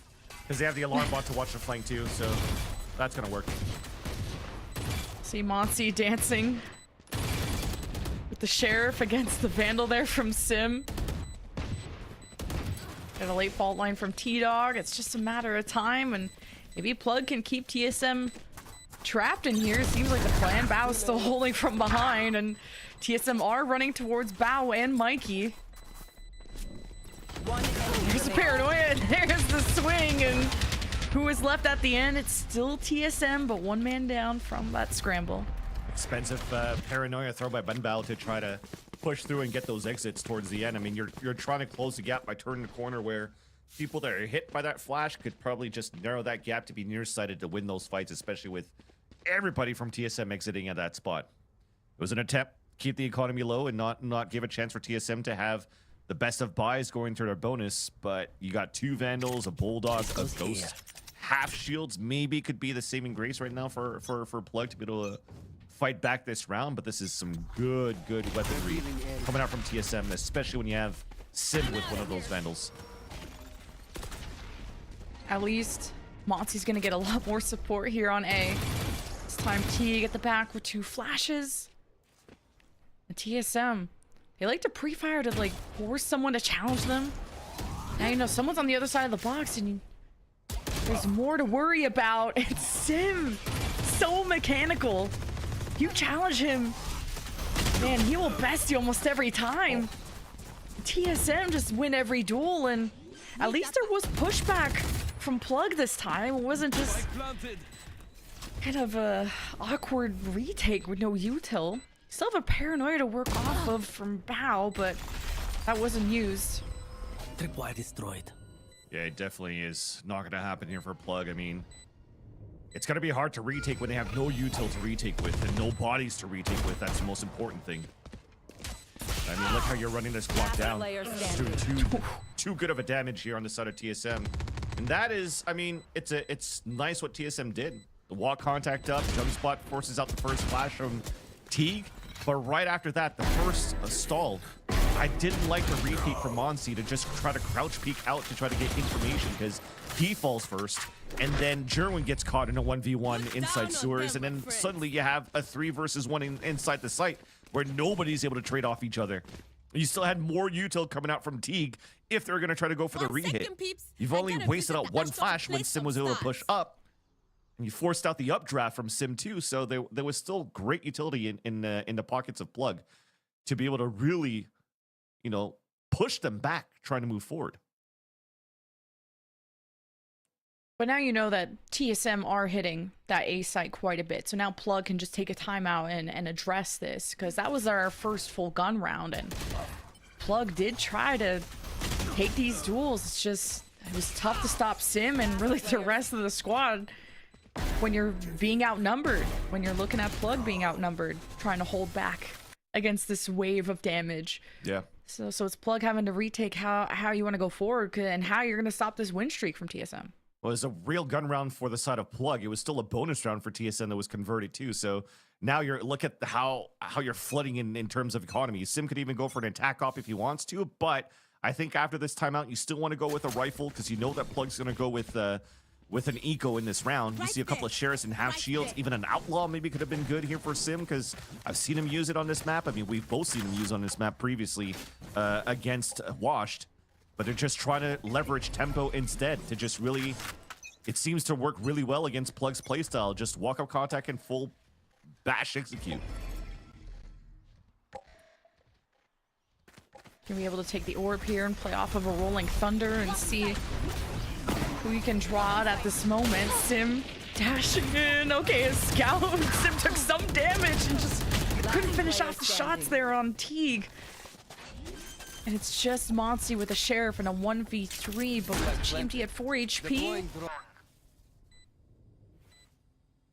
Monty has a drone and a dart. And they even have a smoke on the top of the boxes too. I think that's to set up a one-way. It would probably just spot the feed. I mean, the Astra smokes are kind of huge, so I don't know if it's gonna fully work it for its intent, because it's kind of too close to play for a suck. But, I mean, Just the no one outro's good died enough. in sight for him to get a Exactly. better gun. Exactly. Oh, it was a nanoswarm, sorry, onto the spike. It wasn't even a star, so that's good enough. Gun gets picked up, but it's still a 3v1 here at that point. Gonna go down with the ship. Oh no! Just randomly Ziff gets it. So 10-6. A lot of strong first map showings from TSM, but it's how they get to the finish line. And now Jerwin just bought an op, but pretty successful to just flood into C, and Plug have pushback. They're not just going for full retakes. They're taking people with them. It's just what's left afterwards on the retakes. Plug don't have enough gas in the tank. I'm not too sure how the op is going to work here with the line for the fault line to just try to push him out of his spot. Okay, he hugs the corner instead. Catches GMD. I mean, GMD trying to do Omen things, but just jumping across in the cubby where an Omen TP would have kept him safe. Rolling Thunder from T-Dog, and Jerwin stays in the corner. He's smoked off from his team and hopes to regroup, and it's great punish from TSM. Knives out from Sim. Shots coming in. They haven't made it through the doorway. And TSM take a step back, and that's where Teague breaks back in. And now swinging with Bow. Successful retake there for Plug. And that's the thing, unfortunate for Sim, as good as he is and landing his shots with the operator, the thing that doesn't seem to get the best value is his Blade Storm. A couple of buddy shots, a couple of whiffs, not being able to really catch Teak, was kind of caught out in the open towards the spawn. But Jerwin with this pick, at least now, as you called out the op coming here up for the defensive side, something that TSM will be ready for in the next. As a timeout was utilized by Trust and Plug to try to force out this operator as soon as possible. And realizing that, Sim just wants to go toe-to-toe with him, so not trying to leverage the whole walk contact to dash in and execute. Gonna play a little bit more traditionally now for a TSM default. This initial fault line there from T-Dog in case Jerwin wanted to extend forward. They don't know he has an op yet. Recon from the defense clears A main, and now TSM will test the waters with a trip in garage. So Sim can watch the window. And Mikey's just gonna walk right into the crosshairs. Also got the attention of someone like Bao, who's holding C by himself, and now Teague and friends from Plug have to re-clear through B, and Sim already has that downloaded. Monty's 1 HP, that could have been a collat. He can go and be bacon info for Jerwin. They got an attacker's lockdown just in case someone slipped by the defenses and got to the backside. You don't want to lose anyone. Your TSM. I'm out of here. Now it's time to plant. Insert Sim. With the ops, it's a tough lane to push through. Unless Jerwin can get a good slide. Free kill coming up here for T-Dog. Sova's dead. Really right now is TSM has a lot of money they can work with. They know that Jerwin has an op. They know that Jerwin tried to use that towards the A choke at the very beginning. But they want to try to hunt him down. And so far, it seems that they might let him live for a bit unless Sim wants to go for it.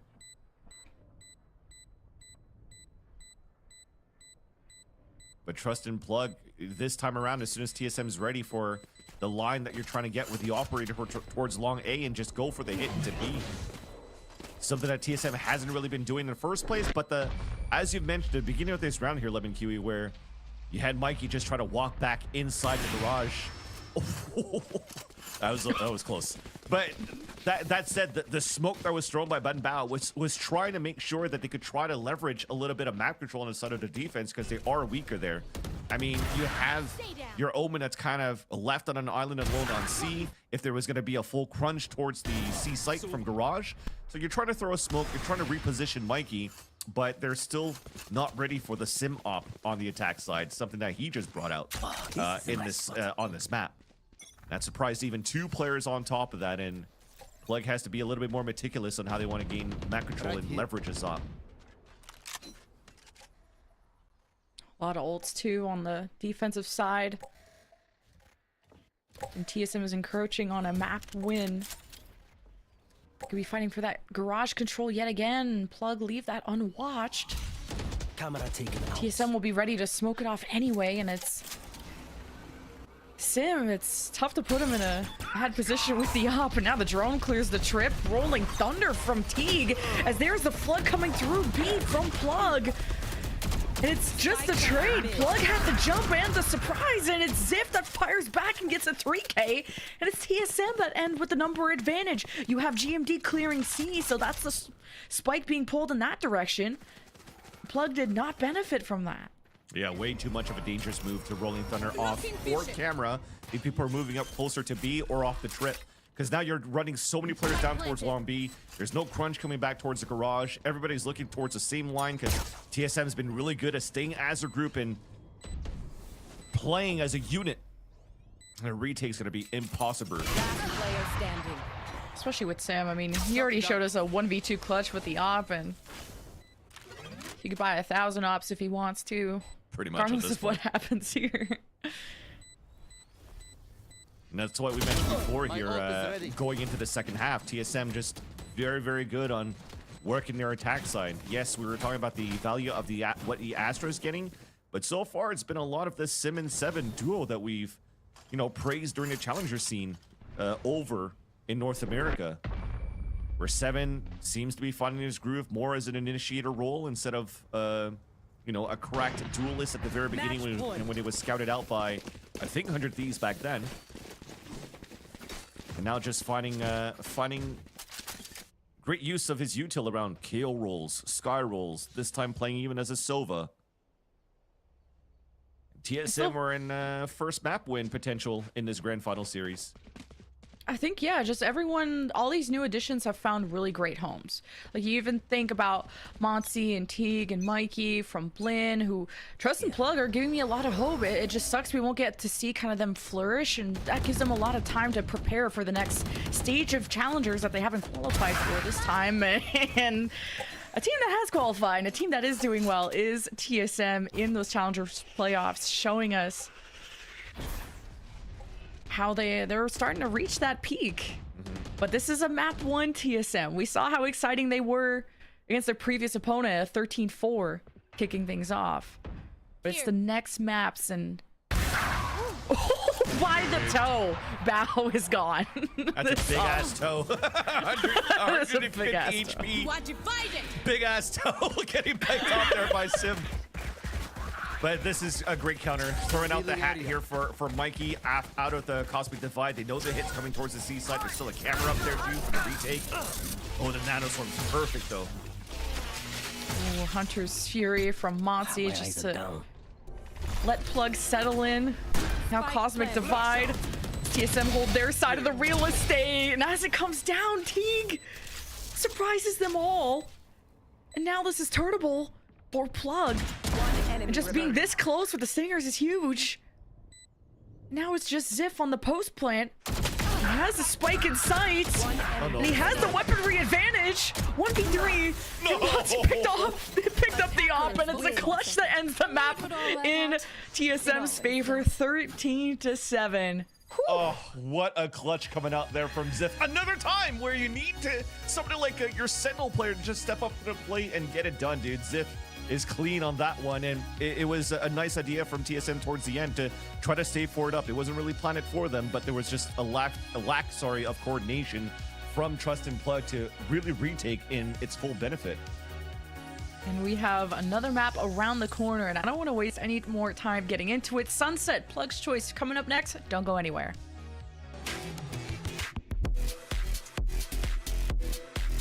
One agent for the rest of my life? For the rest of my life. Wow, it's a hard one. To win or have fun?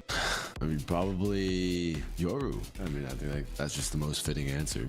Well, if I was to choose one agent right now, of course it'd be Neon, because Neon is just broken. But after Neon nerfs, maybe I'll probably just go with Cypher, who I've been playing for the longest time. If I had to choose, just Reyna. Just have fun, and then I'm thinking about like me playing ranked or streaming. That means my coach would be forced to have me on Reyna. It'll be fun. Man, I think after the buffs, I think I'd have to go with Phoenix, man. He's just a little too fun. 6 all orbs, unlimited flashes. If you keep getting kills, you can heal yourself. I love playing Phoenix. Now with the Omen that's coming up, I think it's going to have to be Breach. Yeah. Breach so far has maintained quite consistent. He's just undervalued at times just from meta changes, but he's fine too. Vandal, Phantom, Sheriff, and Knife. Right. Vandal, Phantom, Sheriff, Knife. I don't have Valorant running right now, but I can launch it for you. Deagle is my Reaver Deagle, my OG. My Phantom is the Recon, the red and black, the Bang Zero one, shout out Bang, and then I'm on the blue Gaia Vandal, the tree Vandal.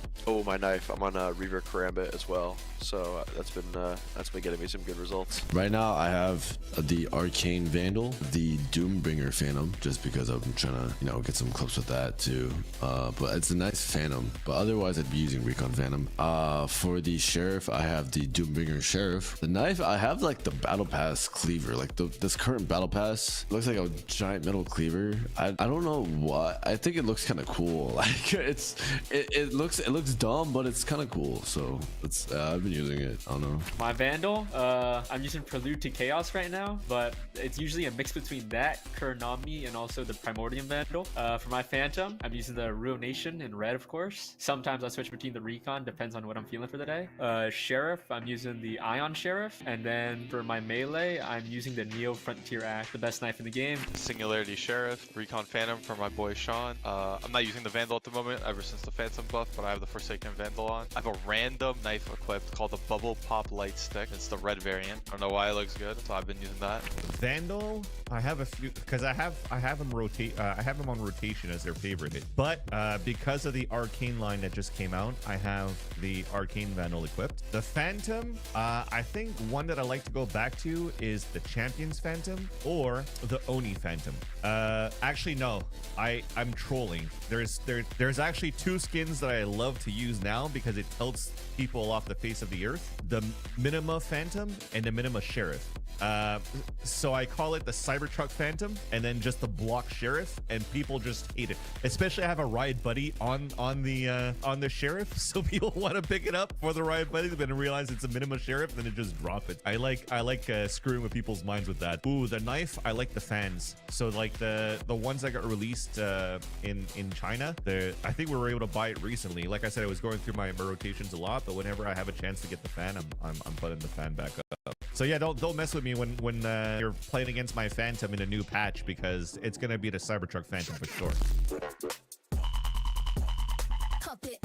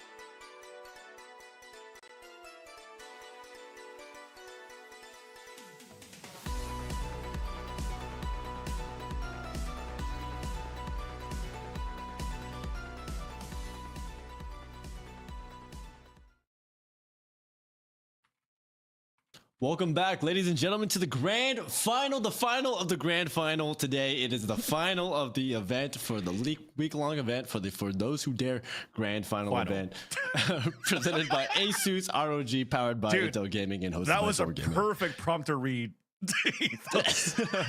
This guy can read. Let's go. I was just thinking the word final. How many times can I fit the word final into one sentence? But before we continue with the grand final moment of the final event, let's talk about the final giveaway. We have for you guys is the ROG Strix XG 27AQ MR gaming monitor. It's a 27-inch monitor with QHD 1440p IPS panel, 300 hertz with a 1 millisecond response time, and it's the perfect balance for every gamer. Brought to you by our presenting partner, ASUS ROG. To enter the giveaway, all you have to do is type the keyword RAZE on the Twitch channel, twitch.tv/SOAR, SOAR. Only US and Canadian legal residents above the age of 18 are eligible. And Ethos is disqualified, so you guys have a chance. Yeah, what is Get up in with there. that? Why am I disqualified? What did I do? I want a monitor. That monitor looks sick. That monitor actually looks like the perfect It's actually balance good. for me. I'm a gamer. Speaking of perfect balance, let's talk about the map we just watched. Okay. Oh, yeah, let's talk about Neon. Perfectly balanced. Let's not change her. Yeah. No, Neon is perfectly balanced. Well, we actually just watched TSM beat Plug on map 1 without a Neon, using the old meta with the Jet. And I wanted to ask what you guys thought about that, because me personally, I was pretty impressed to see that, Jet time and time again is just putting down Neon, because Neon is just such a broken character. But I feel like the op presence on Sim is just so strong that you see him just put him down right there. It's just always going for those first picks. I think having that op presence, Haven is one of those maps where the op can absolutely take over an entire map. So go for it. Yeah, sorry, go ahead. I was just gonna say it's demolishing them for sure. I mean, we're having literally just another highlight reel of just Sim letting op shots. I mean, this isolating the 1v2 that I just glazed them for about a round and a half on that clutch. But overall, it was just nice to see TSM back on the attack side, where they dictated the tempo themselves. We're going into this whole, hey, Sim goes into, Vandal, create space, sight hit execution. And then once Plug pulled the timeout and pulled Jerwin out with an operator ASAP, then Sim said, you know what? I could actually slow down the tempo too, and we'll just go for op picks, and he's winning those fights as well. So I just think that it wasn't really around the comp of how TSM kind of played. Like there was no Astra recall smoke to put players into different spots. Like the Astra for me didn't give too much value, because you just had somebody like Sim just pop the hell off just like he did last series. Yeah, absolutely. I also think that just in general, TSM is fundamentally a little bit more together. They have a little bit more time than Plug, and they were playing a little bit more together in general. And Plug wasn't really abusing those gaps that they were leaving, and was being abused by Wash in the previous series. So I think that TSM, having just kind of those protocols, they were being allowed to set up and get in those positions where they were, they rehearsed those setups, they rehearsed those protocols, they rehearsed those reactions, and Plug was just letting them get away with all of that. So I think that was Plug's main mistake. If they can kind of, start to get into their disruptive mood like they did with 100 Thieves on Bind, then I think that TSM could run into a few more problems. But overall, this Haven map was just completely dominated by TSM, and specifically Sim and Ziff actually holding it down as the Sentinel, because you need someone in the back ranks, making sure that the people ahead of you can go as crazy as they want, and you'll just make sure to clean up all the mess afterwards. You still gotta praise Plug for pulling off 2 thrifties, keeping it a 6-6 half despite that, but just not being able to crack down on defense. They only won 1 defensive round. But here's a bigger problem. Do we trust TSM outside of Haven? This is exactly the deja vu of what happened in their previous series, where it went all the way to map 3. They started off 13-4. Wash came back on map 2. We went the distance on map 3. And Sunset, or map 2, was the point where Plug came back against 100 Thieves. They dropped that map 1. So what do we think about Sunset? I'm looking forward for that neon action.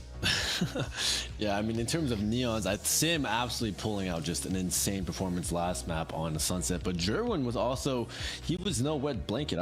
That was so good on Neon. He was creating so much space. He was getting in there and he was capitalizing on all that utility. This guy definitely doesn't miss a beat. He definitely does not hesitate. So I think that the one thing playing against the Neon is if you hesitate on falling back and rotating and getting out of the way of that utility, you will be dead. You will be forced to take that fight right then and there against the guy who's sliding at you, flying at you, just like it's Apex Legends. So you need to make sure that if you do not plan on fighting at that moment on site when all the utilities flying at you, you need to just book it the second you hear that sprint come online.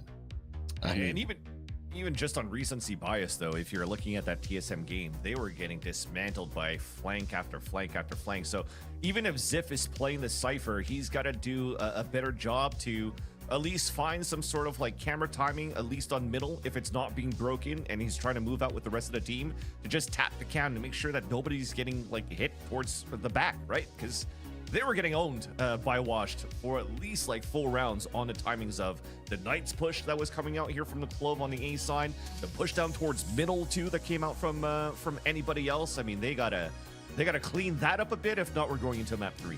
Yeah, I'm wondering if Monty's sticking to the Gecko, yes, and T-Dog with the Fade. That's the big difference between these two squads. We have the Neon matchup. Ethos, what do you think about Gecko versus Fade, or what do you think about Sunset? Well, overall, Gecko has always been a great pick on Sunset, but again, with the changes, as I said before, it's not as abusable with just the plant spam kind of meta. I really like the Fade from T-Dog in general, just because when you have that Fade combo, not only can you use it to help locate and find people for the Breach Neon combo, you can also use it to support with the Omen as well. For example, the 2 Omen ult and Fade ult combo is absolutely broken. We call that Batman from my old team. That thing is just absolutely broken. You Fade ult into a site and you just Omen ult around top of them. They have no idea. There's also little crazy cool little things that you can do with Fade, and I feel like that just allows another agent to enter the mix with combinations of util. And I think that TSM overall has some cooler, newer ideas on this map that we haven't seen as much before in the past, which is why I feel like TSM might have the upper hand and we might see a 2-0. But then again, trust and plug Jerwin. This guy, he's an absolute trailblazer. I'd love to see him pop off as well. All right, do we trust in Plug or do we trust in TSM? Tough question. Thanks, Ethos. We'll go into Sunset. Both our teams have won this map, and this was the map 3 that TSM had to close out, but by the skin of their teeth, 13-11. So I was a big fan of T-Dog on that map, so I gotta agree with Ethos with the Fade. For sure, but if anything, chat, just agree with Shanks too in terms of that skincare routine. Rather, CeraVe is actually a very good moisturizing cream and soap for skincare routine if you're looking to have flush, clean Asian skin like Shanks, like Ethos, like myself. Go for it. Damn, you just like threw yourself in there. I'm pretty sure you still use a bar soap for skincare, so I don't think you get to be in that conversation. It's a CeraVe bar soap. Oh, okay. You get the pass, I guess. Enough free advertising for soap products. Let's actually give the shout outs to the correct sponsors, though, being Intel and ASUS ROG, for forking out the money and making sure here that we have an amazing prize pool for the top 4 actually that made it through the gruesome gauntlet that we witnessed last weekend to play against the invited teams. Even one of them upsetting 100 Thieves, and now TSM potentially here will be the invitee that wins the whole thing, or Trust and Plug that comes in from the open qualifiers to win it all. And $8,000 for those who dare, presented by SOAR.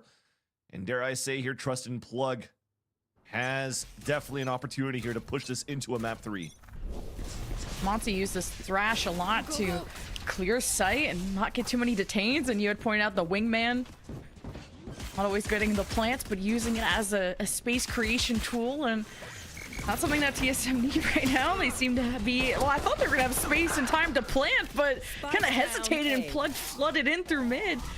Now the spike is dropped, and GMD and Sim 7 are still trying to find themselves, and you just got Jerwin at the back box. This has just been such a chaotic pistol round, but Bao's the last one remaining. Yeah, this is exactly what I'm expecting here for this map of Sunset when you're playing Neon on Neon, and again, where you're trying to just activate as much chaos behind the Neon, and both teams are doing such a good job to just fight through that chaos. But this time, won by Trust by Plug. A good start here on their map pick. Now to play the anti-eco, they have a couple of players playing a lot here on top mid. I mean, this is all reactionary on Teak. to try to slow down on. Okay, never mind. It was going to be that case for 2 players up there, but looks like they want to focus on the extremities and play very passive information on the middle. A lot of resilience from these teams to play this long and still give it everything they got. We got a $15,000 prize pool, and TSM are gonna let it rip on B. Still a trip and 2 on the site, defending Bao and Mikey, especially with a Bucky sitting in the smoke with Mikey. TSM have to be careful. I don't think that T-Dog Util even hit them, so here's Plug with the jump scare. And the Bucky gets 2 and Teak with the 3rd. TSM not able to trade. It's just GMD, and it's yet another round for Plug. Very, very clean for Plug. This is going to be an ASUS ROG flawless. Got that one right. At least TSM now is able to get that plant on that second round, so that's going to build the econ and, you know, allow for you to get full shields in case you may think that Jerwin or somebody else might pull out an outlaw within this round here. So nice on TSM to be able to brute force their way for another plant. And now we're seeing a little bit more of that mid control coming out from Plug, sorry, at the very beginning. So Jerwin, close range Bucky, but I don't think there's a line for him to move down. Oh, this is a nice spot. I think he's just going to try to spot here.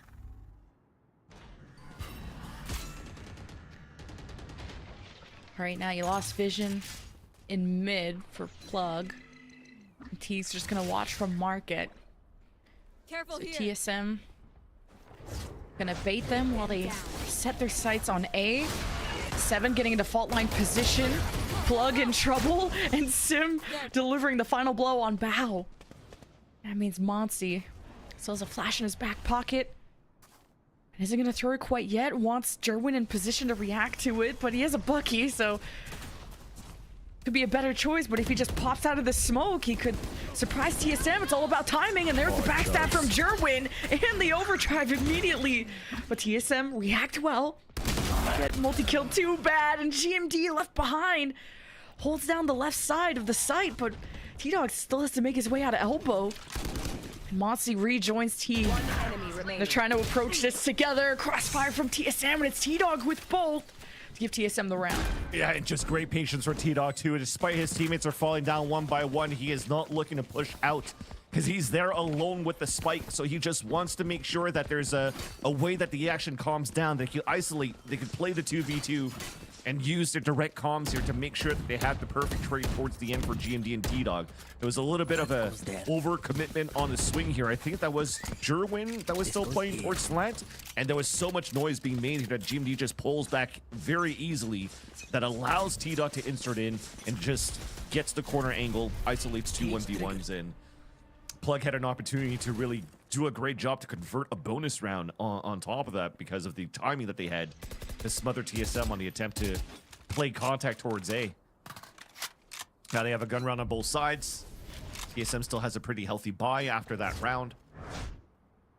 You're giving some elements of information away by prowling up towards the elbow, and the reaction from Plug is just to make sure that they could really funnel those players towards that right side here of elbow by throwing these one-ways, because that Ban Bao could continue to juggle and find the info. There. T-Dog's went away from Nightfall, so that could be how TSM fully take control of the site or even play the post plan, but there's paranoia from the...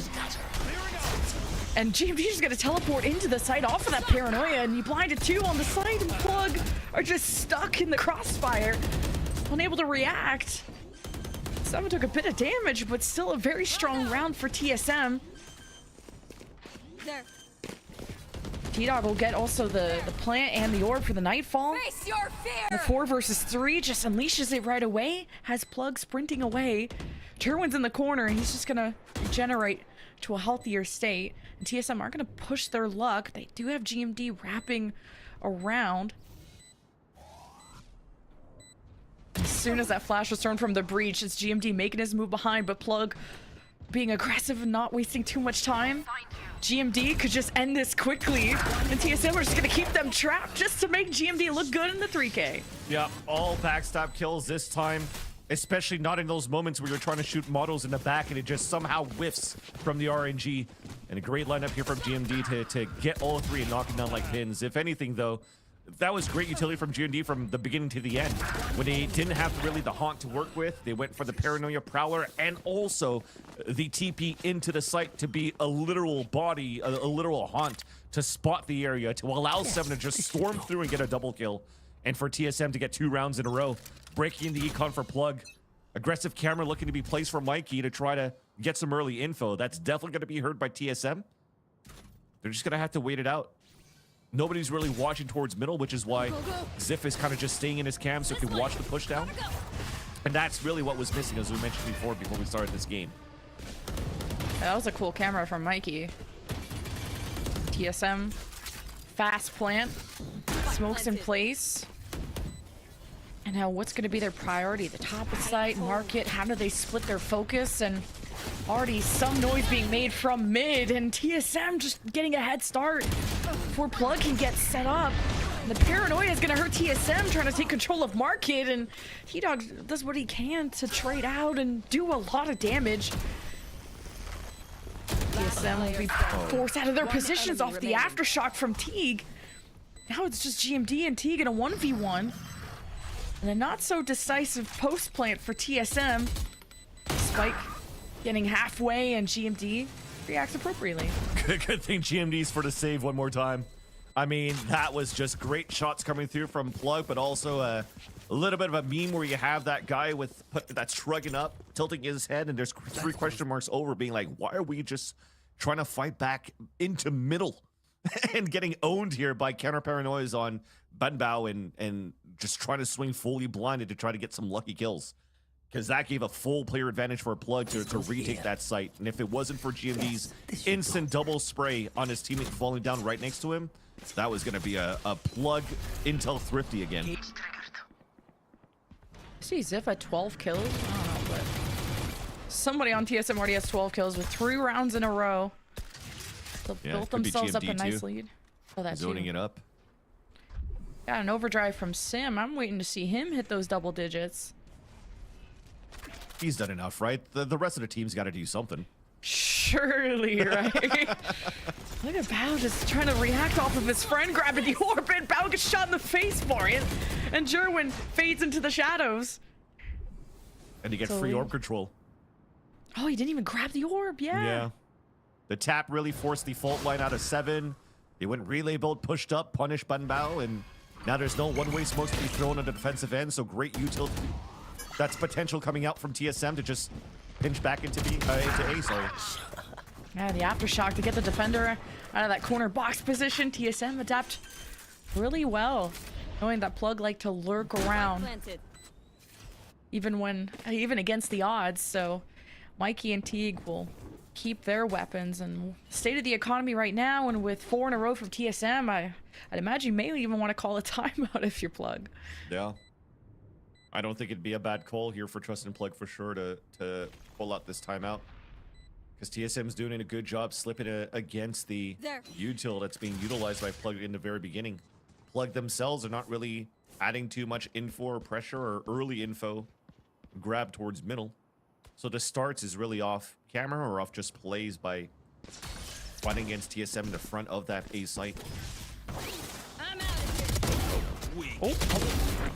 Wait, Teague handles that. But still, how are you gonna break down TSM, whose offense was not only relentless on our previous map of Haven, but continues to be very punishing, even catching, was it Bao in the early round, trying to protect Jerwin on the orb grab, and now we got the timeout we called. Yeah, it looks like they want to try to do something off these 2 rifles that they saved. But now buys all the way down to 0, and there's still a stinger in the hands of Monsi. And Jurin has enough money to go for a Judge or even a Bucky or a Stinger, whatever he wants to do to try to close that gap. But again, it's hard for them to get that early information back into middle just because they don't have like that Fade or the Sova. But they could definitely try to rotate Monsi around a little bit more, especially if you could quickly grab that Dizzy and refresh into like what 10 seconds before he could actually throw it again, and maybe Could you try to fight? leverage. Sorry. I'll say, I wonder if you could fight for the A orb and try to get Teague and Monty their ult. I mean, they tried to pick it up on that previous round, but they definitely did get caught off guard by the line that 7 hand from Tiles in all the way across the A front into elbow. So they might just want to try to give that up a little bit more. That's Careful here. even the one-way smokes that they're throwing and try to fight back down towards the ramp gets fully canceled out by the neon slide that Sim has on the other end. But yeah, they're gonna try to play this way more passively towards A. Yeah, because you've leveraged Teague now. I think just fault lined, but could involve Monty in that equation. Hey, from the shadows from GMD is going to stick this in the defensive spawn. He's got the attention of Sim. So, or he's got the attention of the whole squad. So TSM are in the defender spawn, I guess. That was quick. Now they're wrapping around B. And Mikey could only do so much to hold the door. TSM will be able to plant off B. A rolling thunder invested there by Teague will prevent the plant. Seven's in trouble. And Zeph is trying to protect him in the crossfire. A lot of flashes being thrown out. Now another fault line. Teague and friends infiltrate and just wipe the floor with TSM. We were just playing team deathmatch right after the flash after flash from both ends. And I think that all of that started, from that TP from GMD. He tried to get into a spot where technically it might not be heard, but he already had Mikey playing all the way back towards Boba. He pinged it out already. The instant rotate happens, the pinch from the back. And even though, you know, Teague didn't get that kill onto Sim, it was still good enough to force Sim on the first slide, not allowing Sim to get more of a gap closer with his finger blaster back towards Boba.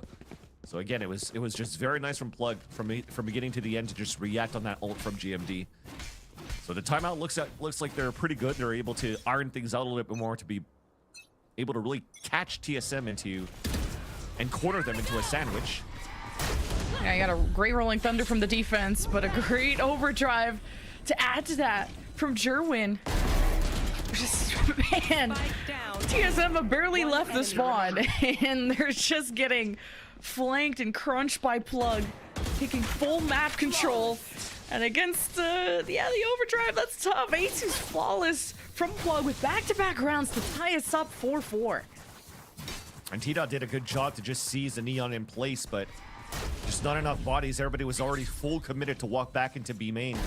That's what we mentioned before, something that Plug wasn't doing too much here to try to fight back towards middle, and it's hard for them to do when you don't have a Fade or a Sova that's trying to recon dart or trying to eye to know if there's any pressure from TSM at that point at middle. So you kind of just have to gamble it. Like, let's try to just go for a play, try to activate the overdrive and see if we're able to catch TSM on a default.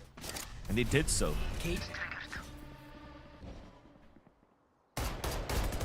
It's TSM just shooting through the smoke and making a lot of noise in mid, ready to infiltrate into market with a Nightfall in hand, but with T-Dog across the universe, so he'll be on his way. And Ziv can activate the Neural Theft off his lurk if anyone dares to cross into mid and try to stab TSM in the back while they take control of market. How will Mikey hold them back? If he could win a duel, he could activate the Neural Theft for the defense to figure things out. So Mikey's gonna preserve his life. Nightfall activates there for T-Dog. Just not making too much noise, and Ziff has an important job in mid to cut us off, but calling out that numbers are in mid. And here's Jerwin and friends in market wrapping around TSM. It's just a scramble in the post plant. Neural Theft from Mikey too helps a lot. Thrash, T-Dog will not be detained, but can't handle the tidal wave coming his way. So Plug, man, they're on a win streak. Definitely since the timeout. But for TSM, I mean, they've corrected one of their weaknesses from the last series is, again, inserting players to be able to watch these flanks and these rotates happening towards market. And Zip did a good job, just unfortunate that the first person that he catches couldn't have the cleanest of shots to confirm the first kill. So it's easy for the other two to swing across, and when you're trying to flip the map and fight back the way that you did towards market, it was just unlucky as well. Another opportunity where they had first shot, but couldn't complete that kill. Mikey wins it, hat comes out, and that just doesn't allow TSM to have the element of surprise with them trying to flip that map back towards Boba. So TSM, you were talking about them really taking control of the pace here since the gun round happened, but it's now time for TSM to pull out their own timeout to finish these last few rounds. Still a good chance. You got a neural theft from Ziff. And maybe if you help them out more on mid, if it is going to be a B hit, that there's more eyes, or maybe it's sit him and mark it instead of out in mid, or have someone ready to swing out with Ziff. So if you know Plug are going to not flood through the top of site, but through mid, just how can you support Ziff more? Still a very close game that we've had, so see how TSM move forward from here. When they were comfortable in a 4-2 lead, that has slipped away. This goes here. Could see a fight for that orb yet again. TSM stick to this, but against Jerwin, it's an important exchange, and Jerwin's 12-6. It's GMD that was 12-6, so you were right about that. And as we mentioned that, he's still at 12-6, so he hasn't been able, to activate as much since the timeouts that came out from Plug, and especially with this round starting off, the Dizzy already got information on 2 players holding out towards A. So they could keep their stronghold that they have, the power of numbers, over towards this A site. That was a fault line from the offense too, so Teague's playing very far back. Plug are just gonna play for retakes and play through the mid cut at A. And TSM just wanted the orb, and they want to try and set up Ziff for a neural theft too. There. Yeah, back Just having now, to too. re-clear this. I mean, yeah, exactly. They won't even hear the rotate back, so they stayed outside of the sound radius. He even forced up the paranoia by Plug throwing a one-way smoke in that spot. So I don't know here. Ben Bao doesn't have the second one to smoke towards front B. That's an opening now for TSM to just fight here towards the B site. Oh, wow! Ten's That was cosplay. been on top of the smokes. I thought he was smoked off. And he surprises TSM. Now they have to worry about Market and Bao, who just emerges from the smoke, and a flash on top of that Plug. Worked so well together to pinch through TSM, who thought they out-rotated them. Free reign too. I mean, that's the unfortunate thing of maybe, I'm not sure if the door was closed at the very beginning, but for TSM in their default, not adding that extra set of paranoia to force to rotate outside the A site, to break that door, to force some players out there. Ben Bao, the only thing he had to do was play on top of tens, just play on top of the news box, and free kill in the first one, and yeah, just doing a great job from that spot too, hearing the full rotate from TSM to allow his teammates to be prepared for that hit. So TSM falling behind now on their attack side. Timeout not being able to do too much, but unless they break this trip early, there might be a re-hit back into a Boba Crunch. Boba Crunch. Sounds nice. Sounds nice too, is Sim harassing Plug, and they fight back with the fault line. Man, this Neon was able to escape them and get into cover until Plug hunt them down. So Sim and T-Dog missing important parts of this offense. And TSM are barely secure enough on B. With the neural theft, they're gonna get a plant. How much time can you really buy with a Vandal and a Sheriff? 2 flashes though from 7. And you got Market left open. Cages at the top. Ziff hearing Mikey, the shots initially. TSM playing their lives and hoping to bait out for 7. Doesn't work out. Mikey's just smarter and better. And now Ziff in a 1v2. Just the play from main. And just not die. This is no Tougher problem. said, easier said than done. Yeah, definitely. I think there was a little bit of a mistake, though. You're throwing out the neural theft. It's supposed to get information, and GMD just gets caught trying to pick up an extra weapon through the smoke. I mean, the weapon gets dropped, so you just spray the audio cue, and you get the lucky kill there onto GMD. And you don't really give a chance for TSM to set up right after, because they were just counting on GMD watching that spot so they could take a triple market control, it seems like. Because after, who was it that got caught there at that spot and tried to fall back? They were bouncing into each other. That was Ziff bouncing into 7, I think, that only had a sheriff. So one's trying to pick up a weapon, one's trying to run away as he's getting pushed by Monsi, and it did not look coordinated in the pulse plan at all for TSM. Especially how both of them were together and were isolated towards the end, and now they're just trying to explode towards the A site as a Hail Mary. Whoa, the timing of just the stun hitting Sim. At least 7 gets a trade. Nightfall happens for T-Dog, and TSM want to take advantage of that window. And with the smokes covering the site, Plugger's still gonna paranoia and try to push through. But they get chased away by, I think, a T-Dog Prowler or something. Stop Plug from infiltrating and retaking right away. So it's just a bit of chess match when it comes to util. And a 1v2 with the spike down. And Ziff has been discovered. He doesn't know who could wrap around the right side. He takes his time, duel by duel. You just hear that step, and he did! Holy clutch out of Ziff to end our half 7-5. To even know that put the cage that it's not in the radius of getting players the audio cue when they're walking inside that cage, because he could just walk behind it. So he uses that as an extra obstacle, watches that side. I mean, both ciphers looked really good. Mikey just almost made that winnable there for Plug by getting that double and the hat. Towards the end, it's going to be Ziff that's able to redeem himself from losing that previous 1v2 in round number 11. And for TSM to keep that gap close and not let Plug really run away since the timeout that they called in round number 6 to string like 6 rounds in a row. TSM an important pistol round, pings already towards the front side. We're gonna try to haunt here and try to get the fault line so that Sim could get into tiles. Plug are 2-1 on pistols, and Sim is just head first right into the action. Head first, 6 feet under until T-Dog just gets 4. Okay, let's watch T-Dog ace, I guess. And the spike is down, and Monty is a frenzy of all things. He's not gonna be able to switch that out either. 7's jumping around, trying to bait him. Get it. Or get it, T-Dog, rather. Sore ace for T-Dog. And that puts him halfway. That's an ace, 3 orbs away from getting a Nightfall into potentially their bonus round. And it looks like, again, an overkill with the overheat from Sim, but there was method behind that madness.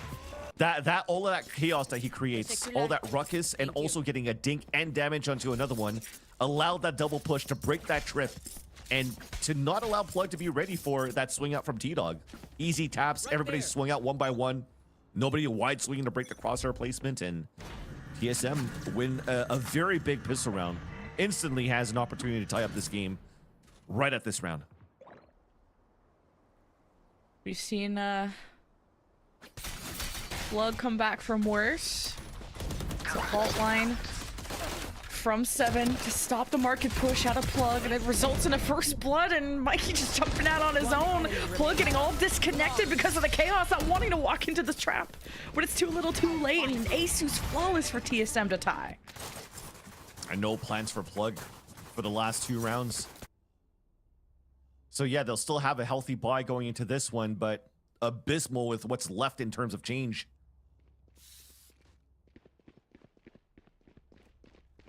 Staying back towards the spawn, they're just expecting another TSM pinch fight, potentially.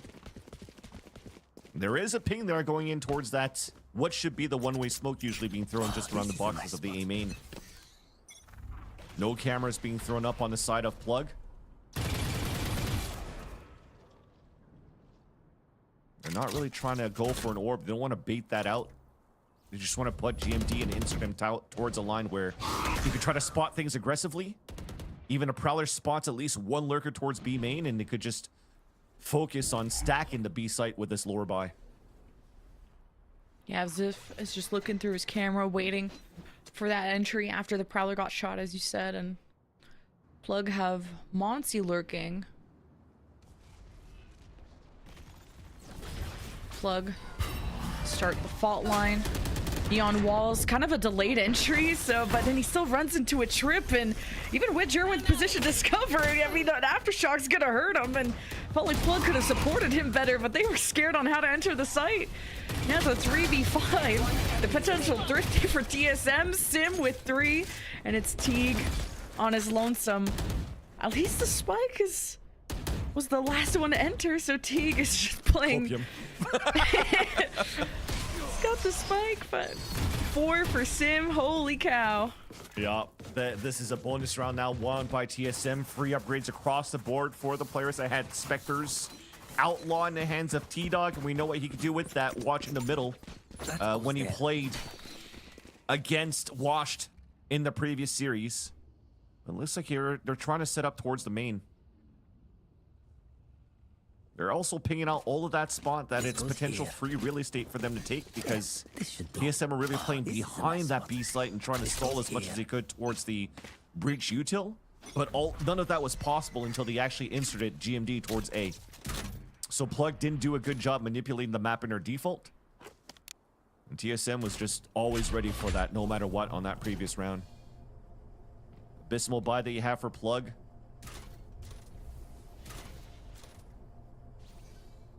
Plug's still doing well at these lower buys compared to TSM.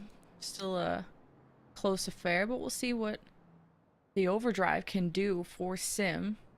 What can the overdrive do for you? And Plug was 1 for 1, and 7 was an untradeable spike. Still does so much damage. Monty's at 30. Jeez. Huge, impactful play out of TSM, and GMD goes to clean up. And that was a hero play from GMD. And they're high risk, actually, to try to push through, because you already had somebody flanking towards the back and really cutting the rotate over to not allow the Plug to really go back towards the spawn. Look, it was already T-Dog in that spot with the Outlaw watching that line. But GMD, I mean, he was on a heater on the first half.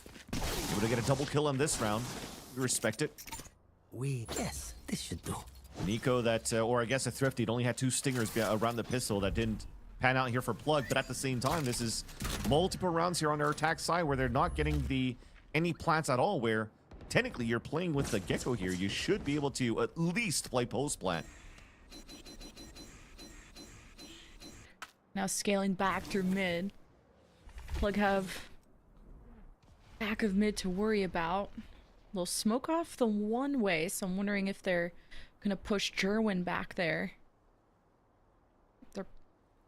TSM are pinging it and trying to have a crossfire set up in response to that smoke. And Jerwin tries to isolate the one lane, and it's TSM that pieced them up, and they're on the chase off the paranoia from GMD. TSM made quick work of that round. 1v5 for Monty. Give me another EG spray after that kill here, Sim. Look down, spray it, spray it, spray it. ASUS flawless. At least we get that. At least we get that for sure. I mean, that is such a nice surprise play from TSM that caught Plug off guard. And unfortunately here, this seems to be a similar story of what we've seen in the first half, where it was back and forth, it was close, but when TSM takes one side the second half, it's been very one-sided here. And on Haven, the only round that they lost was their bonus and maybe another one towards the end. But if anything here, TSM has converted their bonus, broken the econ for Plug for another time. And for the last time, we have Plug's timeout for this series. Well, I mean, at this rate, if TSM closes it out. If not, we might get more timeouts if we go into split. Yeah, just not winning a single offensive round causes a lot of concern for Plug fans out there. And they'll have from the shadows bow. Is he thinking about doing something crazy? Now's the time to do it, but with Sheriff buys, maybe, I don't know. But get back there and steal a rifle, just pull off the biggest robbery. It's TSM that also have the overdrive in the back pocket. Outlaw buy from T-Dog? Yeah, another time knowing that he could just farm on half shields at technically the max until Jerwin is going for full shield and classic. They're really trying to run down T-Dog here. Oh. Okay, spotting the cross at the very least. My ult's ready. Putting the haunt down. Plug got the orb. They got their own overdrive. One away from Thrash. One away from Neural Theft. Plug, they could really start an avalanche if they play their cards right. But maybe that's just me coping. Still a good call though, because they as they're trying to create this ruckus towards the B side, the camera's looking at an aggressive angle. But now there's a one-way, so you can't really spot if there's anybody tucked in that corner. But the idea is potentially to just refight for orb control on A. So you could overdrive behind a Thrash from Monsi and potentially try to do something about it. But TSM has the read. Okay. He checks out Elbow, gets punished, jumping around. Plug race after him to take advantage. And it's the overdrive. Jerwin takes his time, rewarded with a double kill. One member still on the site. He couldn't dance around the walls well enough. Nightfall retake immediately from TSM. 30 seconds It's left. 2 versus 2. T gets hit and he takes a step back. And Monty has a Thrash too. They wanted to just even clear off of that, play off of that. He just takes saw a them stray both. bullet. Ziv saw them both, knows that both players are playing inside the site, but they have to be careful of this Thrash so they can't be as grouped up. So look at them spread at least One enemy as remaining. much as they could, and that's the Thrash gone. 1v2 at 35 HP. Being held. The defuse being held. We're right next to the spike. And it's 11 for TSM. If they try something, I'll see it.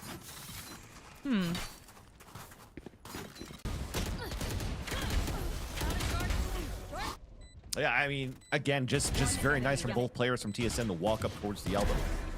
If anything, that was going to be that play to try to leverage a Thrash around the Neon ult, but just catching the first guy, walking up, that's no smokes on the exec. And that also foils the plan of trying to take orb control because you forced out an early overdrive, you forced out early util as well, that doesn't give you as much on the post plant. It's all very nicely played and nicely done from TSM. Yeah, Sims looks so good in this series, just this whole tournament.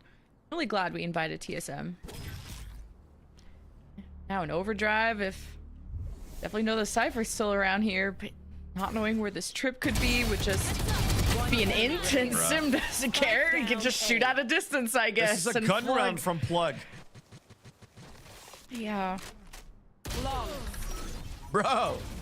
How many 4Ks has Sim had? I got ASUS flawless, so might as well pay the bills. TSM, We can all agree. give us another. Sim's at 20 kills. Dude, literally at this point with how Sim's been playing in the last 2 maps or last 2 series, we're basically playing in a simulation. Sean Garrison's gonna like that joke. Glad you're trying to impress him. I mean, I've impressed a lot of people with that jokes, I'm not gonna lie. Yes. 12-7 That goes from there. the brink of defeat. Plugs buying what they can. It's do or die. Still have the Thrash. Monty getting ready to throw it down the site. And then Dude. Market, T-Dog wins with the shorty against Jerwin. Bao gets a trade. It all breaks down in Market, and Plug stands on top in that regard. But TSM flooding immediately off of Sim's contact with the overdrive. And there's no one home. And he has spike control. Enemy remaining. Defenders win. TSM have control of the series, and they are your For Those Who Dare champions. Big congratulations to TSM, taken down, washed, and now this. It was cool. It was great watching them. I don't know if they wanted to say that. Like, I guess at this point, they definitely did call it here. Monty mentioned that it was going to be harder for them to play against TSM than it would be against 100 Thieves, and I guess we get to know why. From the first series, going into this one as well, seeing how Sim has been so good here with the Operator, and they feared against the Operator, and they didn't have an answer for that on the first map. The second map has been really around just Sim's Neon and GMD's Rifle. And Ethos, we were asking if we could trust TSM outside of Haven, and our prayers have been answered. TSM closed out a series 2-0. That was fun. Yeah, absolutely. I think TSM ran a perfect just kind of push-pull, like micro strategy here where they would, honestly, they would be very aggressive at the beginning, but the second that Plug was trying to make a play with this breach neon, like for example here, and even though they died, they did fall back from close elbow to all the way up to back elbow where they were in a good crossfire where the util was already used, and it did just come out of Jerwin just hitting some nice shots, just dry. But overall, I think TSM was doing a good job of making sure that the fights they were taking weren't impossible to win. And overall, that's what the big break was that TSM wasn't allowing that util to get a lot of value and immediately taking those fights, but just 3 seconds later in a different position where the util is no longer there. And I think that TSM was doing a great job of avoiding, but then also just getting in their face before that utility can even come out. So I love that out of TSM. They seemed very proactive. They seemed very reflexive. And overall, I mean, again, Sim, this guy, he just single-handedly sometimes just mowing them down too. But everyone, honestly, like T-Dog had the ace, like GMD was right there with Sim too. Like just any kills that Sim wasn't picking up, you immediately saw GMD was just picking up as well. And then you have Seven setting them up and Ziff holding the other side of the map, making sure that they can go ahead and do all the shenanigans that they want. Yeah, I was a big fan of T-Dog and the Fade, especially getting so much value on the Prowlers and how they're able to clear through A. And then you had Monsi, who just like wasn't able to do that same thing in terms of information gathering with the flashes, the thrashes to get any kind of important detains, or even space clearing. It's just the Fade agent ended up being way more useful for TSM. Yeah. Sim dropped 60 kills in 2 sunsets. That's insane. That is kind of crazy. Yeah. I don't know what else to say, man. This guy is so cracked. I think it comes to show where, maybe it was jitters or something like that when he was trialing for EG and playing in the Sentinels tournament, but man, this guy still has what it takes. I'm excited to see what's going to come out here from TSM going into Challengers 3 if we're playing in patch 910, right? He's still going to be as effective on a jet. Sometimes he doesn't need to dash away. How many times has he re-pushed up into an angle, not having a dash available, and still getting kills? Yeah, I mean, it's definitely a double-edged sword, though, going crazy sometimes. But I mean, if you have the players that tie them down, I think that it's definitely acceptable. What do you think, Lemon Kiwi? Yeah, I think TSM are doing just fine. They're going to playoffs. They're looking good. They're able to close out series and not choke at the end. And that's already a big improvement from how last Challengers went. I'm looking forward to seeing the future of Plug because they, upset a huge team to get to this point. And I'm going to be looking forward to hearing from TSM. You're going to interview them shortly, Ethos. So let's get that ready for you. We'll see you guys in a second. Kitty Jam.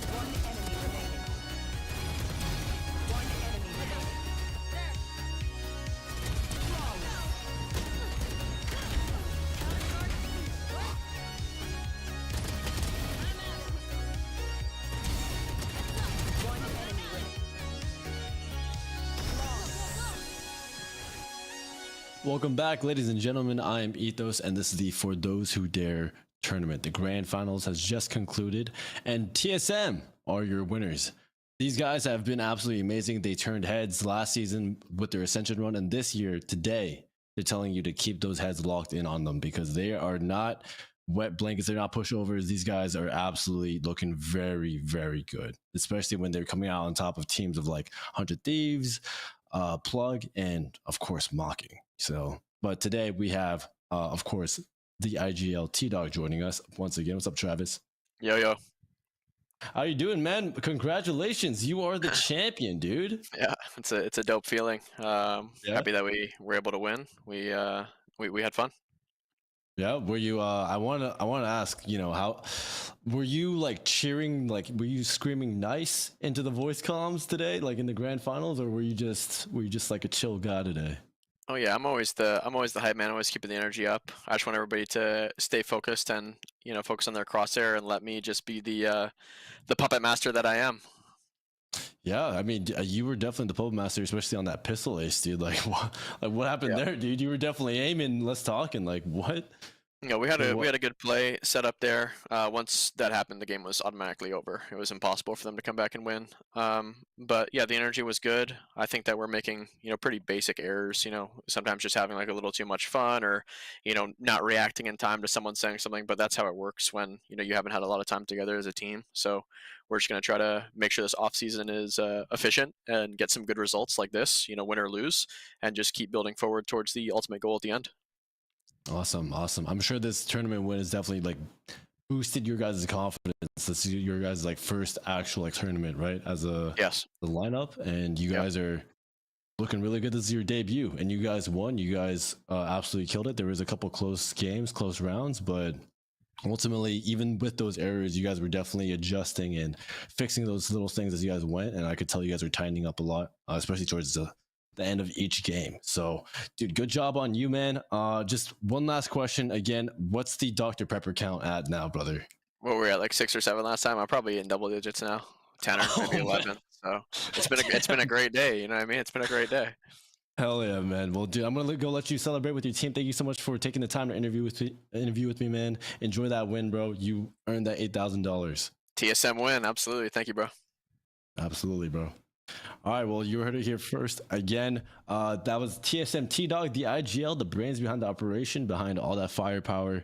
I'm going to bring back in my wonderful talent back on the desk. We have Vansily and Lemon Kiwi.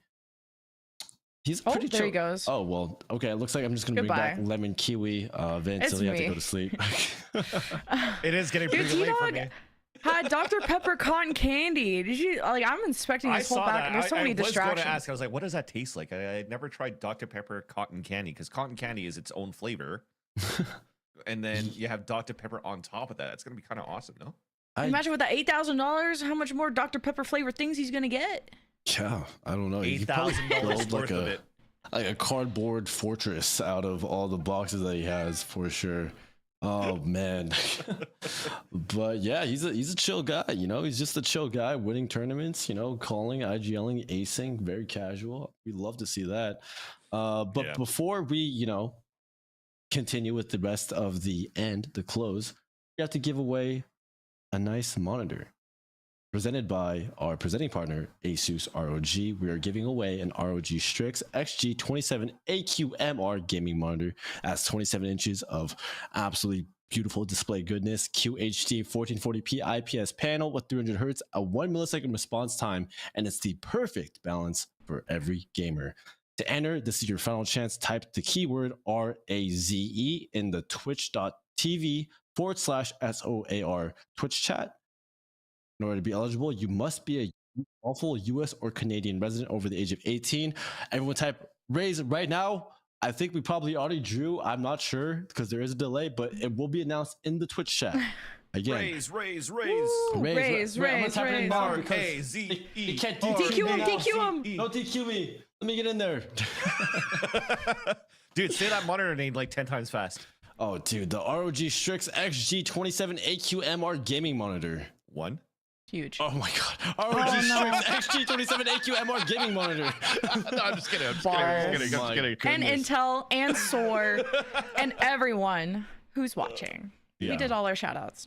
And Thank the you. watch partiers. I think the watch parties were super awesome too. Like I said, to give such a spotlight here on the VCT off season for those who dare, presented here by SOAR, ASUS, and Intel. But the watch partiers continue to bring the content. So namely here, Sliggy, Sean Garris, Shanks. I think Curry was doing some watch parties as well. So thank you guys so much. If I missed some, I apologize. Make sure you DM me and send me your threats. But I'll give you guys a shout outs next time. But that has been an awesome last weekend and grand finals day today. I think we've seen, the potential of what TSM could bring in challengers coming up this weekend. And then also the potential of what 100 Thieves could bring with the role changes going to VCT 2025. So I think this is also sick. And also the potential of the tier 2 teams competing to try to make it into Americas in the following years. So that in itself for me is more eyes should come in from the orgs, more support should come in for tier 2, because there's such good talent out there that's still like buried, that needs to be like found. And these events allows us to find the diamonds in the rough, to find the Kane Zeras and the Knights of the world. This has been a fun day, a fun event, and awesome to share with you guys too on the desk.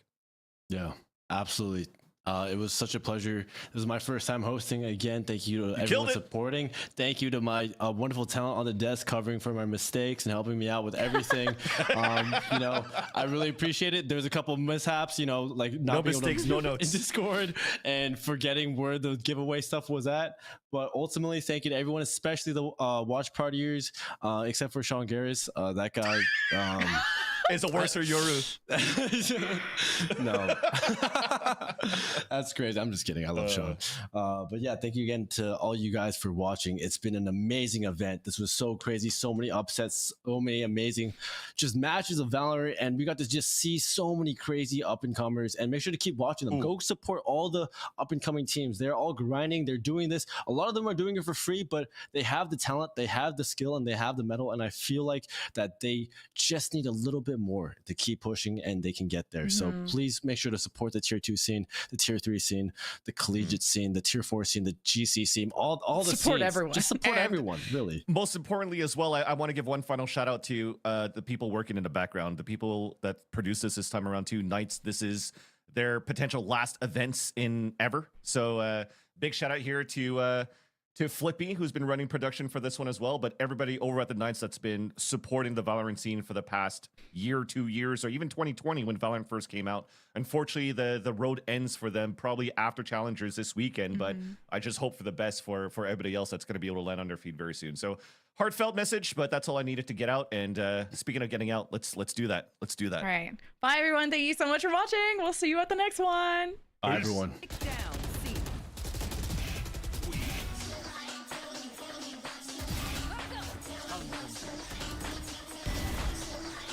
Here.